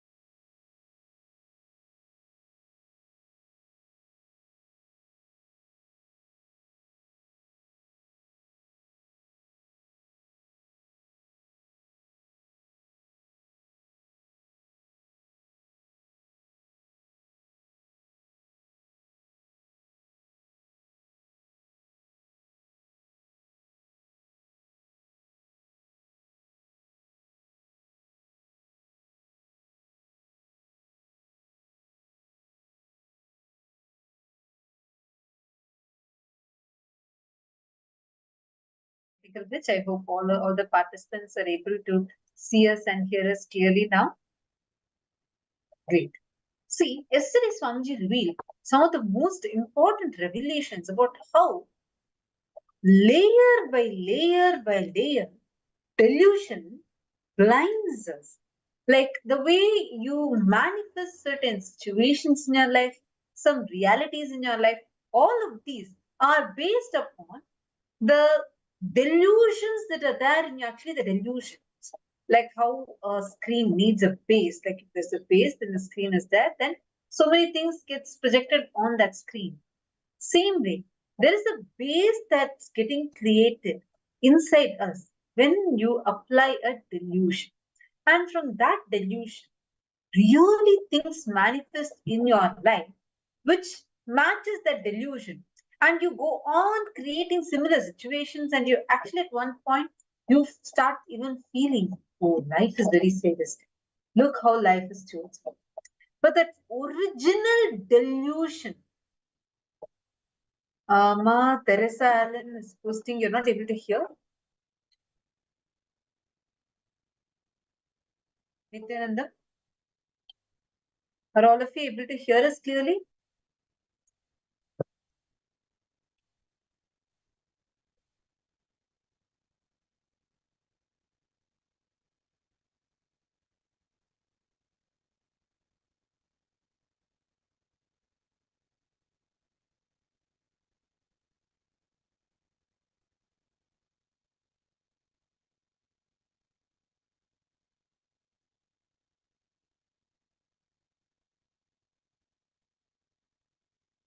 Nityanandam?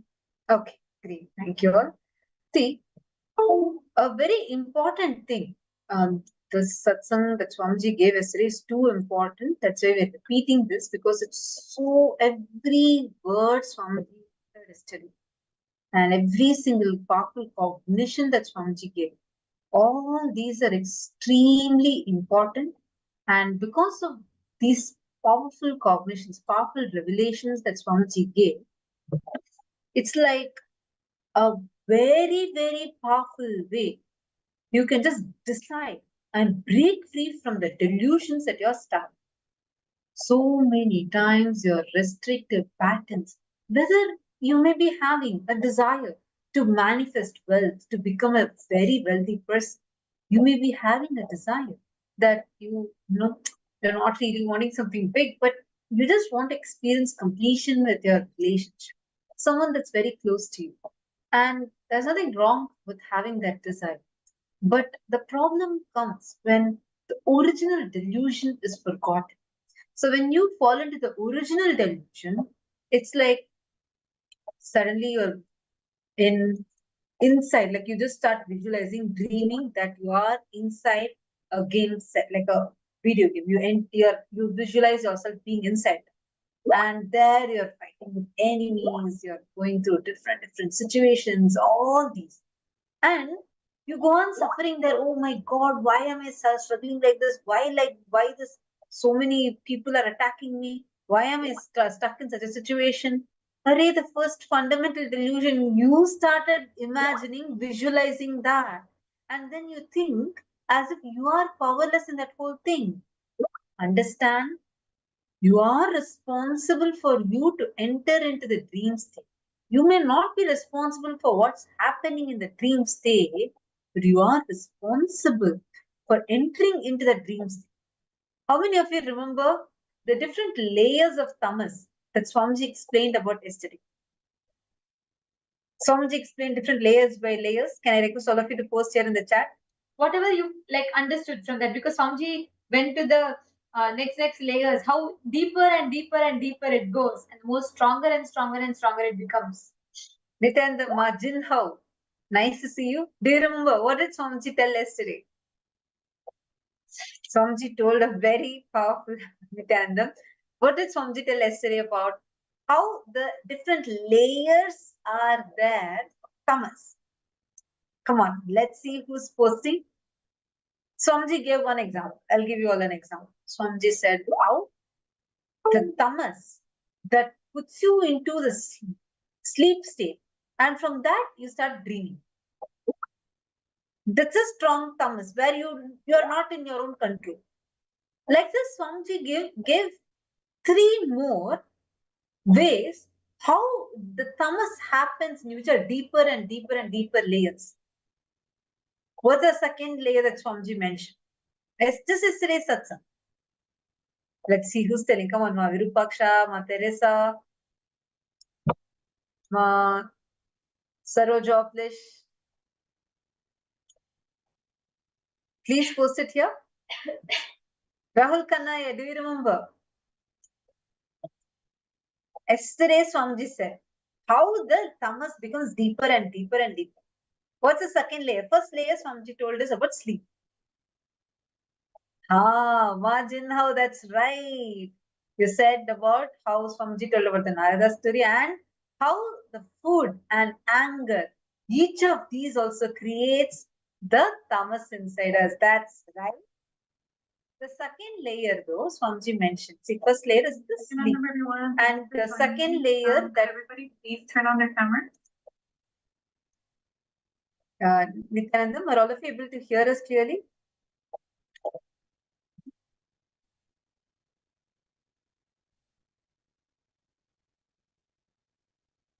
Sorry for that. So yesterday, Swamiji revealed about how the tamas that's forming in you, the tamas, one is when you are about to sleep. Tamas means the extreme tamas that pushes you to go sleep. Second layer, the tamas that happens when you are under the influence of alcohol, drugs, you're not under your own control. Third, the tamas that happens in you when, listen carefully, so powerfully Swamiji revealed how when you eat food, the food actually not when you eat, but because of the tamas toxin that you allow to settle down inside you is the food addiction. See, deep sleep is one layer. Worse than that is the tamas you allow during the drugs, alcohol, addictive drugs. See, because when you are in your sleep, you enter into the dream. Once you wake up, the impact of the dream is not going to be there in you. But for alcohol or addictive drugs, whether prescribed or unprescribed, that is going to be there continuously in you, even after you settle down from the impact of that alcohol. The third layer, the tamas, you allowed in you due to food addiction. Understand? I was actually shocked when she told this. The tamas that you allow inside you due to the food addiction is worse than tamas of alcohol and drug addiction. I was just like, I was always thinking that alcohol would be lower.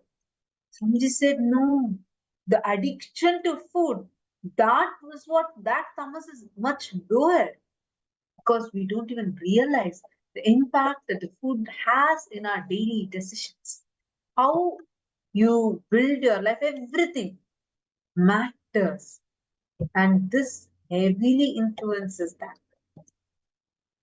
See, the next fourth layer is the tamas that you allow due to the anger of the person whom you choose as your boss. You choose a person as your boss, but you start developing so much of anger towards him. So this is what Swamiji revealed. How many of you listened to this yesterday? Thank you so much, Majinha, for posting that. You're right. This is what Swamiji had revealed yesterday. How many of you are understanding this? Anthony Musitaya, are you catching it? Actually, it's nice to see you sitting and nice to see the beautiful Atmamurti that I kept behind you. Anthony Musita. Aya, which country you're from? Anthony Musita, Aya. Which country are you logging in from? Could you please share that as well in the chat? Nice to have you here. Actually, all the different, yesterday what Swamiji reviewed, right, is one of the most important aspects for us to remember. How, when Narayana asked Narada for water, Swamiji tells that whole story, where you allow delusion to cover, delusion layers and layers. How you allow delusion to cover such an important truth. Narada thinks because Narayana asked for water, he thinks, oh, Narayana is thirsty, so I asked for water. There, that assumption is the Maya that he falls into.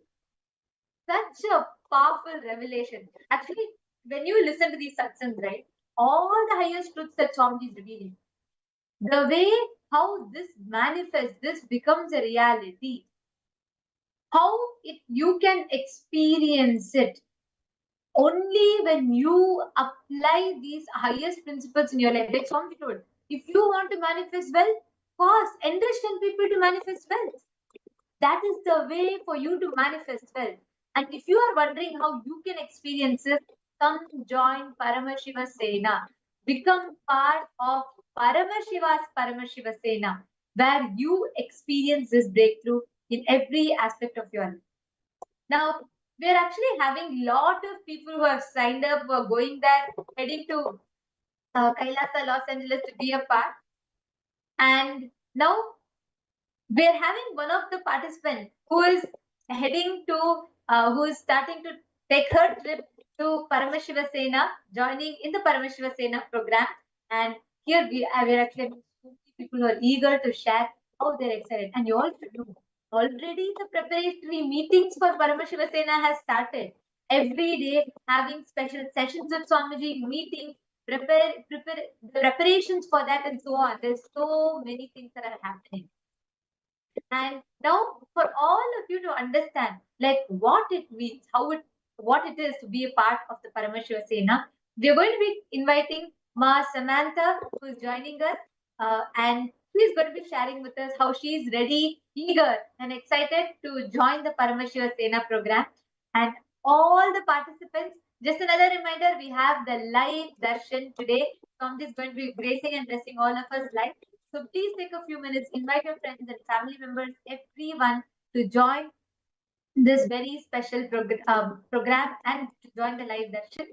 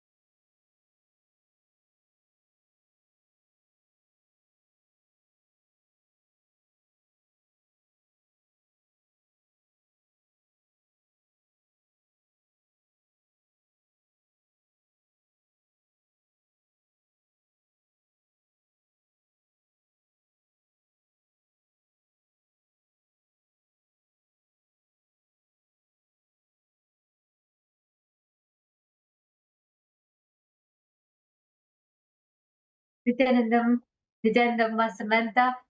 Thank you so much for joining with us. And we are so excited to have you. Actually, this Paramashiva Sena program, already the buzz is everywhere. Like everyone are wanting to come and be a part.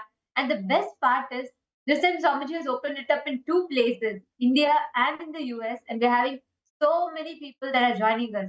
So welcome. Thank you so much for joining with us. Would you like to go ahead and introduce yourself? Yes, actually, I am so glad that I decided to join the program.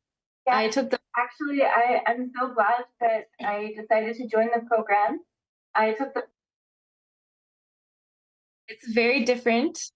I've just been having constant breakthroughs, really, and I haven't even gotten to California yet. So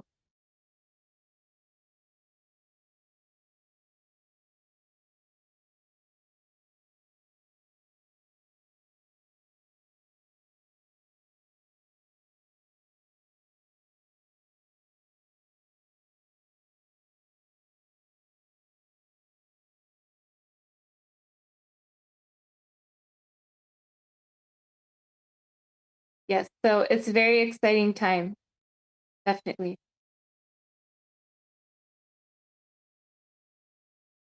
So I just wanted to understand a little bit about your background and where you're from. Could you please share with us where you're from and when did you meet Swamiji? How did you get connected with Swamiji?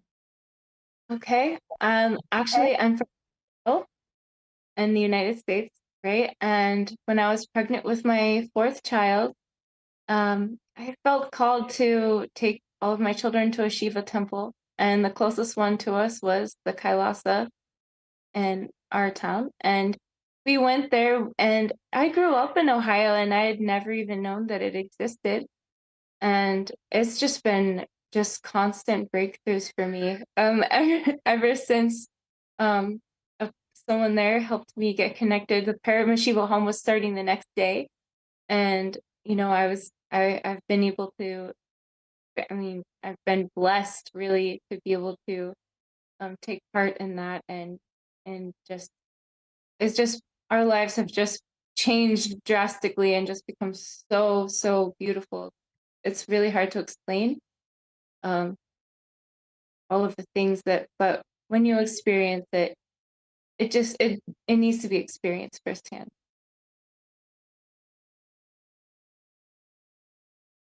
So beautiful, Ma. How would you say, because like being in the US, and it's not very often, it's not very normal that you would like just get connected, you would experience Hinduism. It's rare, right? And even in that, like there's very beautiful saying in Hinduism, the rarest of rare is a human birth.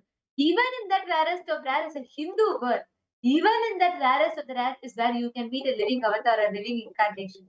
And you have had the experience of now meeting the living incarnation, and you have been part attending the programs and everything. So far, how has your journey been with Swamiji? What would you say is a major shift, the major breakthroughs that you've had in your life? Oh, a lot of the breakthroughs that I have been having over the past year since beginning my journey deeply into Hinduism, it seems that they've just become deeper and deeper. Like the ones that I've had, they go deeper, right? And maybe it's an infinite possibility of depth. I've been expanding in possibilities and directions for myself that I never would have even like thought possible for me. And even just on the subtlety of experience that a human being has within themselves, it's just so beautiful. Actually, I just also one beautiful aspect of this is the empowerment, the true empowerment that we get. I know personally that so many things that with the grace and blessings of Swamiji, you have been able to overcome many challenges in your personal life, and now feel so empowered that you want to be a part of being the very ambassadors of Swamiji and being part of the Paramashivoham program. How do you feel? Like, normally, do you think for whatever you have faced, do you think if not for this space, you would have ever been able to overcome them? And how different do you feel just being connected to Swamiji and being empowered by all the powerful revelations by Swamiji and now being part of the Paramashivoham program? How does it make you feel as, being very empowered compared to your older self? Yes, actually, I'm in awe, really. Um, the teachings I've followed and just engaging, with Swamiji and entangling with that space um, as much as possible has really, really helped me lift myself into a higher space and enriching other people for the things that I need, like Swamiji was talking. Um, so, for unclutching, right? So it's very easy to just stay unclutched, right? Because that's the first thing that I started enriching others. Just because, I was taking these classes and Swamiji gave us that song about unclutching, or someone else enriched me about unclutching and why that's so important. And I just started imbibing that space. And so the challenges and the patterns that I used to feel trapped in didn't even matter anymore. Does that makes sense?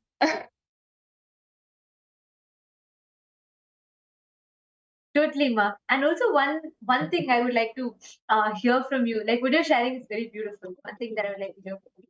So, like, what inspires you? Like because you hadn't known much about Hinduism earlier, right? Like you somehow there's some spark in you, and now you are here experiencing it in all its glory. Because with Swamiji, everything is the best. So if you want to really experience Hinduism and you're here with Swamiji, so if you see every aspect, Swamiji's tale is just the best. So how is it for you? Like when you see this and when you're tasting or experiencing this? Yeah, so before, as a Westerner, I knew some about him, but any single thing that I knew, I dropped at the door because, learning the authentic traditions and actually getting the transmissions from, this higher frequency and this higher space, it actually, if, it really, really helps lift you into the space where you can comprehend, whatever you're supposed to be learning in that moment. And Hinduism is so much more beautiful and profound than I ever actually expected or understood previously. It definitely should be experienced by everyone in this context and space, if at all possible. Beautiful and so well put. Also, like you have been a Hindu, like I mean, you've known about Hinduism before you met Swami, right? So there you were a person, a completely new person to Hinduism, and you had introduction to Hinduism on your own, like your self discovery, I would say. And then after meeting Swamiji, it's surely a whole different tangent to experience Hinduism then, right? So how would you differentiate the two? Like because there are many people out there who are watching us live right now who might be like from any country around the world who might not necessarily have an introduction to Hinduism as such, but they would have some ideas by themselves. And how is it to try and experience the divine by yourself? Like trying to explore Hinduism all by yourself versus having an avatar and then experiencing Hinduism, being rest assured that you have the most authentic experience of Hinduism. So, how is that difference for you? Yeah, so by yourself, you might have to do a sadhana for, 50 years or 50 lifetimes, okay? Like intense sadhana. But with a living avatar holding your hand and guiding you and having that space like of all of the other people that are, engaging in that space in that sangha, it's a completely different experience, and it is divine. It definitely is divine. And man, I really do have a various background, but this is just the most exquisite and beautiful thing I've ever experienced. Ever. That's so sweet the way you're sharing. Actually, one thing. See, when you may be able to learn about Hinduism, try to read thousands of books are there. Hinduism has millions of so scriptures itself are in millions. And so many books are there which you may be able to pick up some ideas from, try to understand. But nothing can actually give you the experience.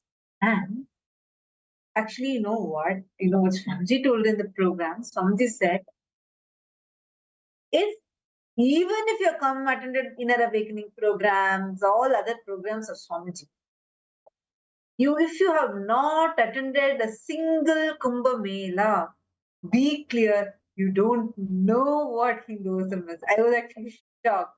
Like Swamiji said, Kumbh Mela is that important because you see Hinduism in a completely different way. And when you are attending it with Swamiji, being part of his Paramashivoham yesterday, actually last few days, we've been having different participants who had attended the previous Kumbh Melas who had come to share their experiences.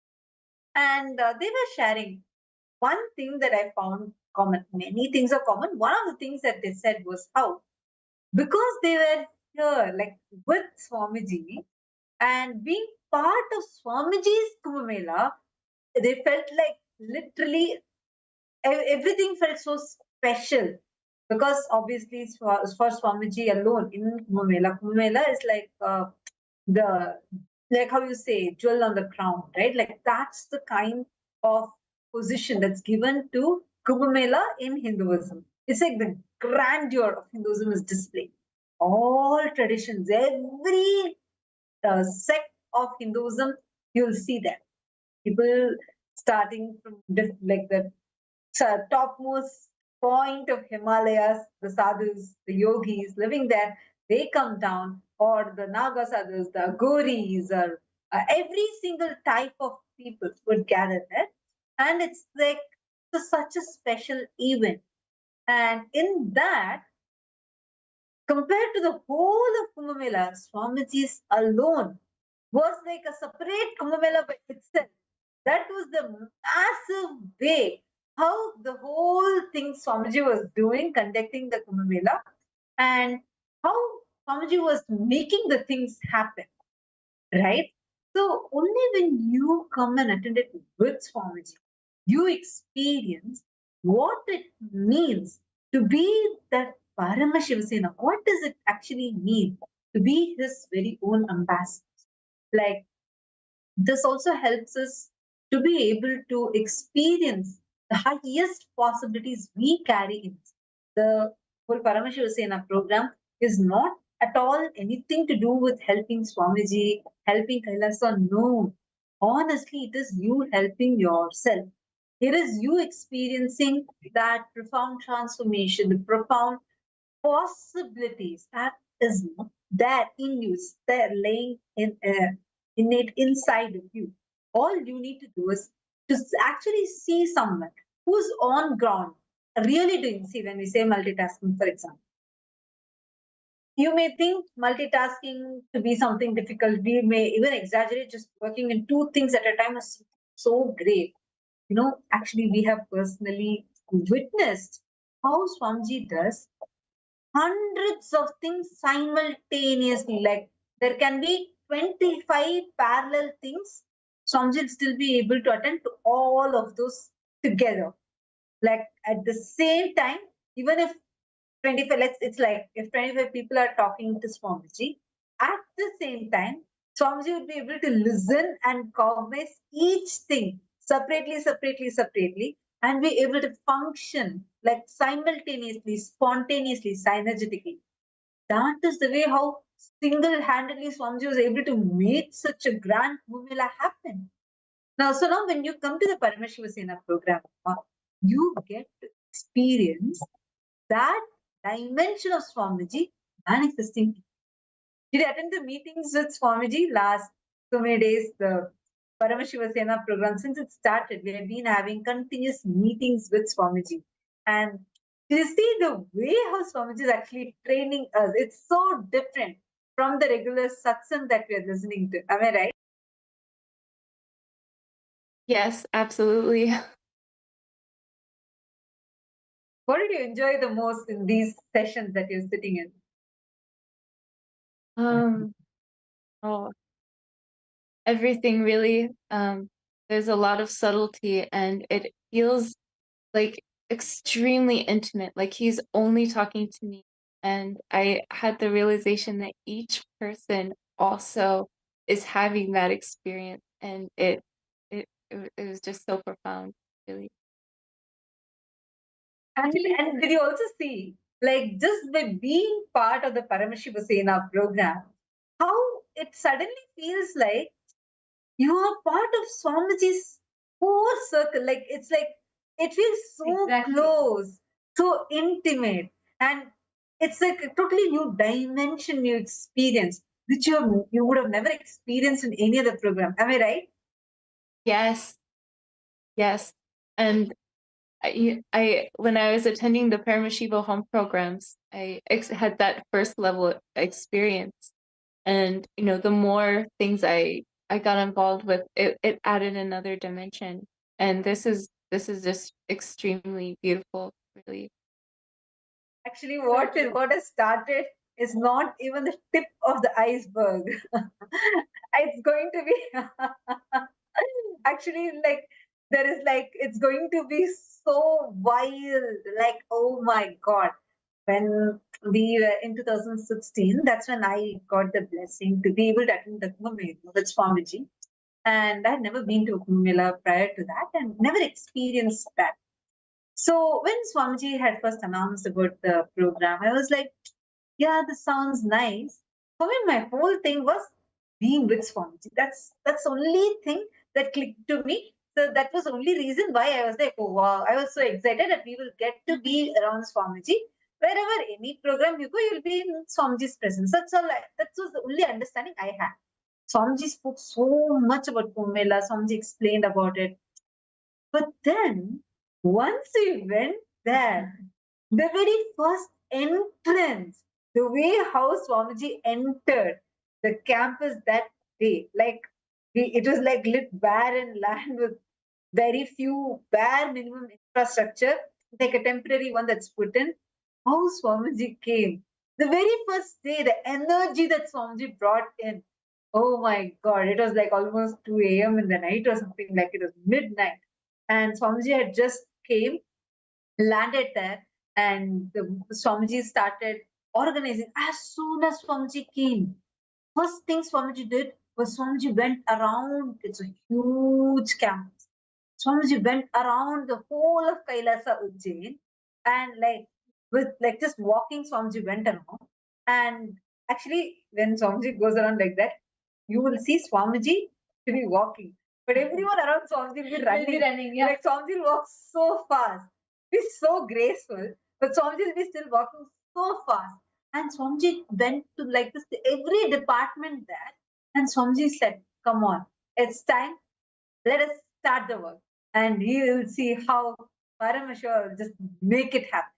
And the way how Swamiji started, see, I at that time, I think 2006, right? This happened. So this was just 3 years before that I had joined Gurukul. So I had been in different like events and many different places with Swamiji. But that day, like the first time I saw Swamiji like this, it was like, oh my God, it's a completely different scale. Actually, that's why it's like, you are attending programs, you are like right on Paramashivoham, every one of you. See what you are experiencing, like you are reading the menu card.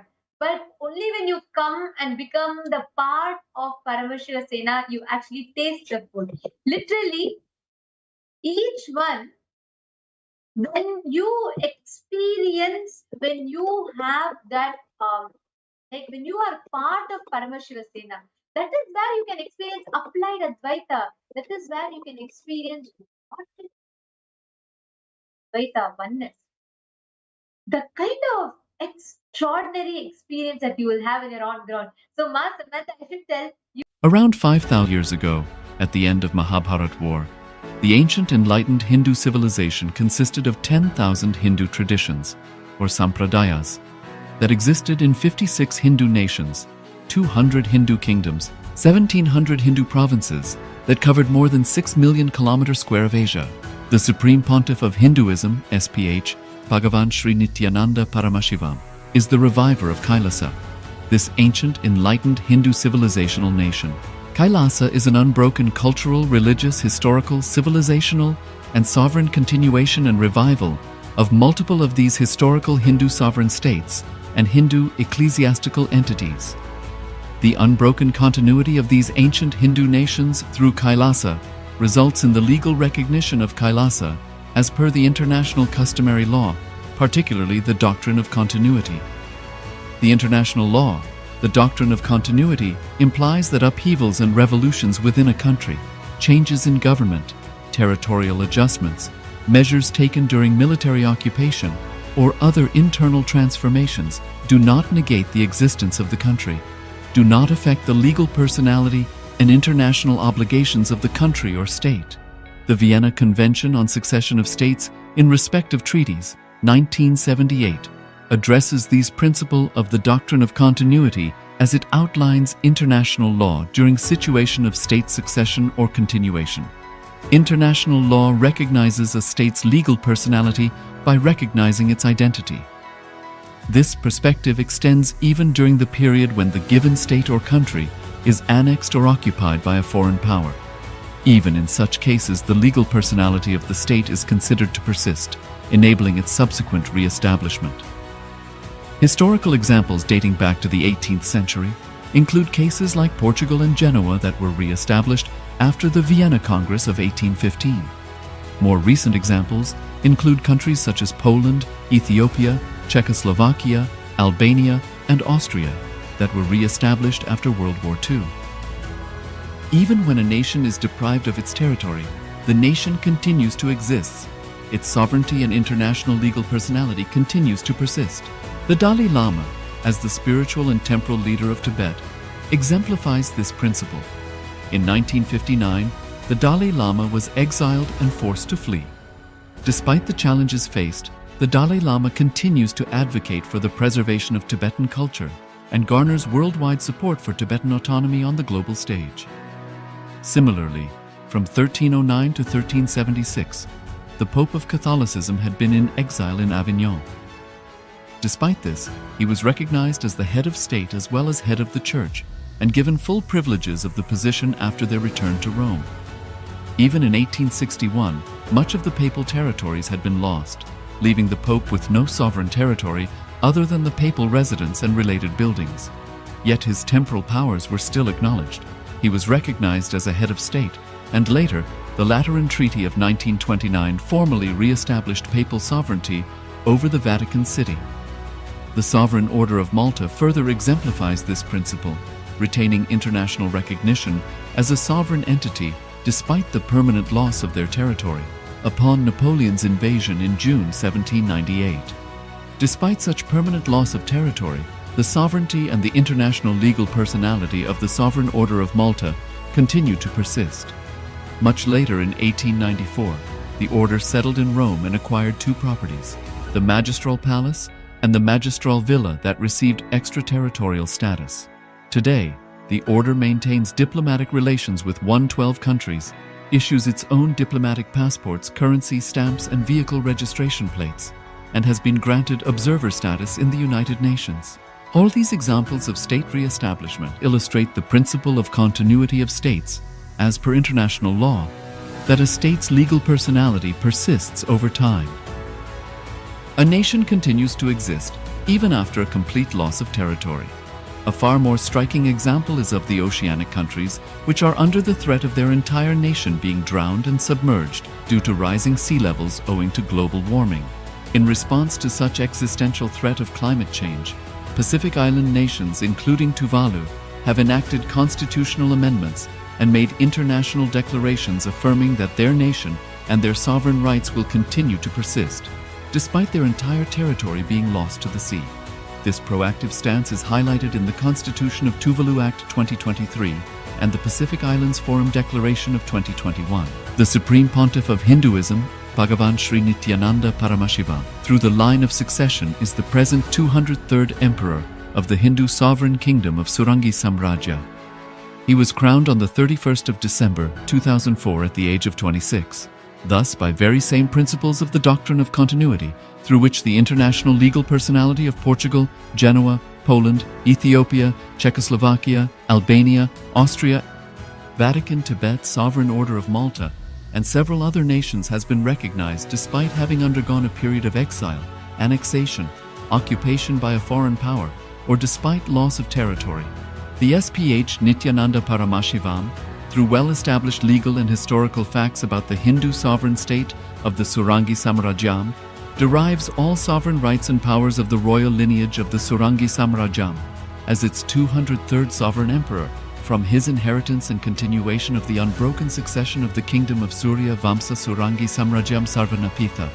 Surya Vamsa Surangi Samrajyam, through unification with 20 other sovereign Hindu states and sovereign ecclesiastical, historical entities, became part of the United States of KAILASA, which thus became a sovereign, independent juridical state, with the SPH Nityananda Paramashivoham as the sovereign. Just as how the oceanic nations like Tuvalu have safeguarded their sovereignty from the existential threat of total submersion by amending their constitution and asserting that their sovereignty will persist regardless of the loss of their territory, KAILASA, which is a sovereign continuation of 21 sovereign Hindu states and sovereign ecclesiastical historical entities, is also reviving and continuing the Kumari Kandam Hindu nations that got submerged. As per the doctrine of continuity, these facts imply that the Kailasa's statehood is recognized by international law and manifests as a natural outcome of well-established historical legal facts. Share your time, talent, and treasure. Become part of KAILASA. Sign up as an eCitizen https://kailasa.ecitizen.info.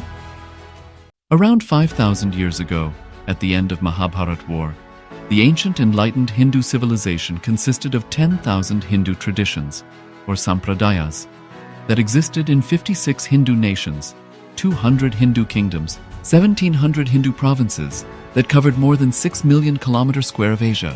The Supreme Pontiff of Hinduism, SPH, Bhagavan Sri Nityananda Paramashivoham, is the reviver of KAILASA, this ancient enlightened Hindu civilizational nation. KAILASA is an unbroken cultural, religious, historical, civilizational, and sovereign continuation and revival of multiple of these historical Hindu sovereign states and Hindu ecclesiastical entities. The unbroken continuity of these ancient Hindu nations through KAILASA results in the legal recognition of KAILASA as per the international customary law, particularly the doctrine of continuity.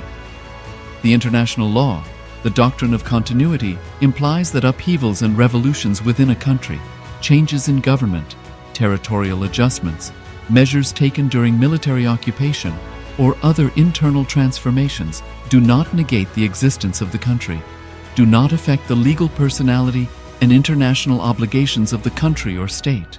The Vienna Convention on Succession of States in respect of treaties, 1978, addresses these principles of the doctrine of continuity as it outlines international law during situation of state succession or continuation. International law recognizes a state's legal personality by recognizing its identity.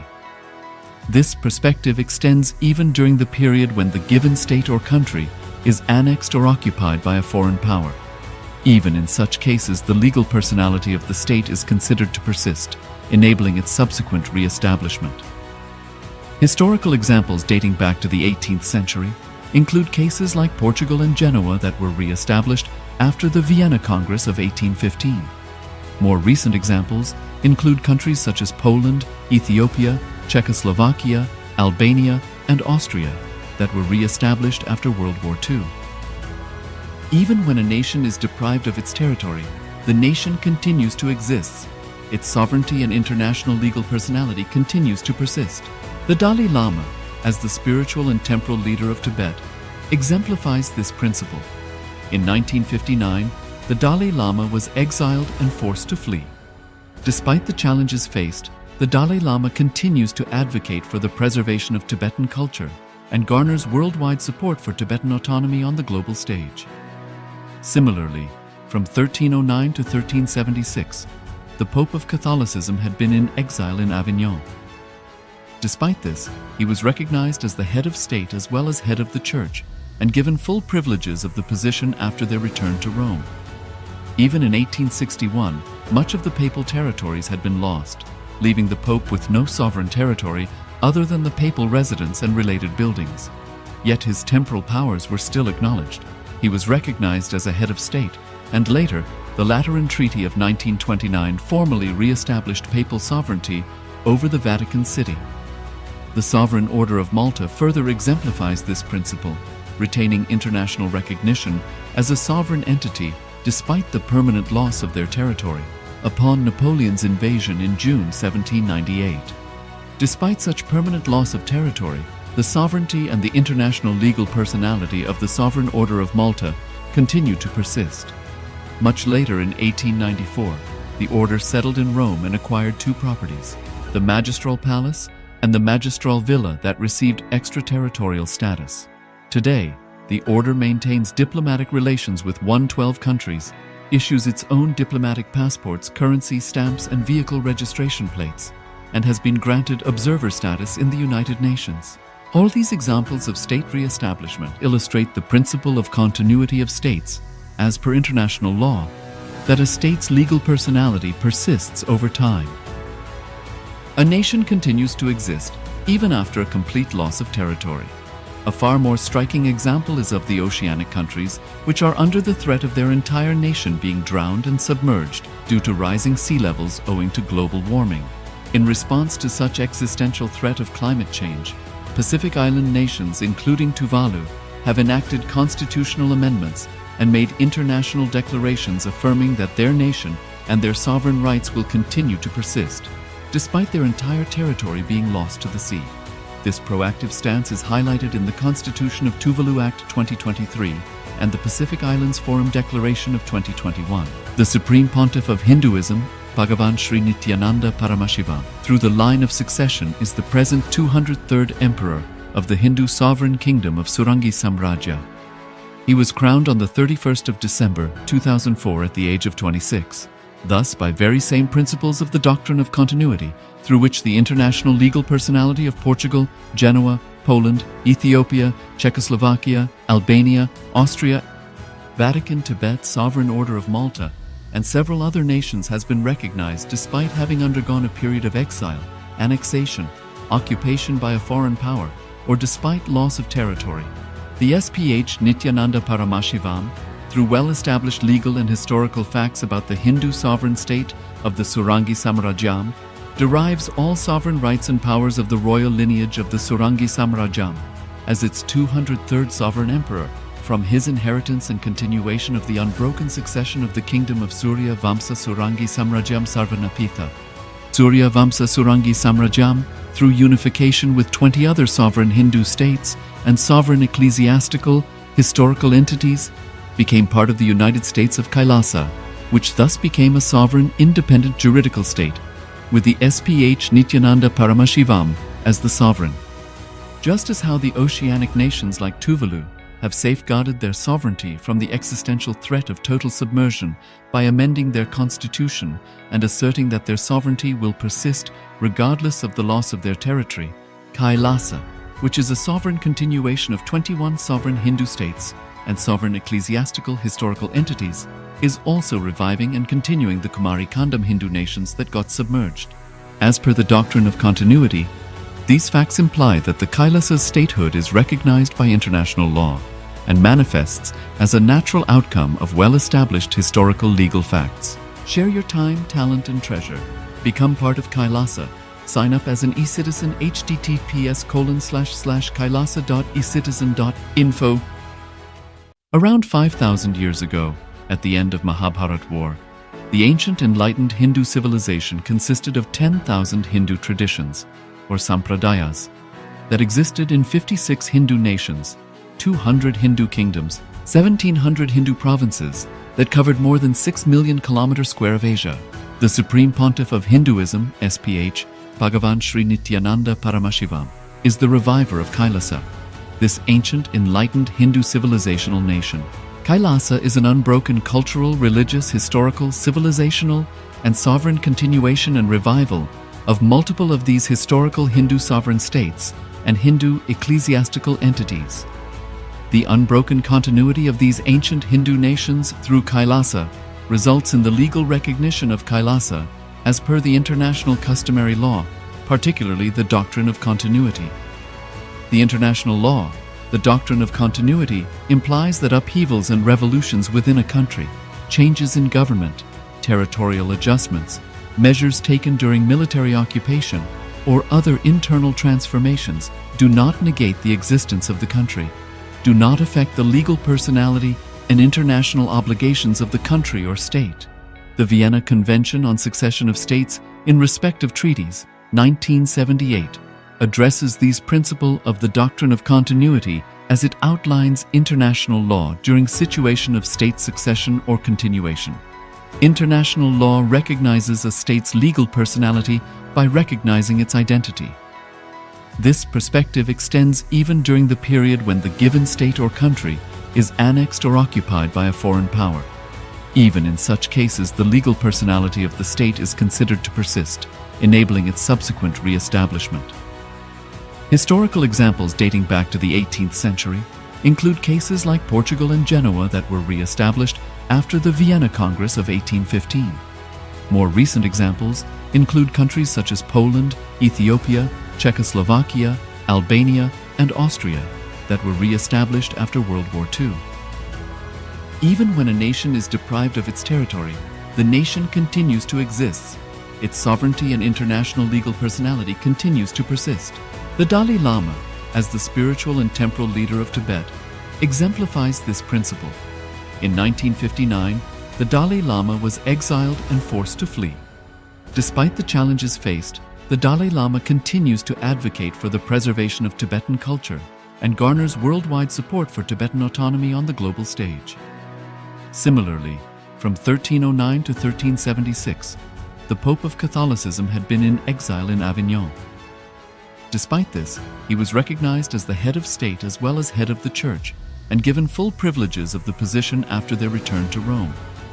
Even in 1861, much of the papal territories had been lost, leaving the Pope with no sovereign territory other than the papal residence and related buildings. Yet his temporal powers were still acknowledged. He was recognized as a head of state, and later, the Lateran Treaty of 1929 formally re-established papal sovereignty over the Vatican City.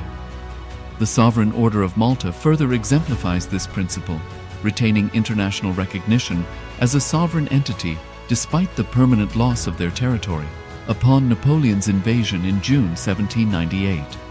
Despite such permanent loss of territory, the sovereignty and the international legal personality of the Sovereign Order of Malta continued to persist. Much later in 1894, the order settled in Rome and acquired two properties, the Magistral Palace and the Magistral Villa that received extraterritorial status. Today, the order maintains diplomatic relations with 112 countries, issues its own diplomatic passports, currency, stamps, and vehicle registration plates, and has been granted observer status in the United Nations. All these examples of state re-establishment illustrate the principle of continuity of states, as per international law, that a state's legal personality persists over time. A nation continues to exist even after a complete loss of territory. A far more striking example is of the oceanic countries, which are under the threat of their entire nation being drowned and submerged due to rising sea levels owing to global warming. In response to such existential threat of climate change, Pacific Island nations, including Tuvalu, have enacted constitutional amendments and made international declarations affirming that their nation and their sovereign rights will continue to persist, despite their entire territory being lost to the sea. This proactive stance is highlighted in the Constitution of Tuvalu Act 2023 and the Pacific Islands Forum Declaration of 2021. The Supreme Pontiff of Hinduism, Bhagavan Sri Nityananda Paramashivoham, through the line of succession is the present 203rd Emperor of the Hindu sovereign kingdom of Surangi Samrajya. He was crowned on the 31st of December 2004 at the age of 26. Thus, by very same principles of the doctrine of continuity, through which the international legal personality of Portugal, Genoa, Poland, Ethiopia, Czechoslovakia, Albania, Austria, Vatican, Tibet, Sovereign Order of Malta, and several other nations has been recognized despite having undergone a period of exile, annexation, occupation by a foreign power, or despite loss of territory. The SPH Nityananda Paramashivoham, through well-established legal and historical facts about the Hindu sovereign state of the Surangi Samrajyam, derives all sovereign rights and powers of the royal lineage of the Surangi Samrajyam as its 203rd sovereign emperor, from his inheritance and continuation of the unbroken succession of the kingdom of Surya Vamsa Surangi Samrajyam Sarvanapitha.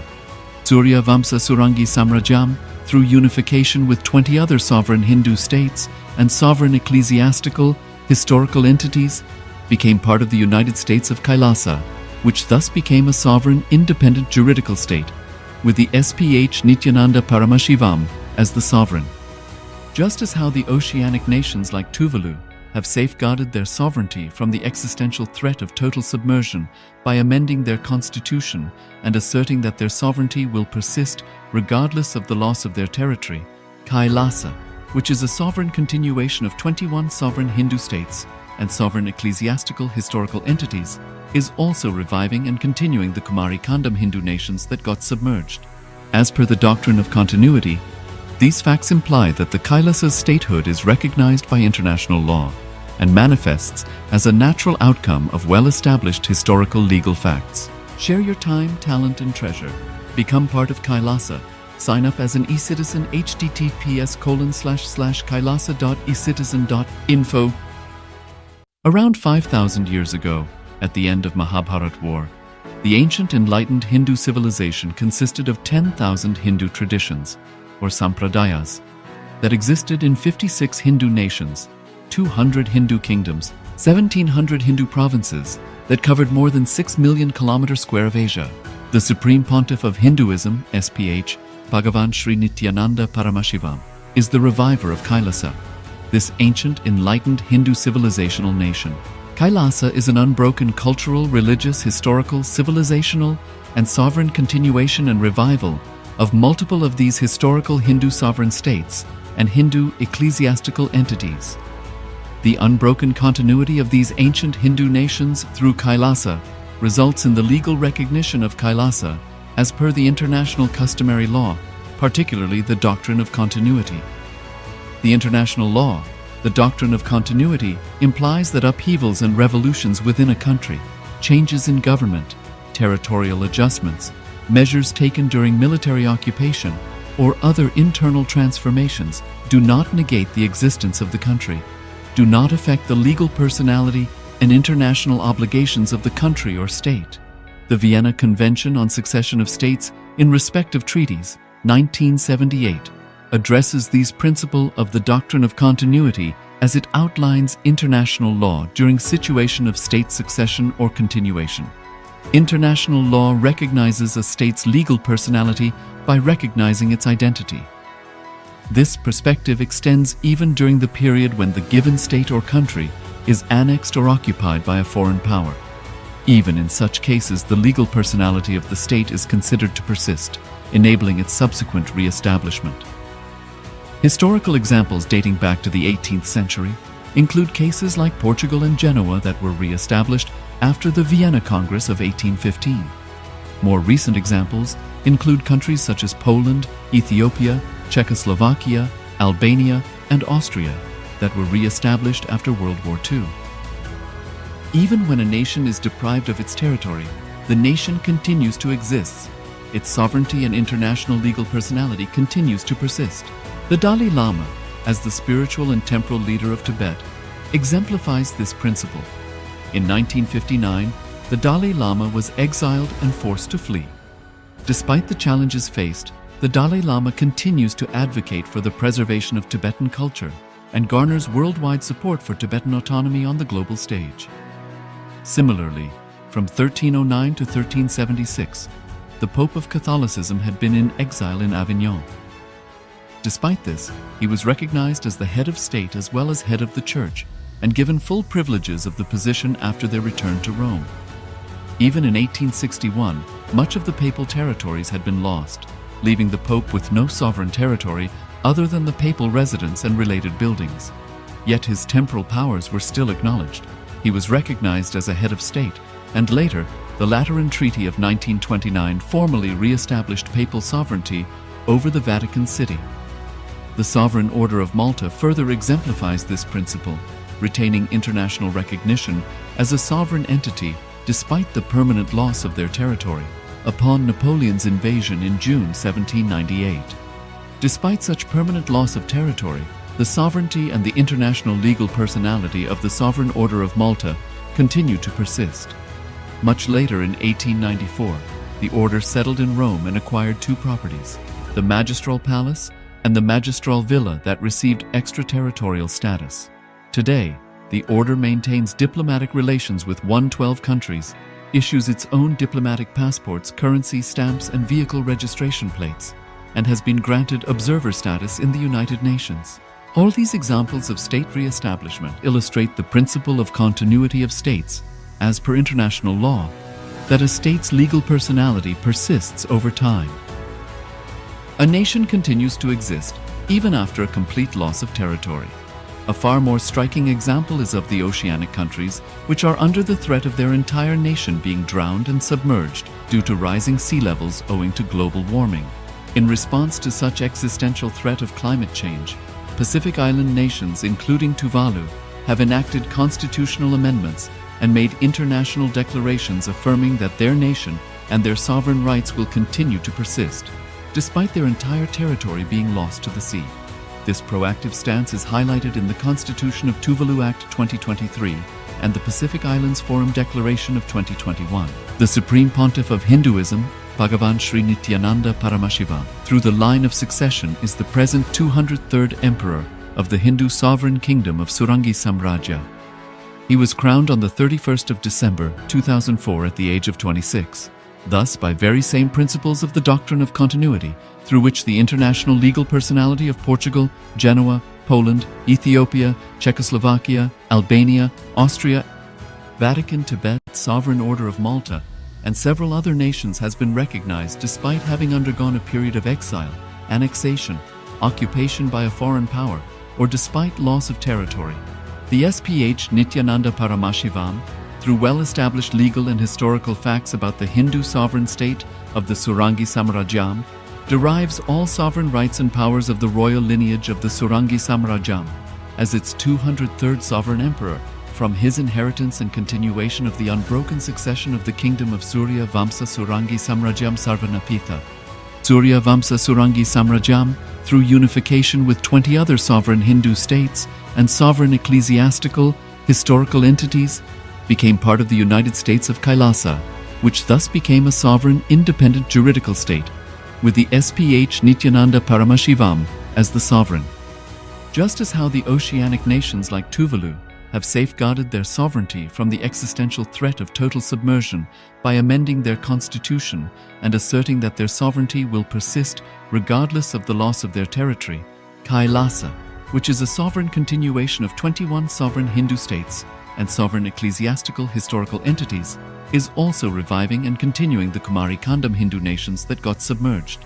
As per the doctrine of continuity, these facts imply that the Kailasa's statehood is recognized by international law and manifests as a natural outcome of well-established historical legal facts. Share your time, talent, and treasure. Become part of Kailasa. Sign up as an eCitizen https://kailasa.ecitizen.info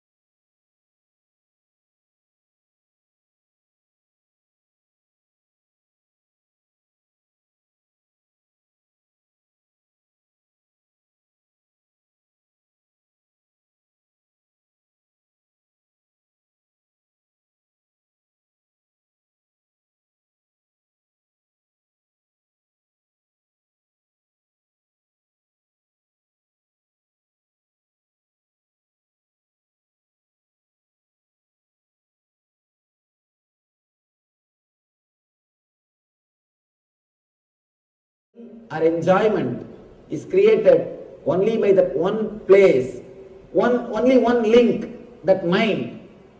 If that link is disconnected, the whole process will happen beautifully. The only difference between you and an enlightened man is that one link missing. Don't think ons. Nothing. There is no difference between you and an enlightened man. The only one difference, one link, that mind link is missing, which continuously decides what is there for me, what way I am connected, what way I am affected. And I, that link is missing. If you can cross that link, if you can cut that link, if you can cross the I, you will become Christ. If you can cross the I, you will become Christ. Nothing else. All you need to do is just remove that one link. Don't try from senses. You will destroy it. We always complain about senses. Again and again, we say senses are spoiling us. No, you are spoiling them. Be very clear. Don't put the responsibility on senses. You are spoiling them. You destroy them. Use them. We abuse our senses. Look into our life. Night till 2 o'clock sitting and watching the baseball, television. Your eyes will be begging, please give me a little rest. Please give me little rest. When some advertisement comes, and automatically your eyes will close. It wants to sleep. But because you want to enjoy, you abuse your eyes. Same way the gongura chutney. So hot. Tongue will be burning. Eyes will be pouring. The whole system will be burning. But not even with a fingertip, with a hand. And now just the word is enough. I can... how many mouths are feeling the taste? We abuse our senses. We disrespect our senses. Please be clear. Senses are not destroying us. Senses are not disturbing us. It is we who are disturbing the senses. It is we who are abusing the senses. It is this link. What is there for me? This link, the I, that is where the whole trouble starts. That is where you abuse your senses.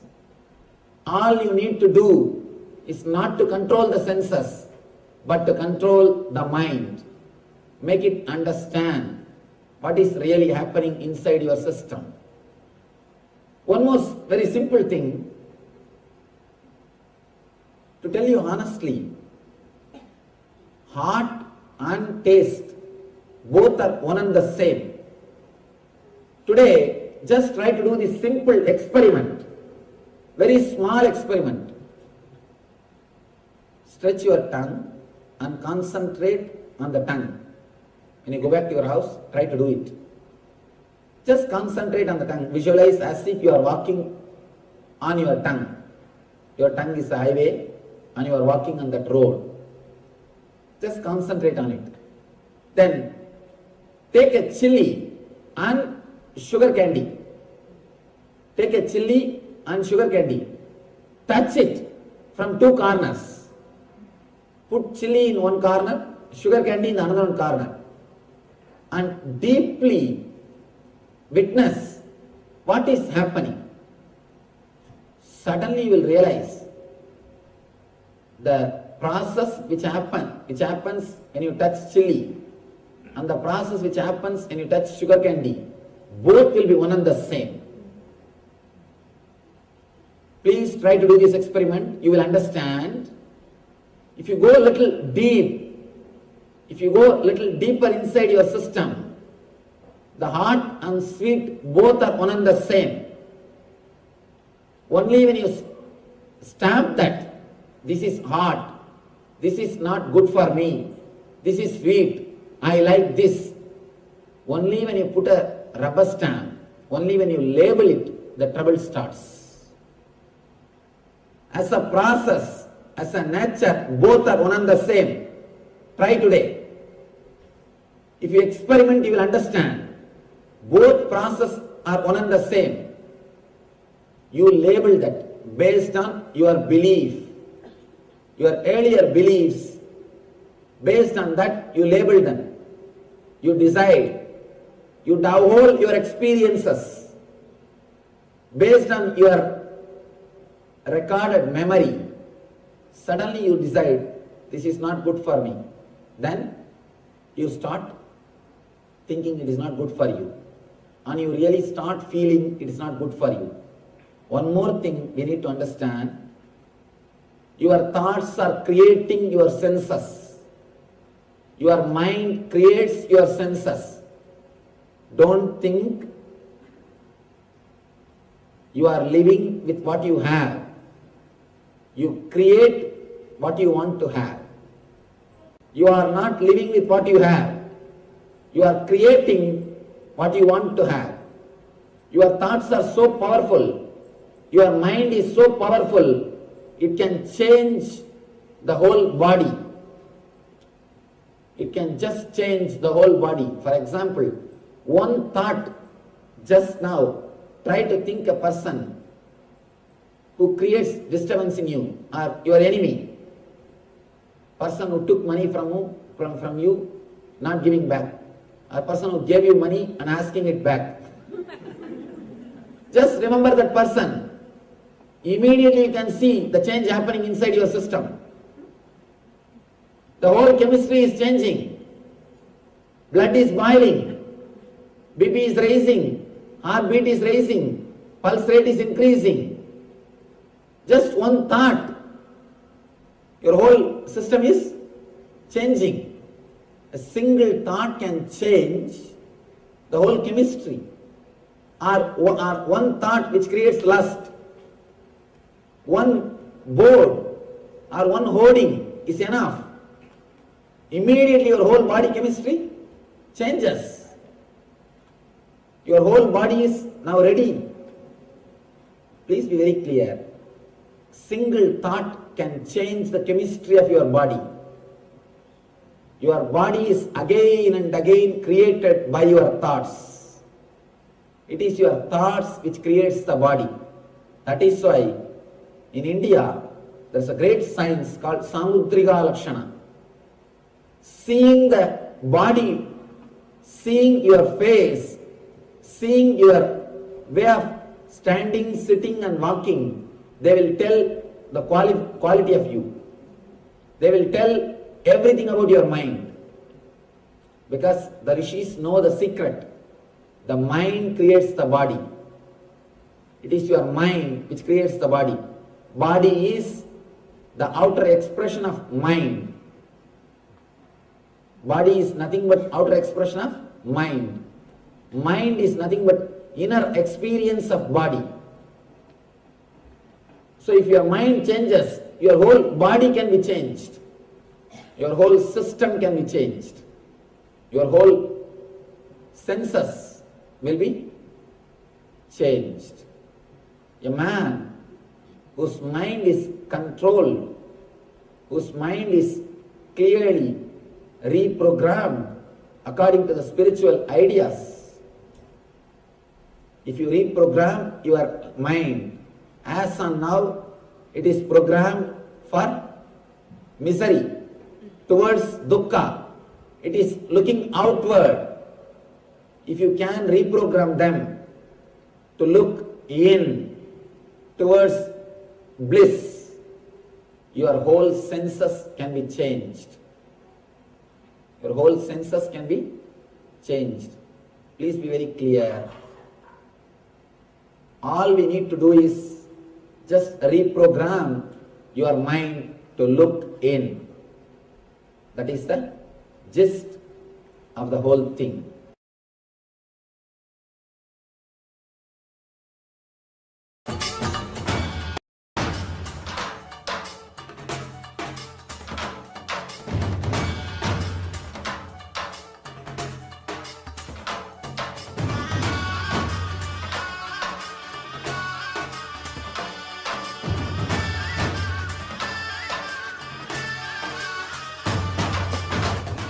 Today is the best day. Sadashiva appears for Brahma and Vishnu early morning in the form of light shaft. Means the consciousness which is beyond time and space enters into time and space. Sadashiva declares, "Let me become many to celebrate myself." So morning we celebrate he becoming many. You can see every deity, every god, we go and light the lamp. So each, the Sadashiva himself becomes many. So whole campus we went round. It was such high energy. So again the many becomes one. Not only spiritually, even socially this celebration forms a very important part of my life, because this is the only celebration I enjoyed from my birth, at least in this body.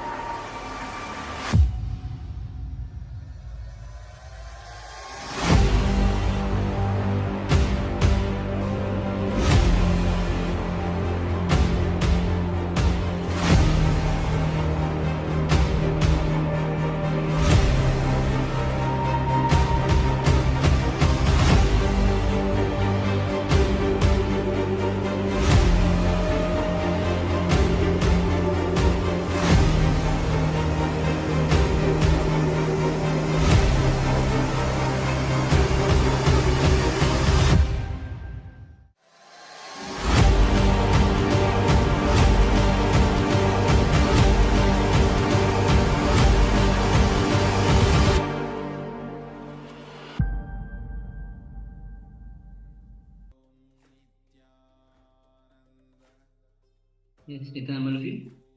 To reprogram your mind, that is the only requirement to look in.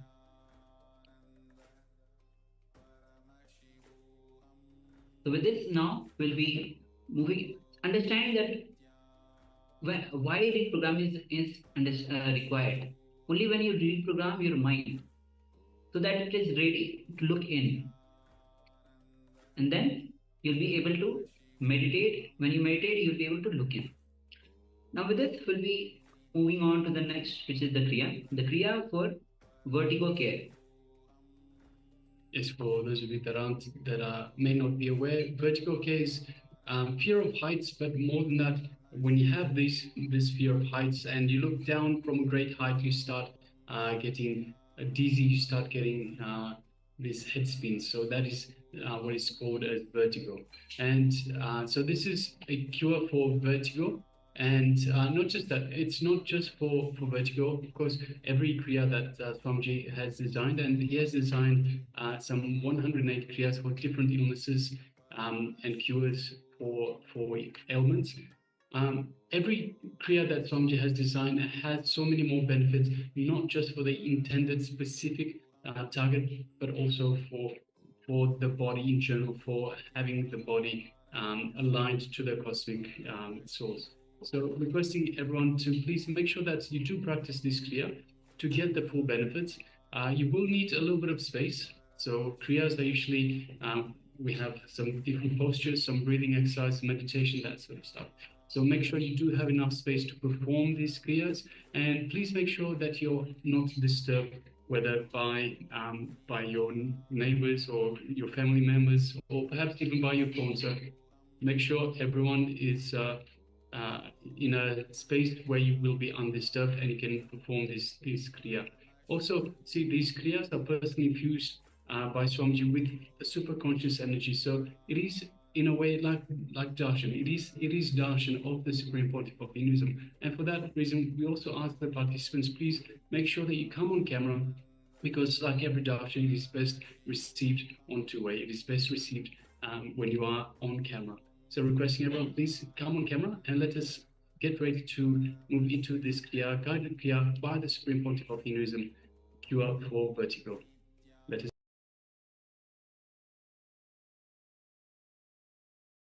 Let us start the Nitya Kriya for cure for vertigo problem.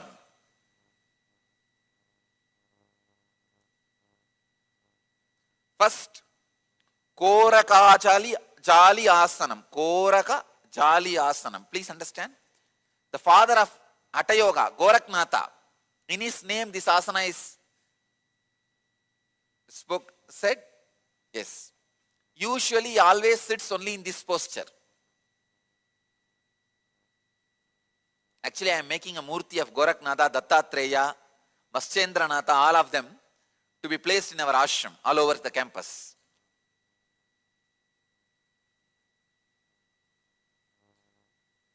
This is the posture. Be seated in a squatting position. Insert the hands in between the thighs and the calf muscles. Interlock the fingers. Rest the palm on the navel. Fix the gaze at the tip of the nose for 30 seconds.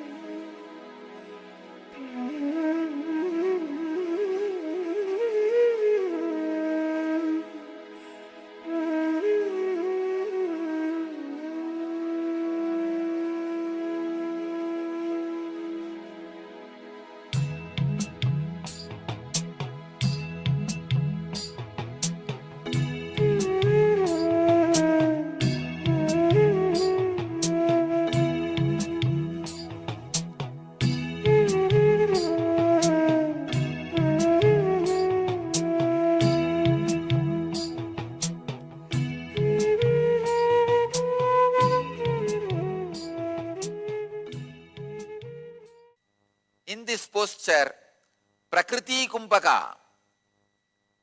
Let me give the instruction for Prakriti Kumbhaka. As you chant the Bija Mantra, Va, loudly suck the air in through nostrils and mouth. Then when you are full, hold as long as you can. Then slowly exhale normally.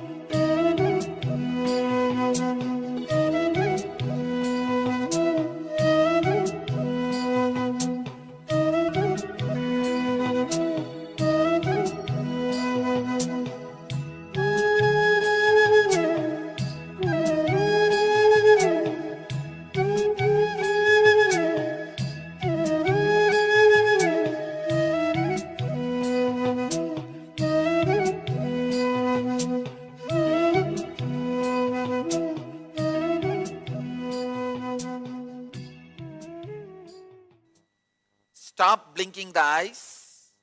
Concentrate on your nose as strongly as you can. Tip of the nose for 2 minutes.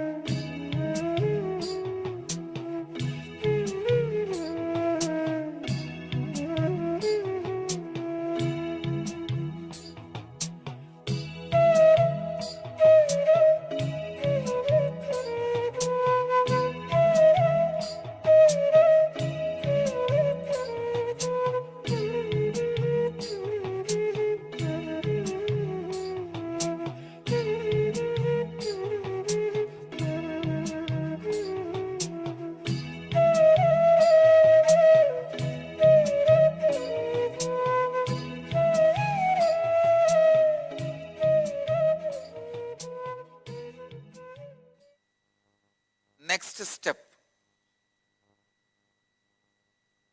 change the asana. Kanipava asana. Rest the hands on the ground with comfortable distance between them. Bend the elbows. Raise the legs off the ground. Let the knees touch the respective elbows. Balance the whole body. 30 seconds.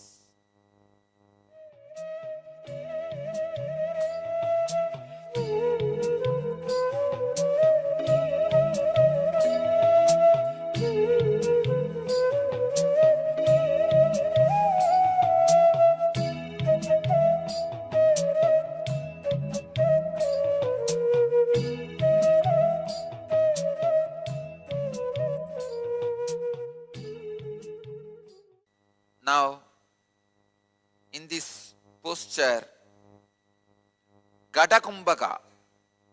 Gada Kumbhaka is inhale through both the nostrils, hold the breath, exhale through right nostril.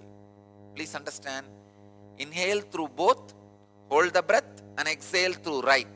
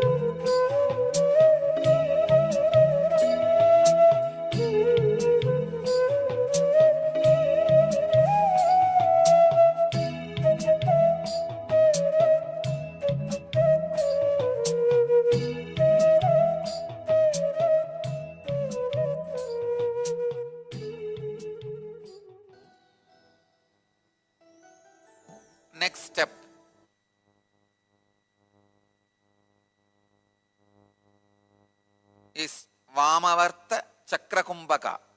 Let me give you the instruction, please understand. Inhale through left, hold as long as you can judiciously, exhale through right, again inhale through left and stop and relax. The whole pranayama gets completed with the 4 action. Inhaling left, holding, exhaling through right, and again inhaling through left. Then you can relax. Do this 21 times with this 4 action.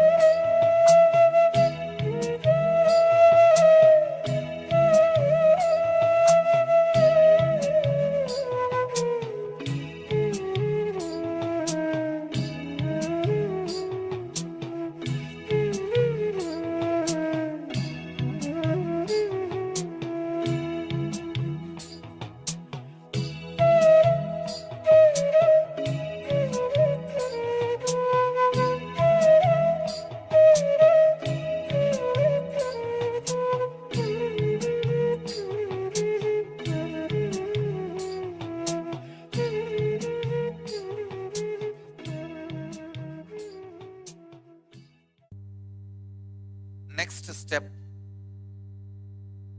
Dakshinavarta Kumbhaka. Now please understand, Inhale through right nostril. Hold as long as you can judiciously. Exhale through left nostril. Inhale through right. Hold and exhale through left. Repeat 21 times.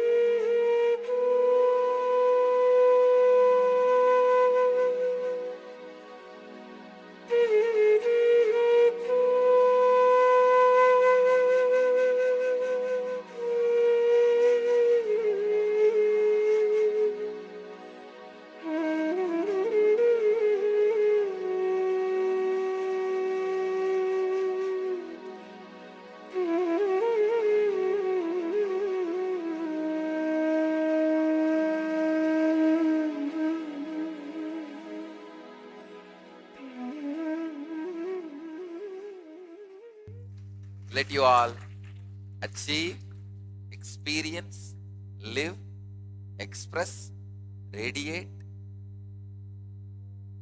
and share the eternal bliss. Nityananda. Thank you.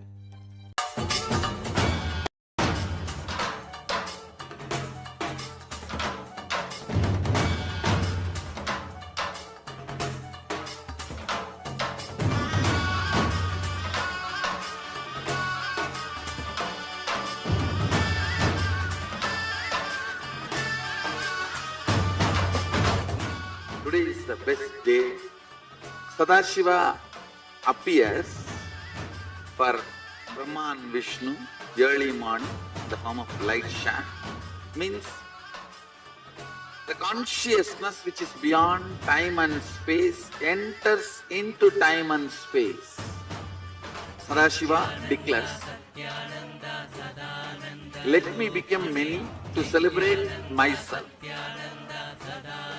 So morning, we celebrate He becoming many. You can see every deity, every god, we go on light the lamp. So each, the Sadashiva himself becomes many. So whole campus we went round. It was such high energy.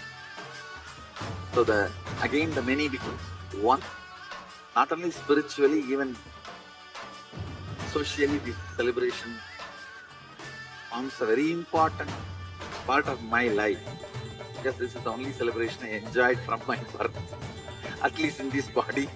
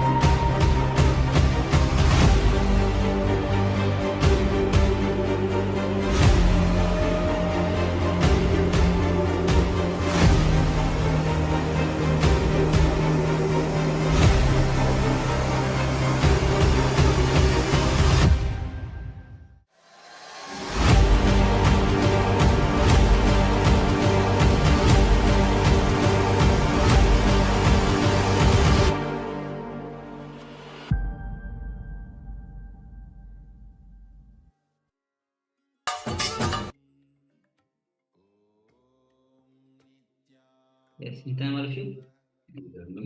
So, the Paramashivoham Sena, and we have Ma Chetna who has joined us. Nitanama. So, Paramashivoham Sena, Swamiji's own Sena. Actually, in Agama it is written that when Paramashiva, the Saptarishis of Paramashiva became the Shivaganas, they become the Paramashiva Senas. So this opportunity Swamiji himself, because Swamiji himself is the incarnation of Paramashiva.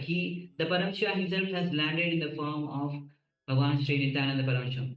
And Paramashiva himself is giving this opportunity to become a part of his Sena called as Paramashiva Sena. And we have already, as the Kumbh Mela is coming, Kumbh Mela is the greatest, grandest festival celebration in Hinduism. And this year, and the next year, at least 100 million people are expected to come as per the government. So, Swamiji is giving this wonderful opportunity to all of us to become the part of this grand celebration, to have this opportunity to be a part of this Paramashiva Sena. And actually, the preparation for the Kumbh Mela segment, the Paramashiva Sena segment has already been started. Shortly, we'll be transitioning to that segment. And after that, we'll be receiving the Supreme Pontiff of Hinduism.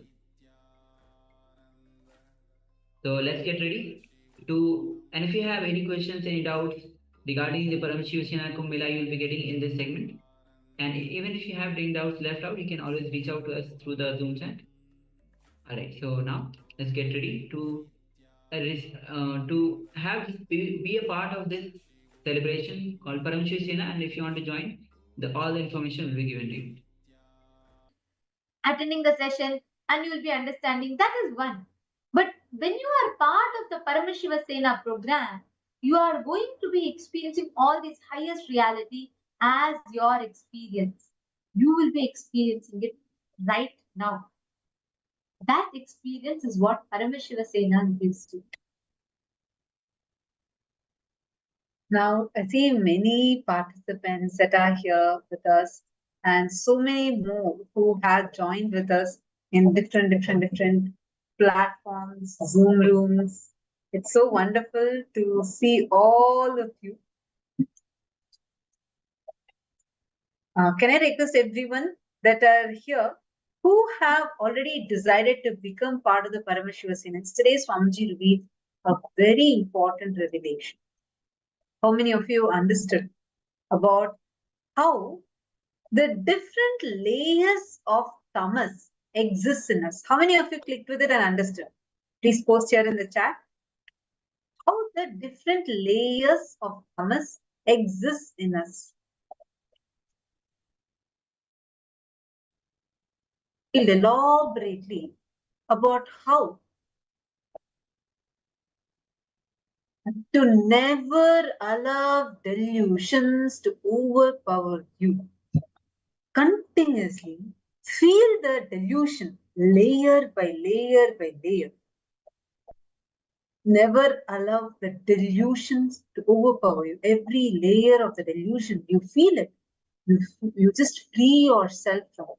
Your suffering will drop. Understand? Every delusion covers you like a layer. From that layer, the incidents of your life manifest. It's like a movie on the screen. First, the screen forms the base, then many things are shown on the screen.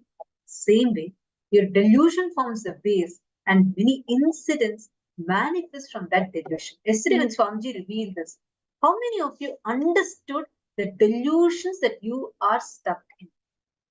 And how many of you are very clearly seeing because of the delusions that you are stuck in, you are not able to manifest your reality the way you want? How many of you are seeing this? Please post here in the chat.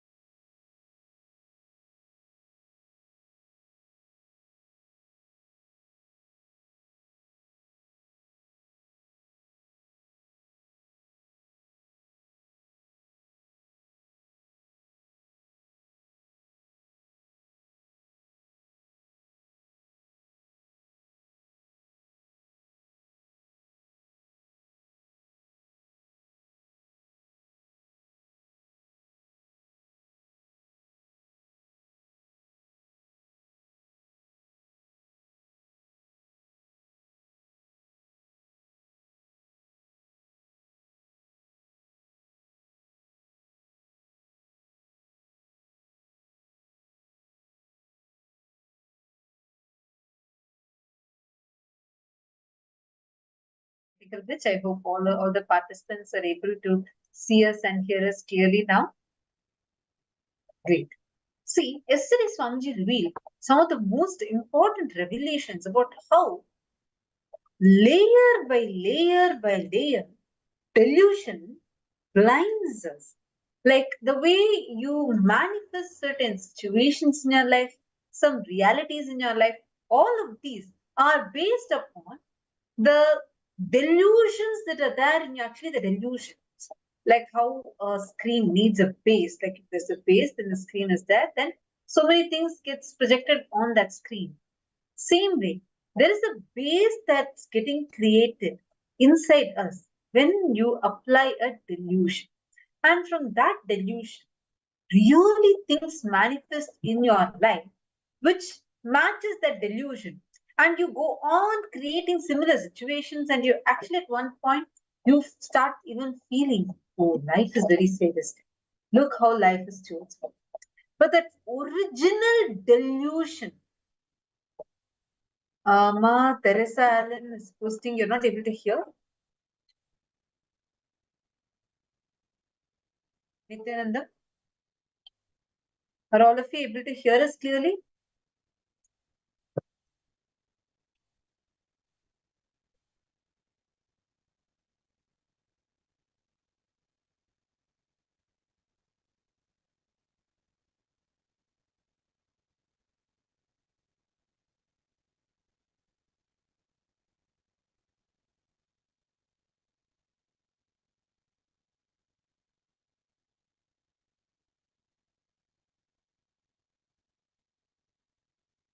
Nityanandam.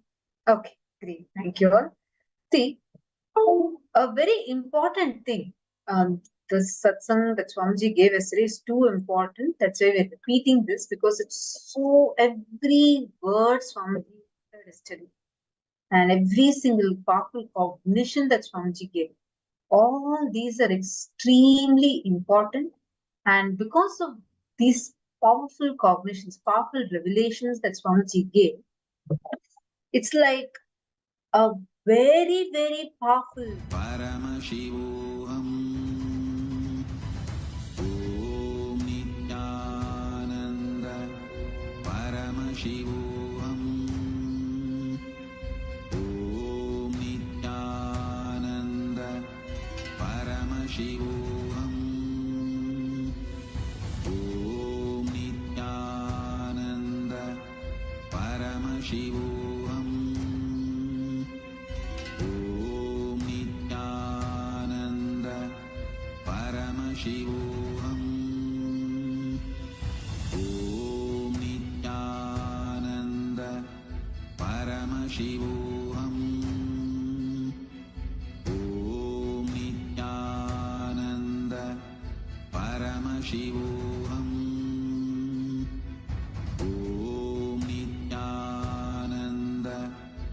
Paramashivoham Om Nityananda Paramashivoham Om Nityananda Paramashivoham Om Nityananda Paramashivoham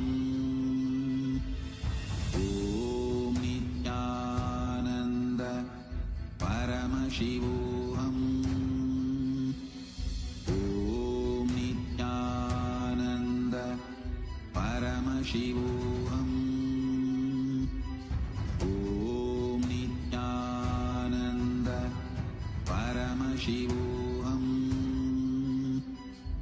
Om Nityananda Paramashivoham Om Nityananda Paramashivoham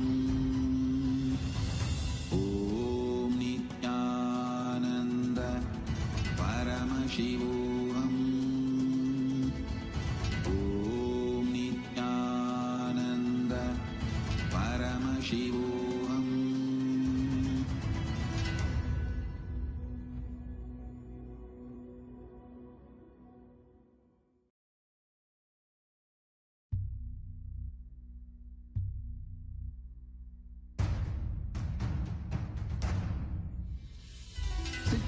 Paramashiva, inhale and exhale deeply with 25 heads and 75 eyes and 50 hands. Visualize, meditate, connect with him. He is a living, alive being. Drop your form into his form and dissolve. Remember, you are a Sarupya Mukta, means your form is dissolved into his form. All my disciples, now I am initiating Salokya Mukti, Samipya Mukti, Sarupya Mukti, Sayujya Mukti. Om Nityananda Paramashivoham. Om Nityananda Paramashivoham. Om Nityananda Paramashivoham. Om Nityananda Paramashivoham. Om Nityananda Paramashivoham. Om Nityananda Paramashivoham. Om Nityananda Paramashivoham. Om Nityananda Paramashivoham. Om Nityananda Paramashivoham.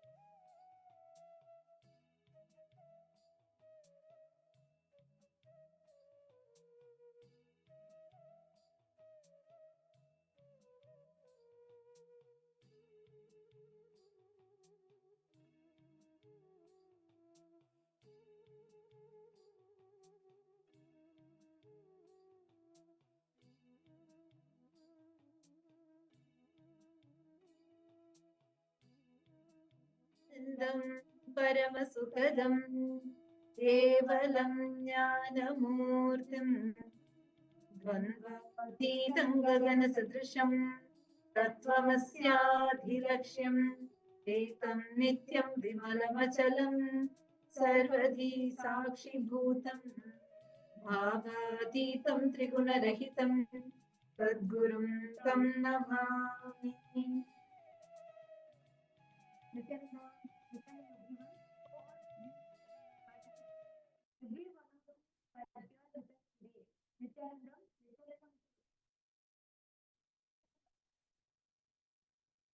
Today is we are all members, the viewers and watching us on YouTube, Facebook, and all the members of Rajya Sabha, all the members of Rajya Sabha, and every participant, all the participants from level 1 and level 3 participants, every one of you that are here in world joining us, welcome all for today Second, destiny spirit from the, and they were all going to have a real special destiny would be for Paramashiva. There is destiny.